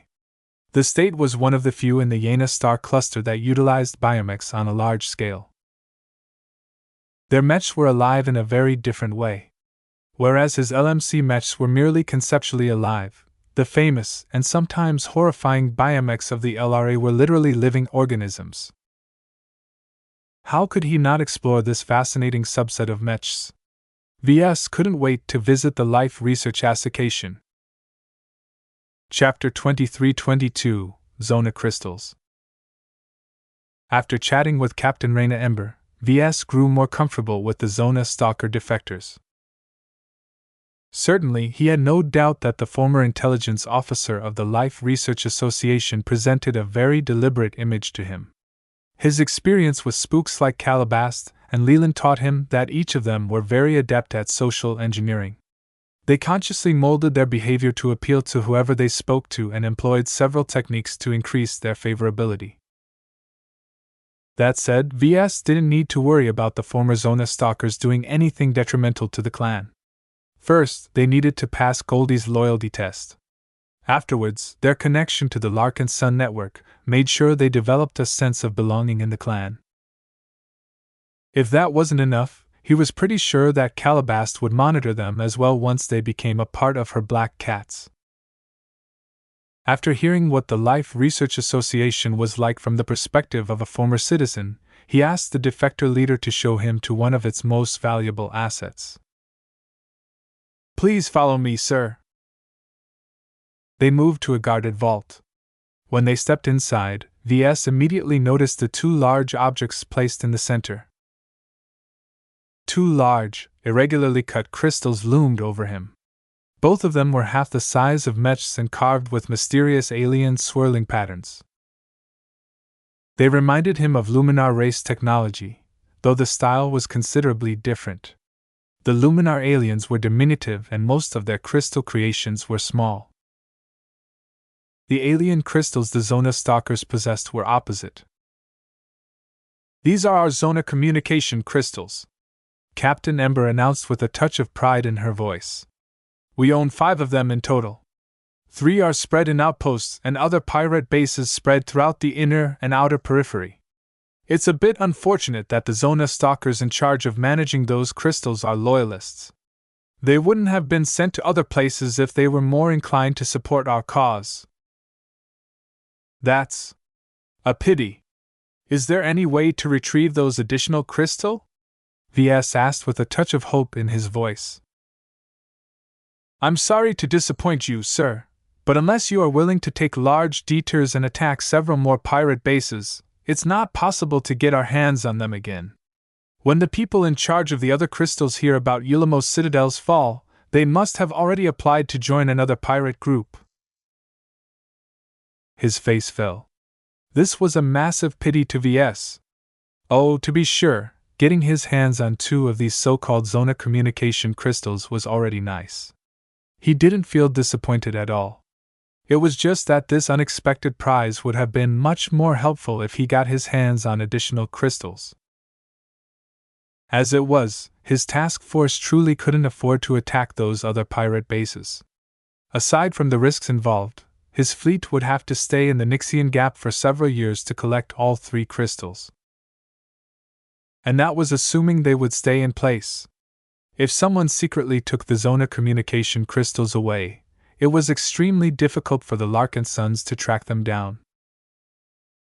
How was he supposed to return to his wedding in time if he wanted to chase after those additional crystals? "Can we try them out?" "Yes, sir."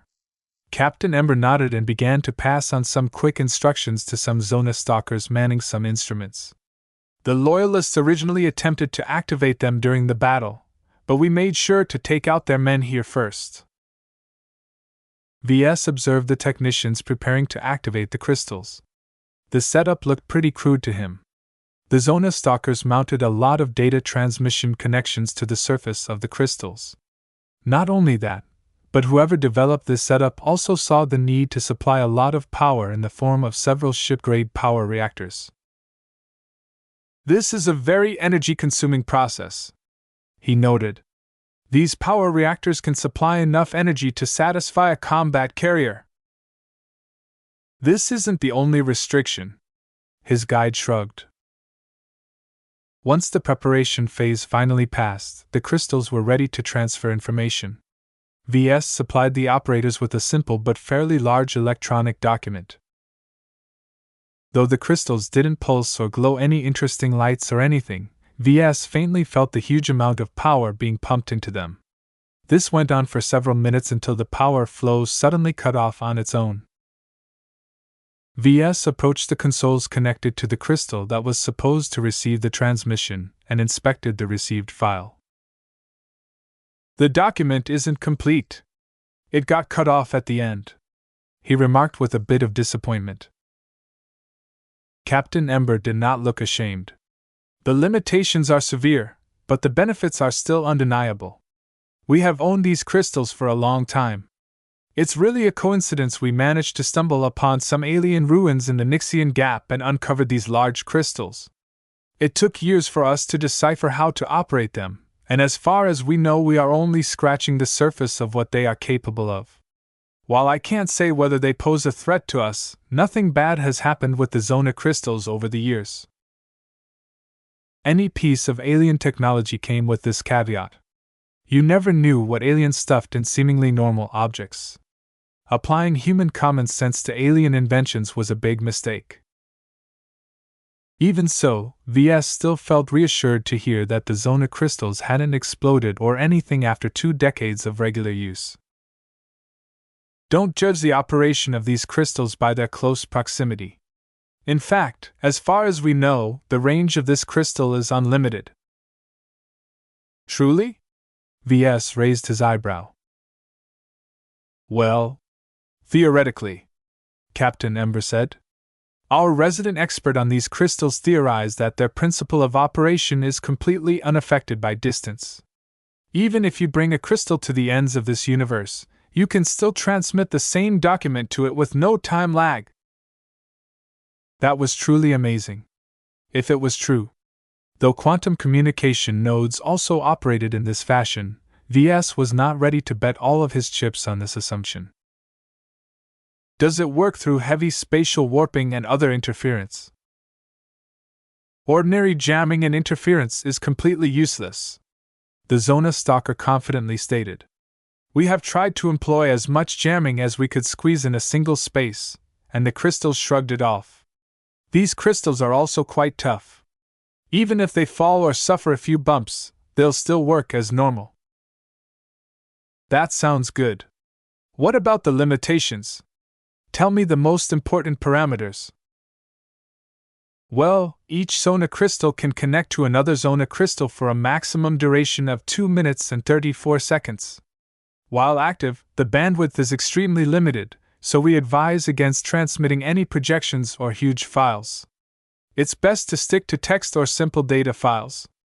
After that, whether the active crystals are sending or receiving data, they will turn inert for 86 hours, 29 minutes and 11 seconds before they can be activated again.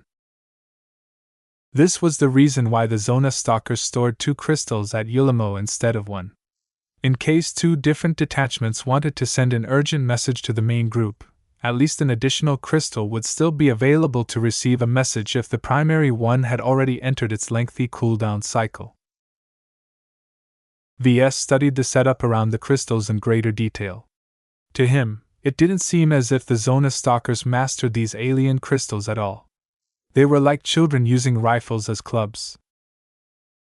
Can the bandwidth, duration, or cooldown time be improved? We haven't managed to do so up to this point. Our head scientist can tell you more, but we killed him when we took over this facility. A pity, Ves grimaced. He knew how painful it was to lose such a key figure. The head scientist must possess a wealth of knowledge surrounding the properties, operation, and additional secrets of the Zona crystals. Now that he and his team were gone, the remaining Zona Stalkers only had some encrypted notes to go on. The worst part about it was that the encryption was so good that it was extremely unlikely for the clan's resident hackers to unlock them in a reasonable amount of time. If the Larkinson clan wanted to utilize these Zona crystals to a greater degree, then Ves needed to start up a separate research team and get them to study these alien relics from the beginning. Well, even if we can't improve them, they are still incredibly helpful to the clan in their current state, Ves concluded. The Zona Stalker nodded. There are many more effective methods of communication in existence. However, there are few that can work regardless of distance and resist an incredible amount of jamming. Have you ever figured out if these crystals work in the core region of the Nixian Gap? No. We don't dare to step foot there, Ember quickly replied. We aren't sure whether these crystals will still be able to transmit any data under such abnormal circumstances. The clan would have to test that, Ves supposed. Final question, have you tested how secure the data transmissions are? Has anyone intercepted them or accessed them in any way? While we can't say for sure, we have tried our best to do so. We failed. As you have seen, despite the huge amount of power they expend when they are active, they don't actually grow hotter or flash any interesting lights.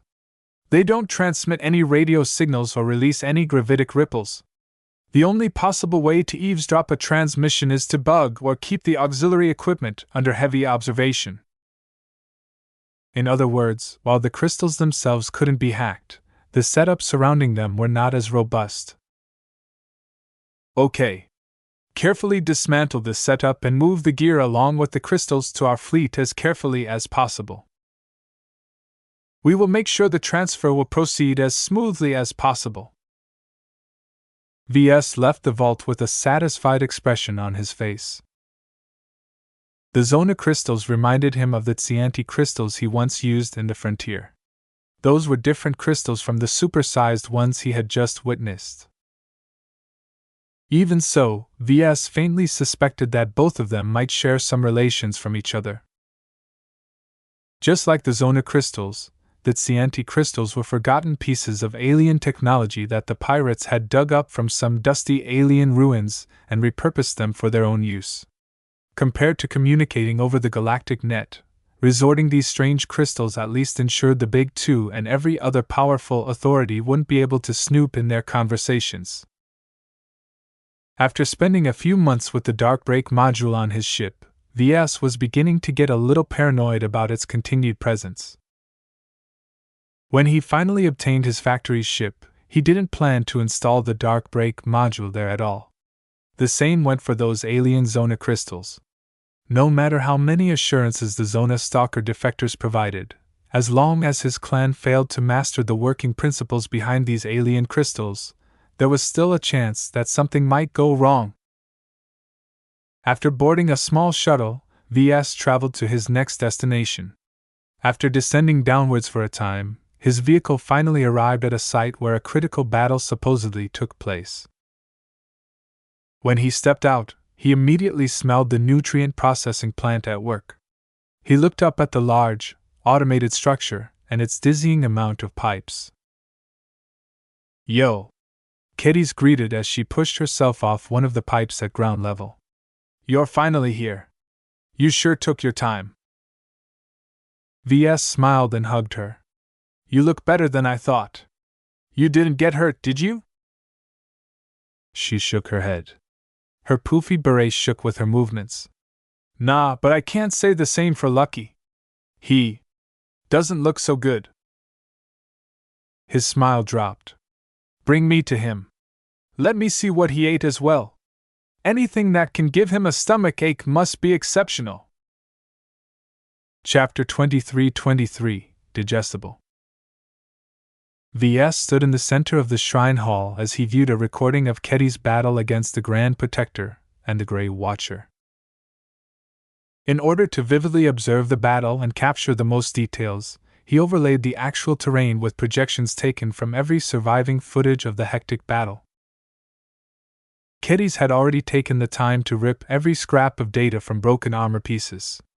Even when Grand Protector Rose-Ho ripped apart the combat armor of every paralyzed victim, some of them still possessed intact sensors that faithfully recorded what they observed and stored them in backup data chips. The fidelity and quality of the footage varied wildly, especially due to the large amount of interference thrown up by the dark fog. Ketty's only managed to obtain decent results by combining many sources of footage. Tentacles piercing through bodies. Helpless victims laying paralyzed on the ground. The Grand Protectors sacrificing their bodies while ranting about life of all topics. The huge idol of a dark god falling over. Unfortunately, what happened next got cut off when the fallen statue of the tentacled whale suddenly spewed out all of the darkness without restraint. The interference thrown from such a huge movement of energy at close ranges overwhelmed many sensors. "That was a pity." Ketty's described a vivid, desperate struggle while she was eating lunch.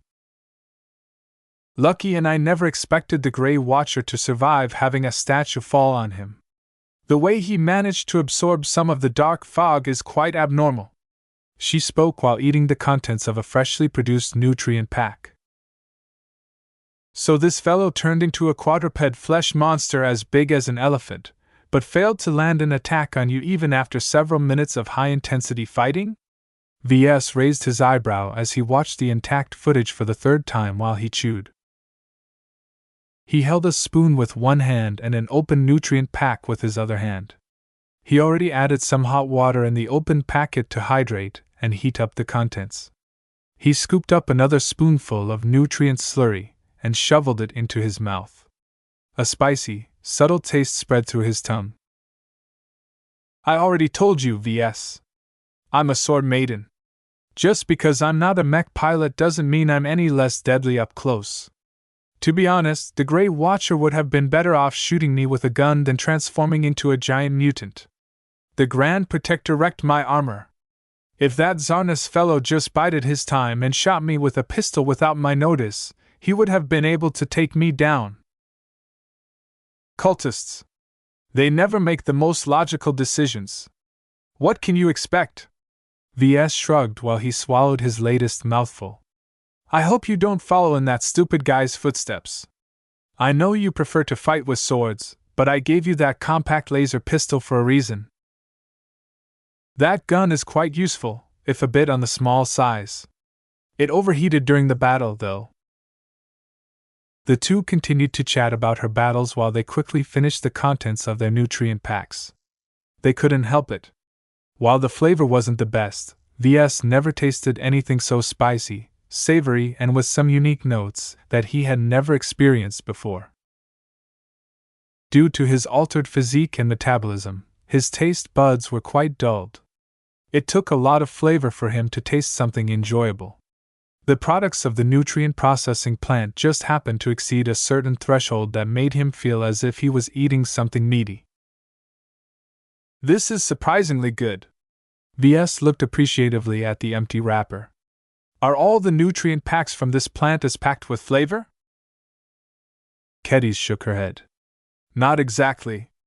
The output is rather variable. Quality control here isn't too strict, especially when it comes to the selection of ingredients. The input changes day by day, which means that each nutrient pack comes out just a bit differently every time. That's one of the appeals of pirate-produced food. For many local Nixian residents, nutrient packs are all they will ever eat in their lives. Tasting different flavors from the same brand helps keep their meals more varied. That made sense to Ves. In a barren region like the Nixian Gap, it wasn't as if there were large, fertile planets and land masses lit by suns. Cultivating natural foodstuffs required a lot of space, so cultivating plants or cattle in indoor farms was fairly trouble. While the Larkinsons already encountered a fair amount of sophisticated vertical farms at Ulamo, the energy, resources, and manpower put into them was fairly onerous. In the skewed economy of the Nixian Gap, regular people could never afford to eat organic food on a daily basis. For this reason, most people simply grew up eating nutrient packs instead. All it took to produce them was to process and mix a large amount of organic matter together. This could be anything from sewage, compost, or even industrially synthesized compounds. There was nothing wrong with eating such food. It was simply a way to produce food that was nutritious enough for humans to live on at the highest possible efficiency and the least amount of waste. In the most ideal circumstances, food produced and consumed in an isolated settlement or space station could be maintained in a closed loop. The meals that the local residents ate were eventually discharged into sewage. That sewage flowed back to a treatment plant which broke it all down. The resulting output would then be brought to a nutrient processing plant much like this one and be made into freshly produced nutrient packs. This was simply a human method to shorten the natural cycle of consumption. A more natural cycle involved tedious, wasteful, and time-consuming steps such as cultivating crops, feeding some of them to cattle, butchering them for meat, and so on. With space and resources in places like the Nixian Gap at a premium, how could the pirates ever have the patience to go through all of that trouble? Even so, pirates could be quite creative when it came to varying the flavor profiles of their nutrient packs. Since they depended so much on them for sustenance in their daily lives, Ves discovered that they had become quite skilled at providing them with interesting flavors. I made sure to reserve a couple of crates of nutrient packs from this plant that you might find interesting. Kedis smiled knowingly at Ves. I know you'd love them. They're quite unique. It's too bad that Lucky isn't doing so well. The local cuisine seems to trouble him quite a bit. They turned their attention to a mechanical cat that was splayed flat on the floor. Meow. Lucky weakly meowed. His cat looked like he had eaten something abominable and suffered the consequences of it. When Ves initially heard about Lucky's digestion problems, he reacted with worry. However, now that he saw his cat, he felt his cat deserved what he had brought on himself. Who told him it was a good idea to eat portions of an ancient alien statue? Ves couldn't actually tell whether Lucky would recover from inspecting his mechanical body. Examining his damaged and repairing body was pointless due to the sheer complexity of his construction. Scans couldn't even penetrate into his internals. The true reason why Ves put down his worries was because he observed that Lucky was fine from a spiritual angle. Sure, it was showing signs of instability due to the great amount of discomfort Lucky experienced. Yet it was also growing stronger, signifying that the gem cat ultimately benefited considerably from what he had eaten. In other words, the problem wasn't that Lucky had eaten something bad. In fact, the chunks of metal he ingested were both potent but very difficult to digest, thereby forcing him to direct most of his energy towards processing his difficult meal. Meow. Meow. Ves bent down to pet Lucky's exterior plating. He closely looked at the glowing rents that were growing smaller day by day. Even without his stomach ache, Lucky wasn't in a shape to play commando cat for at least several weeks. So the misfortune harness broke? Yes, Ketty said. The rising red dragon suit you upgraded for me broke as well. Did you preserve your helmet? I did. Our clansmen already picked up all of the debris and set them aside. That's good. I used very special material to line the misfortune harness and your helmet. I don't want to waste any of it. I'll build you a new suit of combat armor when I have time. You don't have to worry about that. I know you're busy. I can build my own or settle for one of the standard suits. Ketty's brushed the issue aside. Though she had a point, this battle proved that normal protection didn't cut it anymore for someone as important as her. Not every problem could be solved with mechs. The Battle of Yulamos Citadel revealed the importance of a strong infantry force to him. Right now, they were something of an afterthought to him, though Major Verl and the various officers under his command already covered this necessity. As a mech designer, Ves often exhibited a blind spot for combat forces that weren't mechs. Back in the Sand War, he adopted a dismissive attitude towards starfighters, even though they contributed significantly in the defense of the Bright Republic and other states. In many wars, the confrontations between mechs decided the outcome of a campaign. The infantry battles that ensued mostly consisted of cleanup operations. That said, the Larkinson clan was different from a state. Infantry played an elevated role to them. Ves increasingly felt the need to invest specifically in a strong and distinct infantry force. He even felt tempted to design some exclusive infantry gear for his clansmen. The reason for that was due to another shortcoming exposed by the previous battle. The Larkinson clan and especially the Penitent Sisters both possessed a lot of strength against material foes. Yet as soon as his enemies resorted to more esoteric methods such as calling down an artificial anomaly, much of the tech couldn't cope with the spiritual attacks that ensued.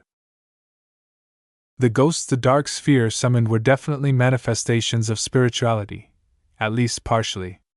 It took his own spiritual efforts as well as the help of the transcendent mech pilots of the Larkinson clan to defeat the Hallowed Abyss Temple's efforts at Yulamos Citadel.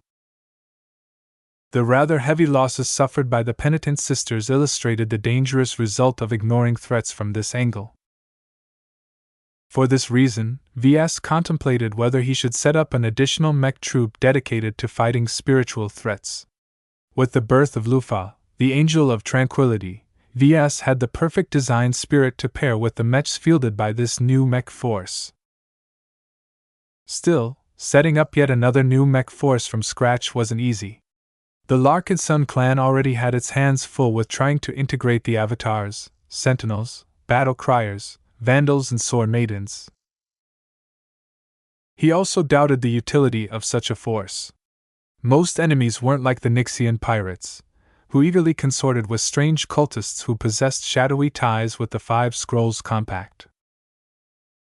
Once he returned to civilized space, Ves shouldn't encounter too many weirdos, though he couldn't rule out the possibility entirely. He decided to set this matter aside and revisit it when he returned to civilized space. Many matters couldn't be done when he was still in the Nixian Gap. Ves turned his attention back to the present. After caressing Lucky's tired head one last time, he turned around and approached the fallen statue. The Larkinsons that came to clean up the site refused to disturb it. The fact that it looked awfully close to the giant alien monster that had almost threatened to wipe everyone out was the biggest reason why no one wanted to touch it. They didn't even have the guts to poke it with a bat. So this is the source. Ves spoke with an interested expression. I wonder what it's made of. If it is potent enough to give stomach indigestion, then it's probably valuable. Chapter 23-24 Unending Alloy. The statue was tall but quite narrow. It depicted the Unending One in an upright posture with its maw opening up as if to swallow the heavens. Its numerous tentacles stretched out from across his length and curled up in random directions in a chaotic pattern. The only exception was the base of the statue. Due to the awkward nature of making a statue of a whale-like creature in a vertical posture, the bottom needed some support. The solution chosen by its original crafters was to cleverly curl some of the tentacles of the dark god into a somewhat flat base. Enough tentacles pooled downwards to provide sufficient support for the statue in any environment subjected to gravity. Of course, a more elegant way to keep the dark metal statue upright was to cancel gravity entirely in its presence. In fact, the aliens could have integrated such tech in the statue itself. There must be a reason why it was built in such a primitive fashion.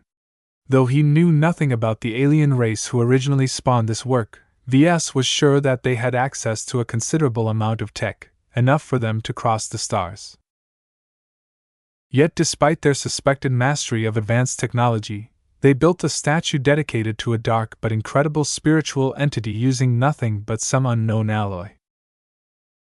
The exact material quickly attracted his attention. Ves studied the scanning results produced when the Larkinsons came and inspected the shrine.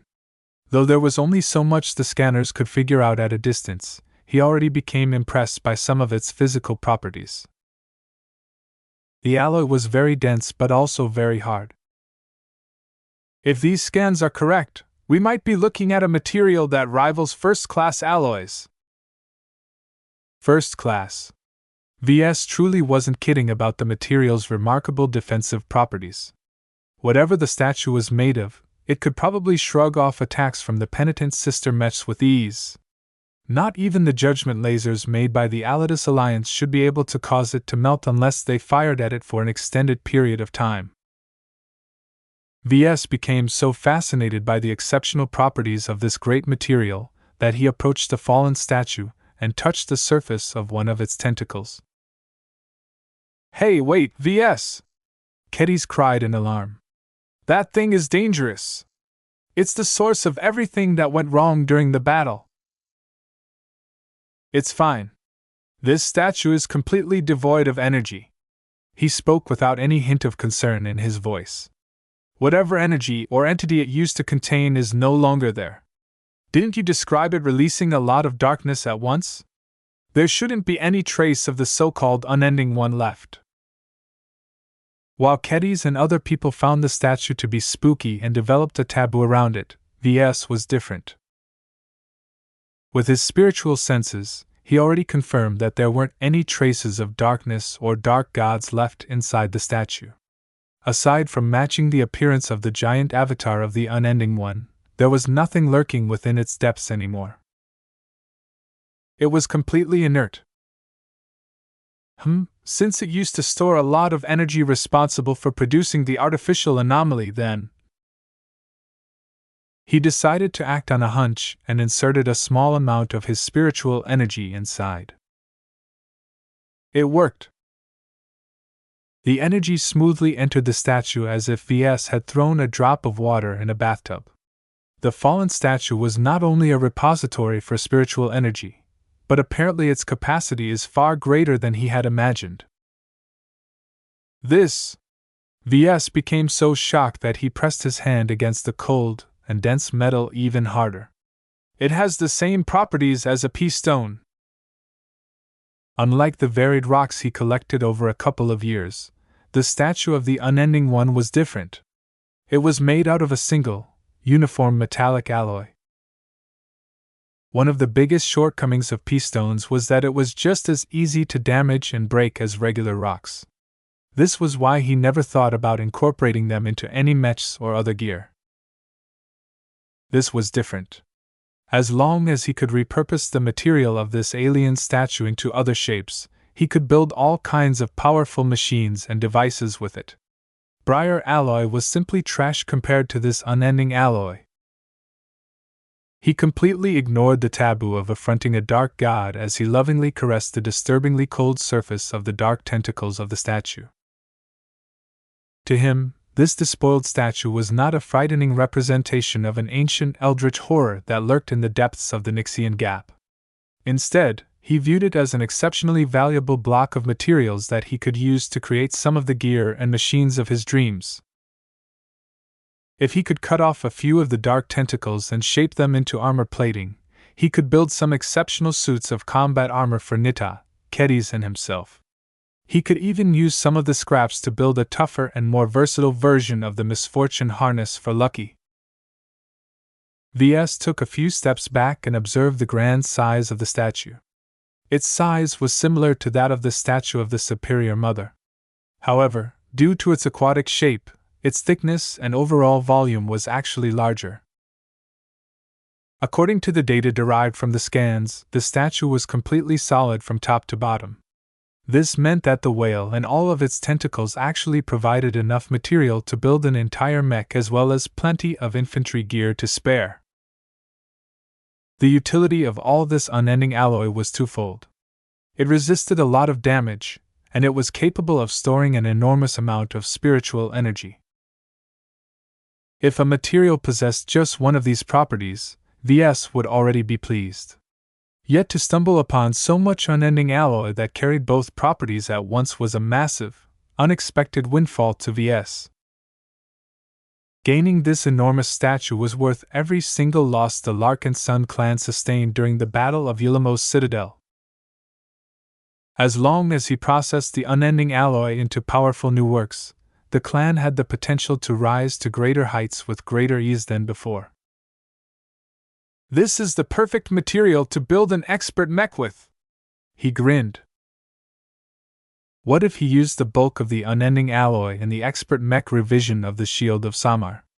Such a mech would turn into a true defensive bulwark. Though Ves wasn't quite sure yet how to integrate the spiritual energy storage property with the resonance abilities of expert mechs, he had a hunch that it might be able to amplify Venerable Janzi's barrier generation abilities. One of the strengths of Janzi's abilities that the defensive barriers she could project could cover more than just her mech. During her breakthrough, she already displayed the potential to project a barrier that was large enough to cover the Scarlet Rose and several mech companies. Yet the downside to covering such a vast area was that the energy expenditure was immense. No matter how potent force of will could be, it was still finite. If Janzi piloted a Shield of Samar that incorporated a lot of unending alloy, then she might be able to store a lot of energy into it. It was similar to how Ves dumped the excess spiritual energy produced by his grand dynamo into his pea-stones. An even better possibility would be if Kilangso could store her spiritual energy into the mech. Since a mech made out of unending alloy was basically a giant, damage-resistant pea-stone, either Janzi or Kilangso or both could slowly insert their energy into it. The longer they deposited their energy savings into the Shield of Samar, the greater the protection it could offer in any battle. With these formidable capabilities, such an expert mech would definitely rival or exceed the top expert mechs developed by the Masters of the Friday Coalition and the Hexadric Hegemony. In fact, this was just one of the potential uses that Ves had cooked up in his mind. Another option that sounded just as compelling was to reserve the unending alloy to build Joshua's future expert mech. Though VS had made no choices at all on the vision and design concept of Joshua's expert mech, the importance of this machine was greater than any other expert mech, the Shield of Samar included. This was because Joshua's force of will centered around life, and happened to match his own spiritual attributes with perfect compatibility. Joshua was perhaps the most ideal mech pilot that could ever pilot his mechs. With such exceptional compatibility and synergy between the mech pilot and the mech designer, how could VS not exploit this favorable condition to the fullest? Whatever resonance abilities Joshua eventually developed, VS was pretty sure that he could design and fabricate an expert mech that contained much more life than any of the mechs he designed before. Not even his Devil Tiger, which was arguably his greatest design to date, would be able to equal the machine he eventually intended to pair with his most compatible mech pilot. VS heaved more and more as a lot of great and promising design ideas flitted through his mind. The unending alloy was practically made to realize his expert mech design ambitions. For a moment, he became exceptionally greedy for more of these ancient statues. How many of them did the hallowed Abyss Temple excavate from the alien ruins of the Nixian Gap? Considering that this exceptionally valuable statue was casually placed in a mere shrine in the inner periphery of the Nixian Gap, it shouldn't be rare or valuable to the cultists. What if the hallowed Abyss Temple possessed hundreds of statues? What if they were spread in numerous other pirate bases? VS felt tempted to cancel all of his current plans and keep hitting pirate bases that hosted similar shrines. Even if he lost a couple of hundred more mech pilots, obtaining yet another statue of a dark god was worth the trade-off. I can't, he suddenly reminded himself. His logic asserted itself. It was all well and good to make such a trade-off, but Task Force Predator couldn't sustain so many losses. Their current strength had already dipped below a level he felt comfortable with. Attacking formidable pirate bases such as Frostbite Fortress would likely doom the entire task force entirely, especially when the Grey Watchers stationed at those shrines conducted destructive rituals. Aside from this risk, VS had an even greater reason why he couldn't afford to chase after more statues of the Dark Gods. He needed to return in time to catch his own wedding. This reason alone was enough for him to shelve his ambitious plans to collect enough unending alloy to build a mech company's worth of expert mechs. I'm being too greedy. He shook his head. It pained him quite a bit to let go of this opportunity to obtain more of this fantastic material. With its two vital properties, unending alloy was perhaps the best and most suitable material for him to build his mechs with.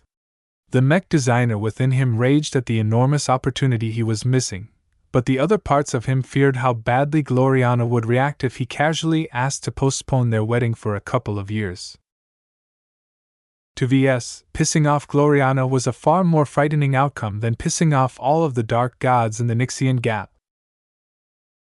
Okay, forget about it. I should be happy with what I've gotten. After he calmed himself down, he ordered the statue to be taken away. Its size and density made it rather difficult to take it away. The extensive problems the transportation crew experienced reminded VS of a very important detail. Wait, if all of this unending alloy is so resistant to damage, how can I extract it from the statue? He doubted that any of the industrial machines in his fleet could process such a hardy material. Perhaps not even the formidable production equipment of his upcoming factory ship was capable of working with such a powerful first-class alloy. Do I have to get lucky to bite the statue into pieces in order to work with the material? Meow. Chapter 23-25, Shortcomings. The jubilation he felt at obtaining a huge amount of newly discovered unending alloy didn't last long. After he picked up Lucky and left the shrine, VS visited a vault that presumably stored the Grand Protector's most valuable possessions. The old man collected a lot of trophies and interesting materials over the years. Much of the random scraps of medium and high-grade exotics could be used to build higher-performing mechs, though their low individual quantities made it difficult to do so. If nothing else, Ves could trade them for other strategic materials that weren't easily available. Yet of all of the valuables contained in the small vault, Ves hadn't seen hide or hair of any B-stones. Where did the Grand Protector store all of his B-stone? I thought that Yulamos Citadel was supposed to sit on top of an entire deposit of this material. Sir, we found the material you were looking for in the Grand Protector's personal estate. The properties match the parameters that you have specified. Take me there. They moved to a small palace built closer to the center of Yulamos Citadel. A lot of effort had been put into planting gardens and adding opulent decorations. Ves wasn't interested in these useless aesthetics. He stormed through the front gates and followed his guide to the master bedroom of the mansion. He soon came face to face with the biggest concentration of B-stone he had ever seen. It's a bed? The king-sized bed certainly looked comfortable. The thick, soft pillows and smooth, gentle fabric didn't appear to be made in a rotten place like the Nixian Gap. Ves was sure that the Grand Protector managed to import it from civilized space. Tear it all out.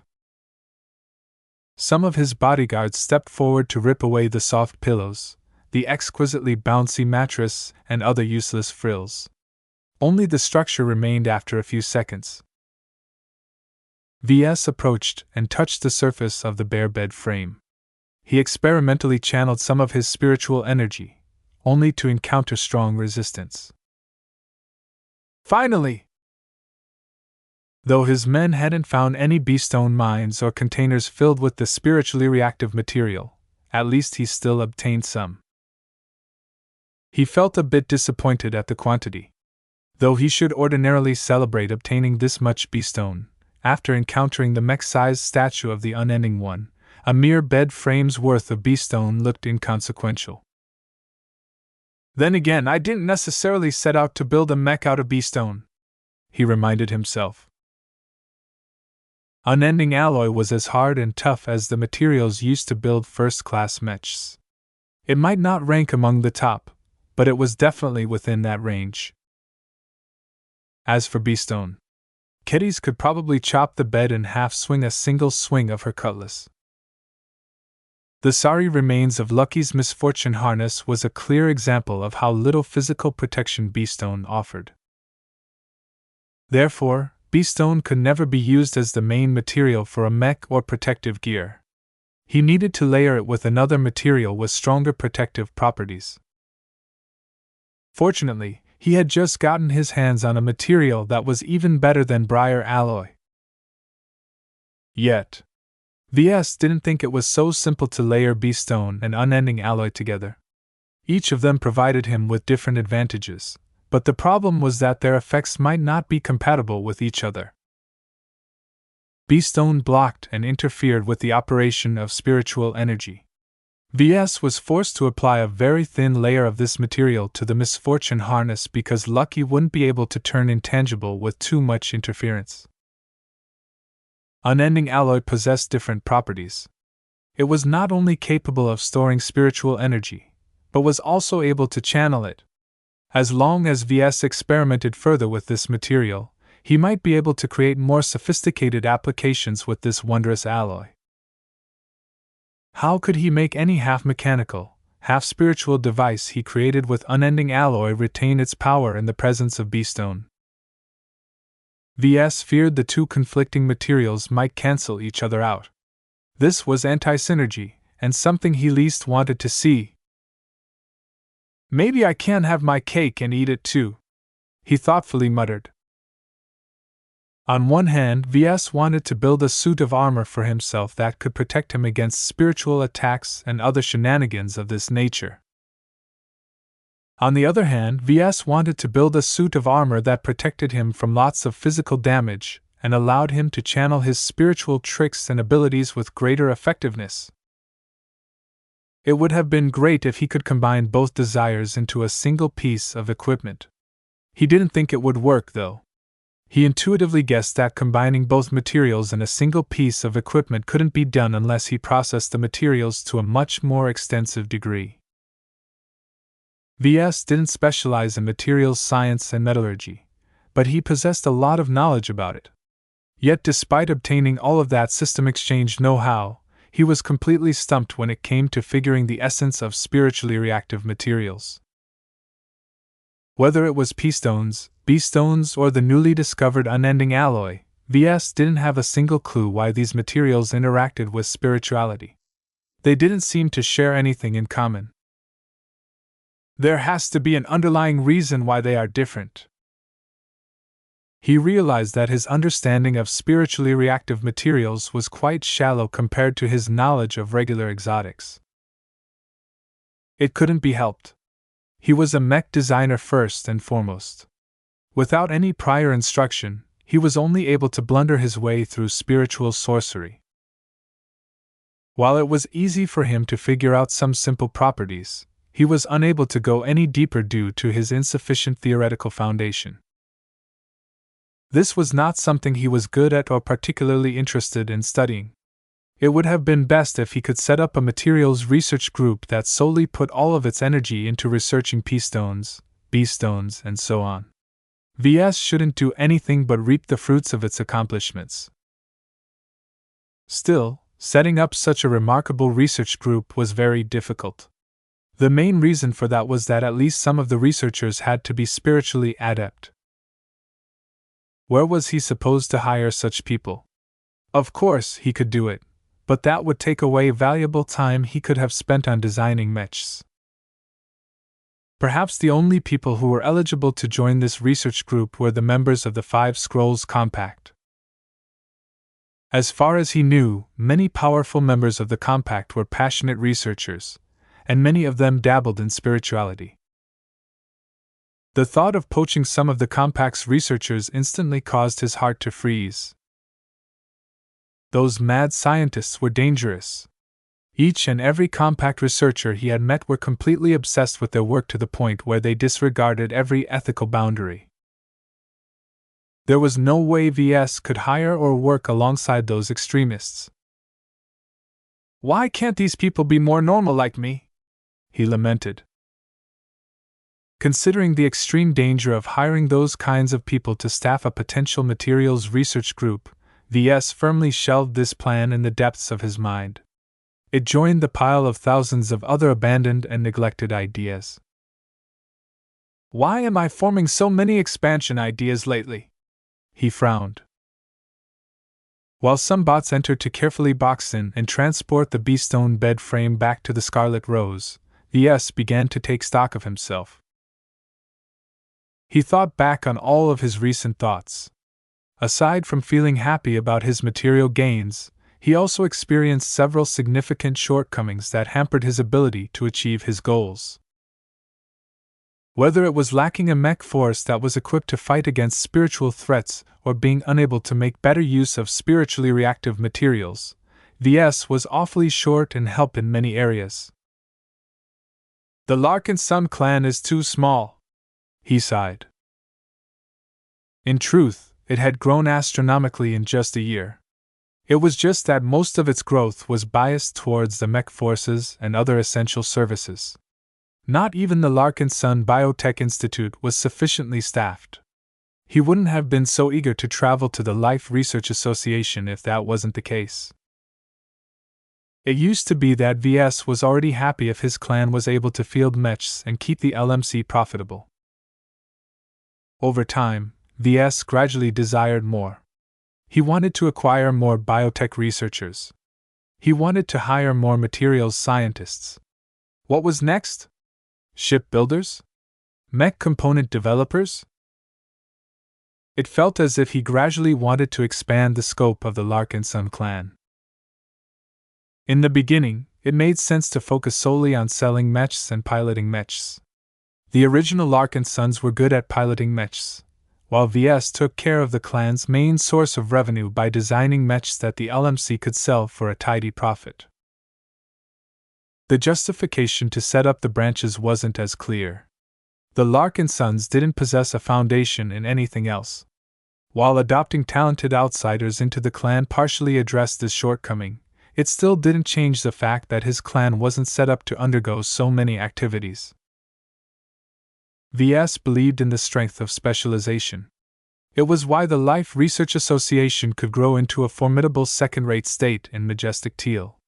Its research and applications into biotech conveyed the institute-turned-state a powerful competitive advantage which it leveraged to trade for other essentials. He faintly felt that his Larkinson clan might be following the growth trajectory of the LRA. Are we evolving into a state? He felt a bit mixed about this direction. While he wanted his clan to become self-sufficient, he didn't want his clan to get bogged down by too many responsibilities. The problem was that adding more responsibilities was inevitable if he wanted to grow stronger. Well, this is not an immediate issue. He shrugged.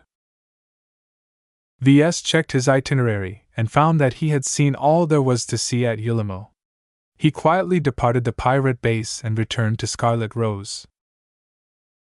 Once he reached his ship, he headed straight to the isolated chamber and activated the dark break module. He decided to call Master Willix. Hello, Ves. The Master Mech Designer's physical projection appeared as soon as she accepted the call. I have been waiting to hear more details about your successful assault. My people have just finished sorting out what happened during the near disaster. A lot of confusing stuff happened and much of our logs and data don't make any sense. Forgive us for not providing you with clear recordings and telemetry during the latter half of the battle. He waved his hand, transferring one of the files he had just obtained from Major Vril. The Dark Break module almost instantly transferred the large data package to Master Willix at center point. She rapidly opened the package and rapidly skimmed over some of the documents and footage with her implant. She quickly frowned and threw a disapproving stare at him. I see what you mean. Ves spread his hands. These Nixian pirates have become more and more outrageous with each passing day. Not only did the dry snakes employ a lot of taboo weapons, they also manipulated the unstable fabric of space-time of the Nixian Gap. He expressly avoided any mention of gods, spirituality, psionic power, or anything else outside the norm. He even brushed aside Venerable Janzi's amazing breakthrough. The sanitized footage, reports and logs he sent to Master Willix and the MTA shouldn't possess any incriminating material. He didn't even want to put on his stupid hat to rant about gods. Talking about the Unending One was very dangerous due to the Dark God's apparent connection to the Five Scrolls Compact. There was something very dangerous about the Hallowed Abyss Temple. How were the Grey Watchers able to evoke great rituals and even absorb some of the dark energy themselves? Random people could never accomplish these mind-boggling feats. The Five Scrolls Compact definitely had a hand in these developments. Ves didn't want to get involved in this huge conspiracy at this time.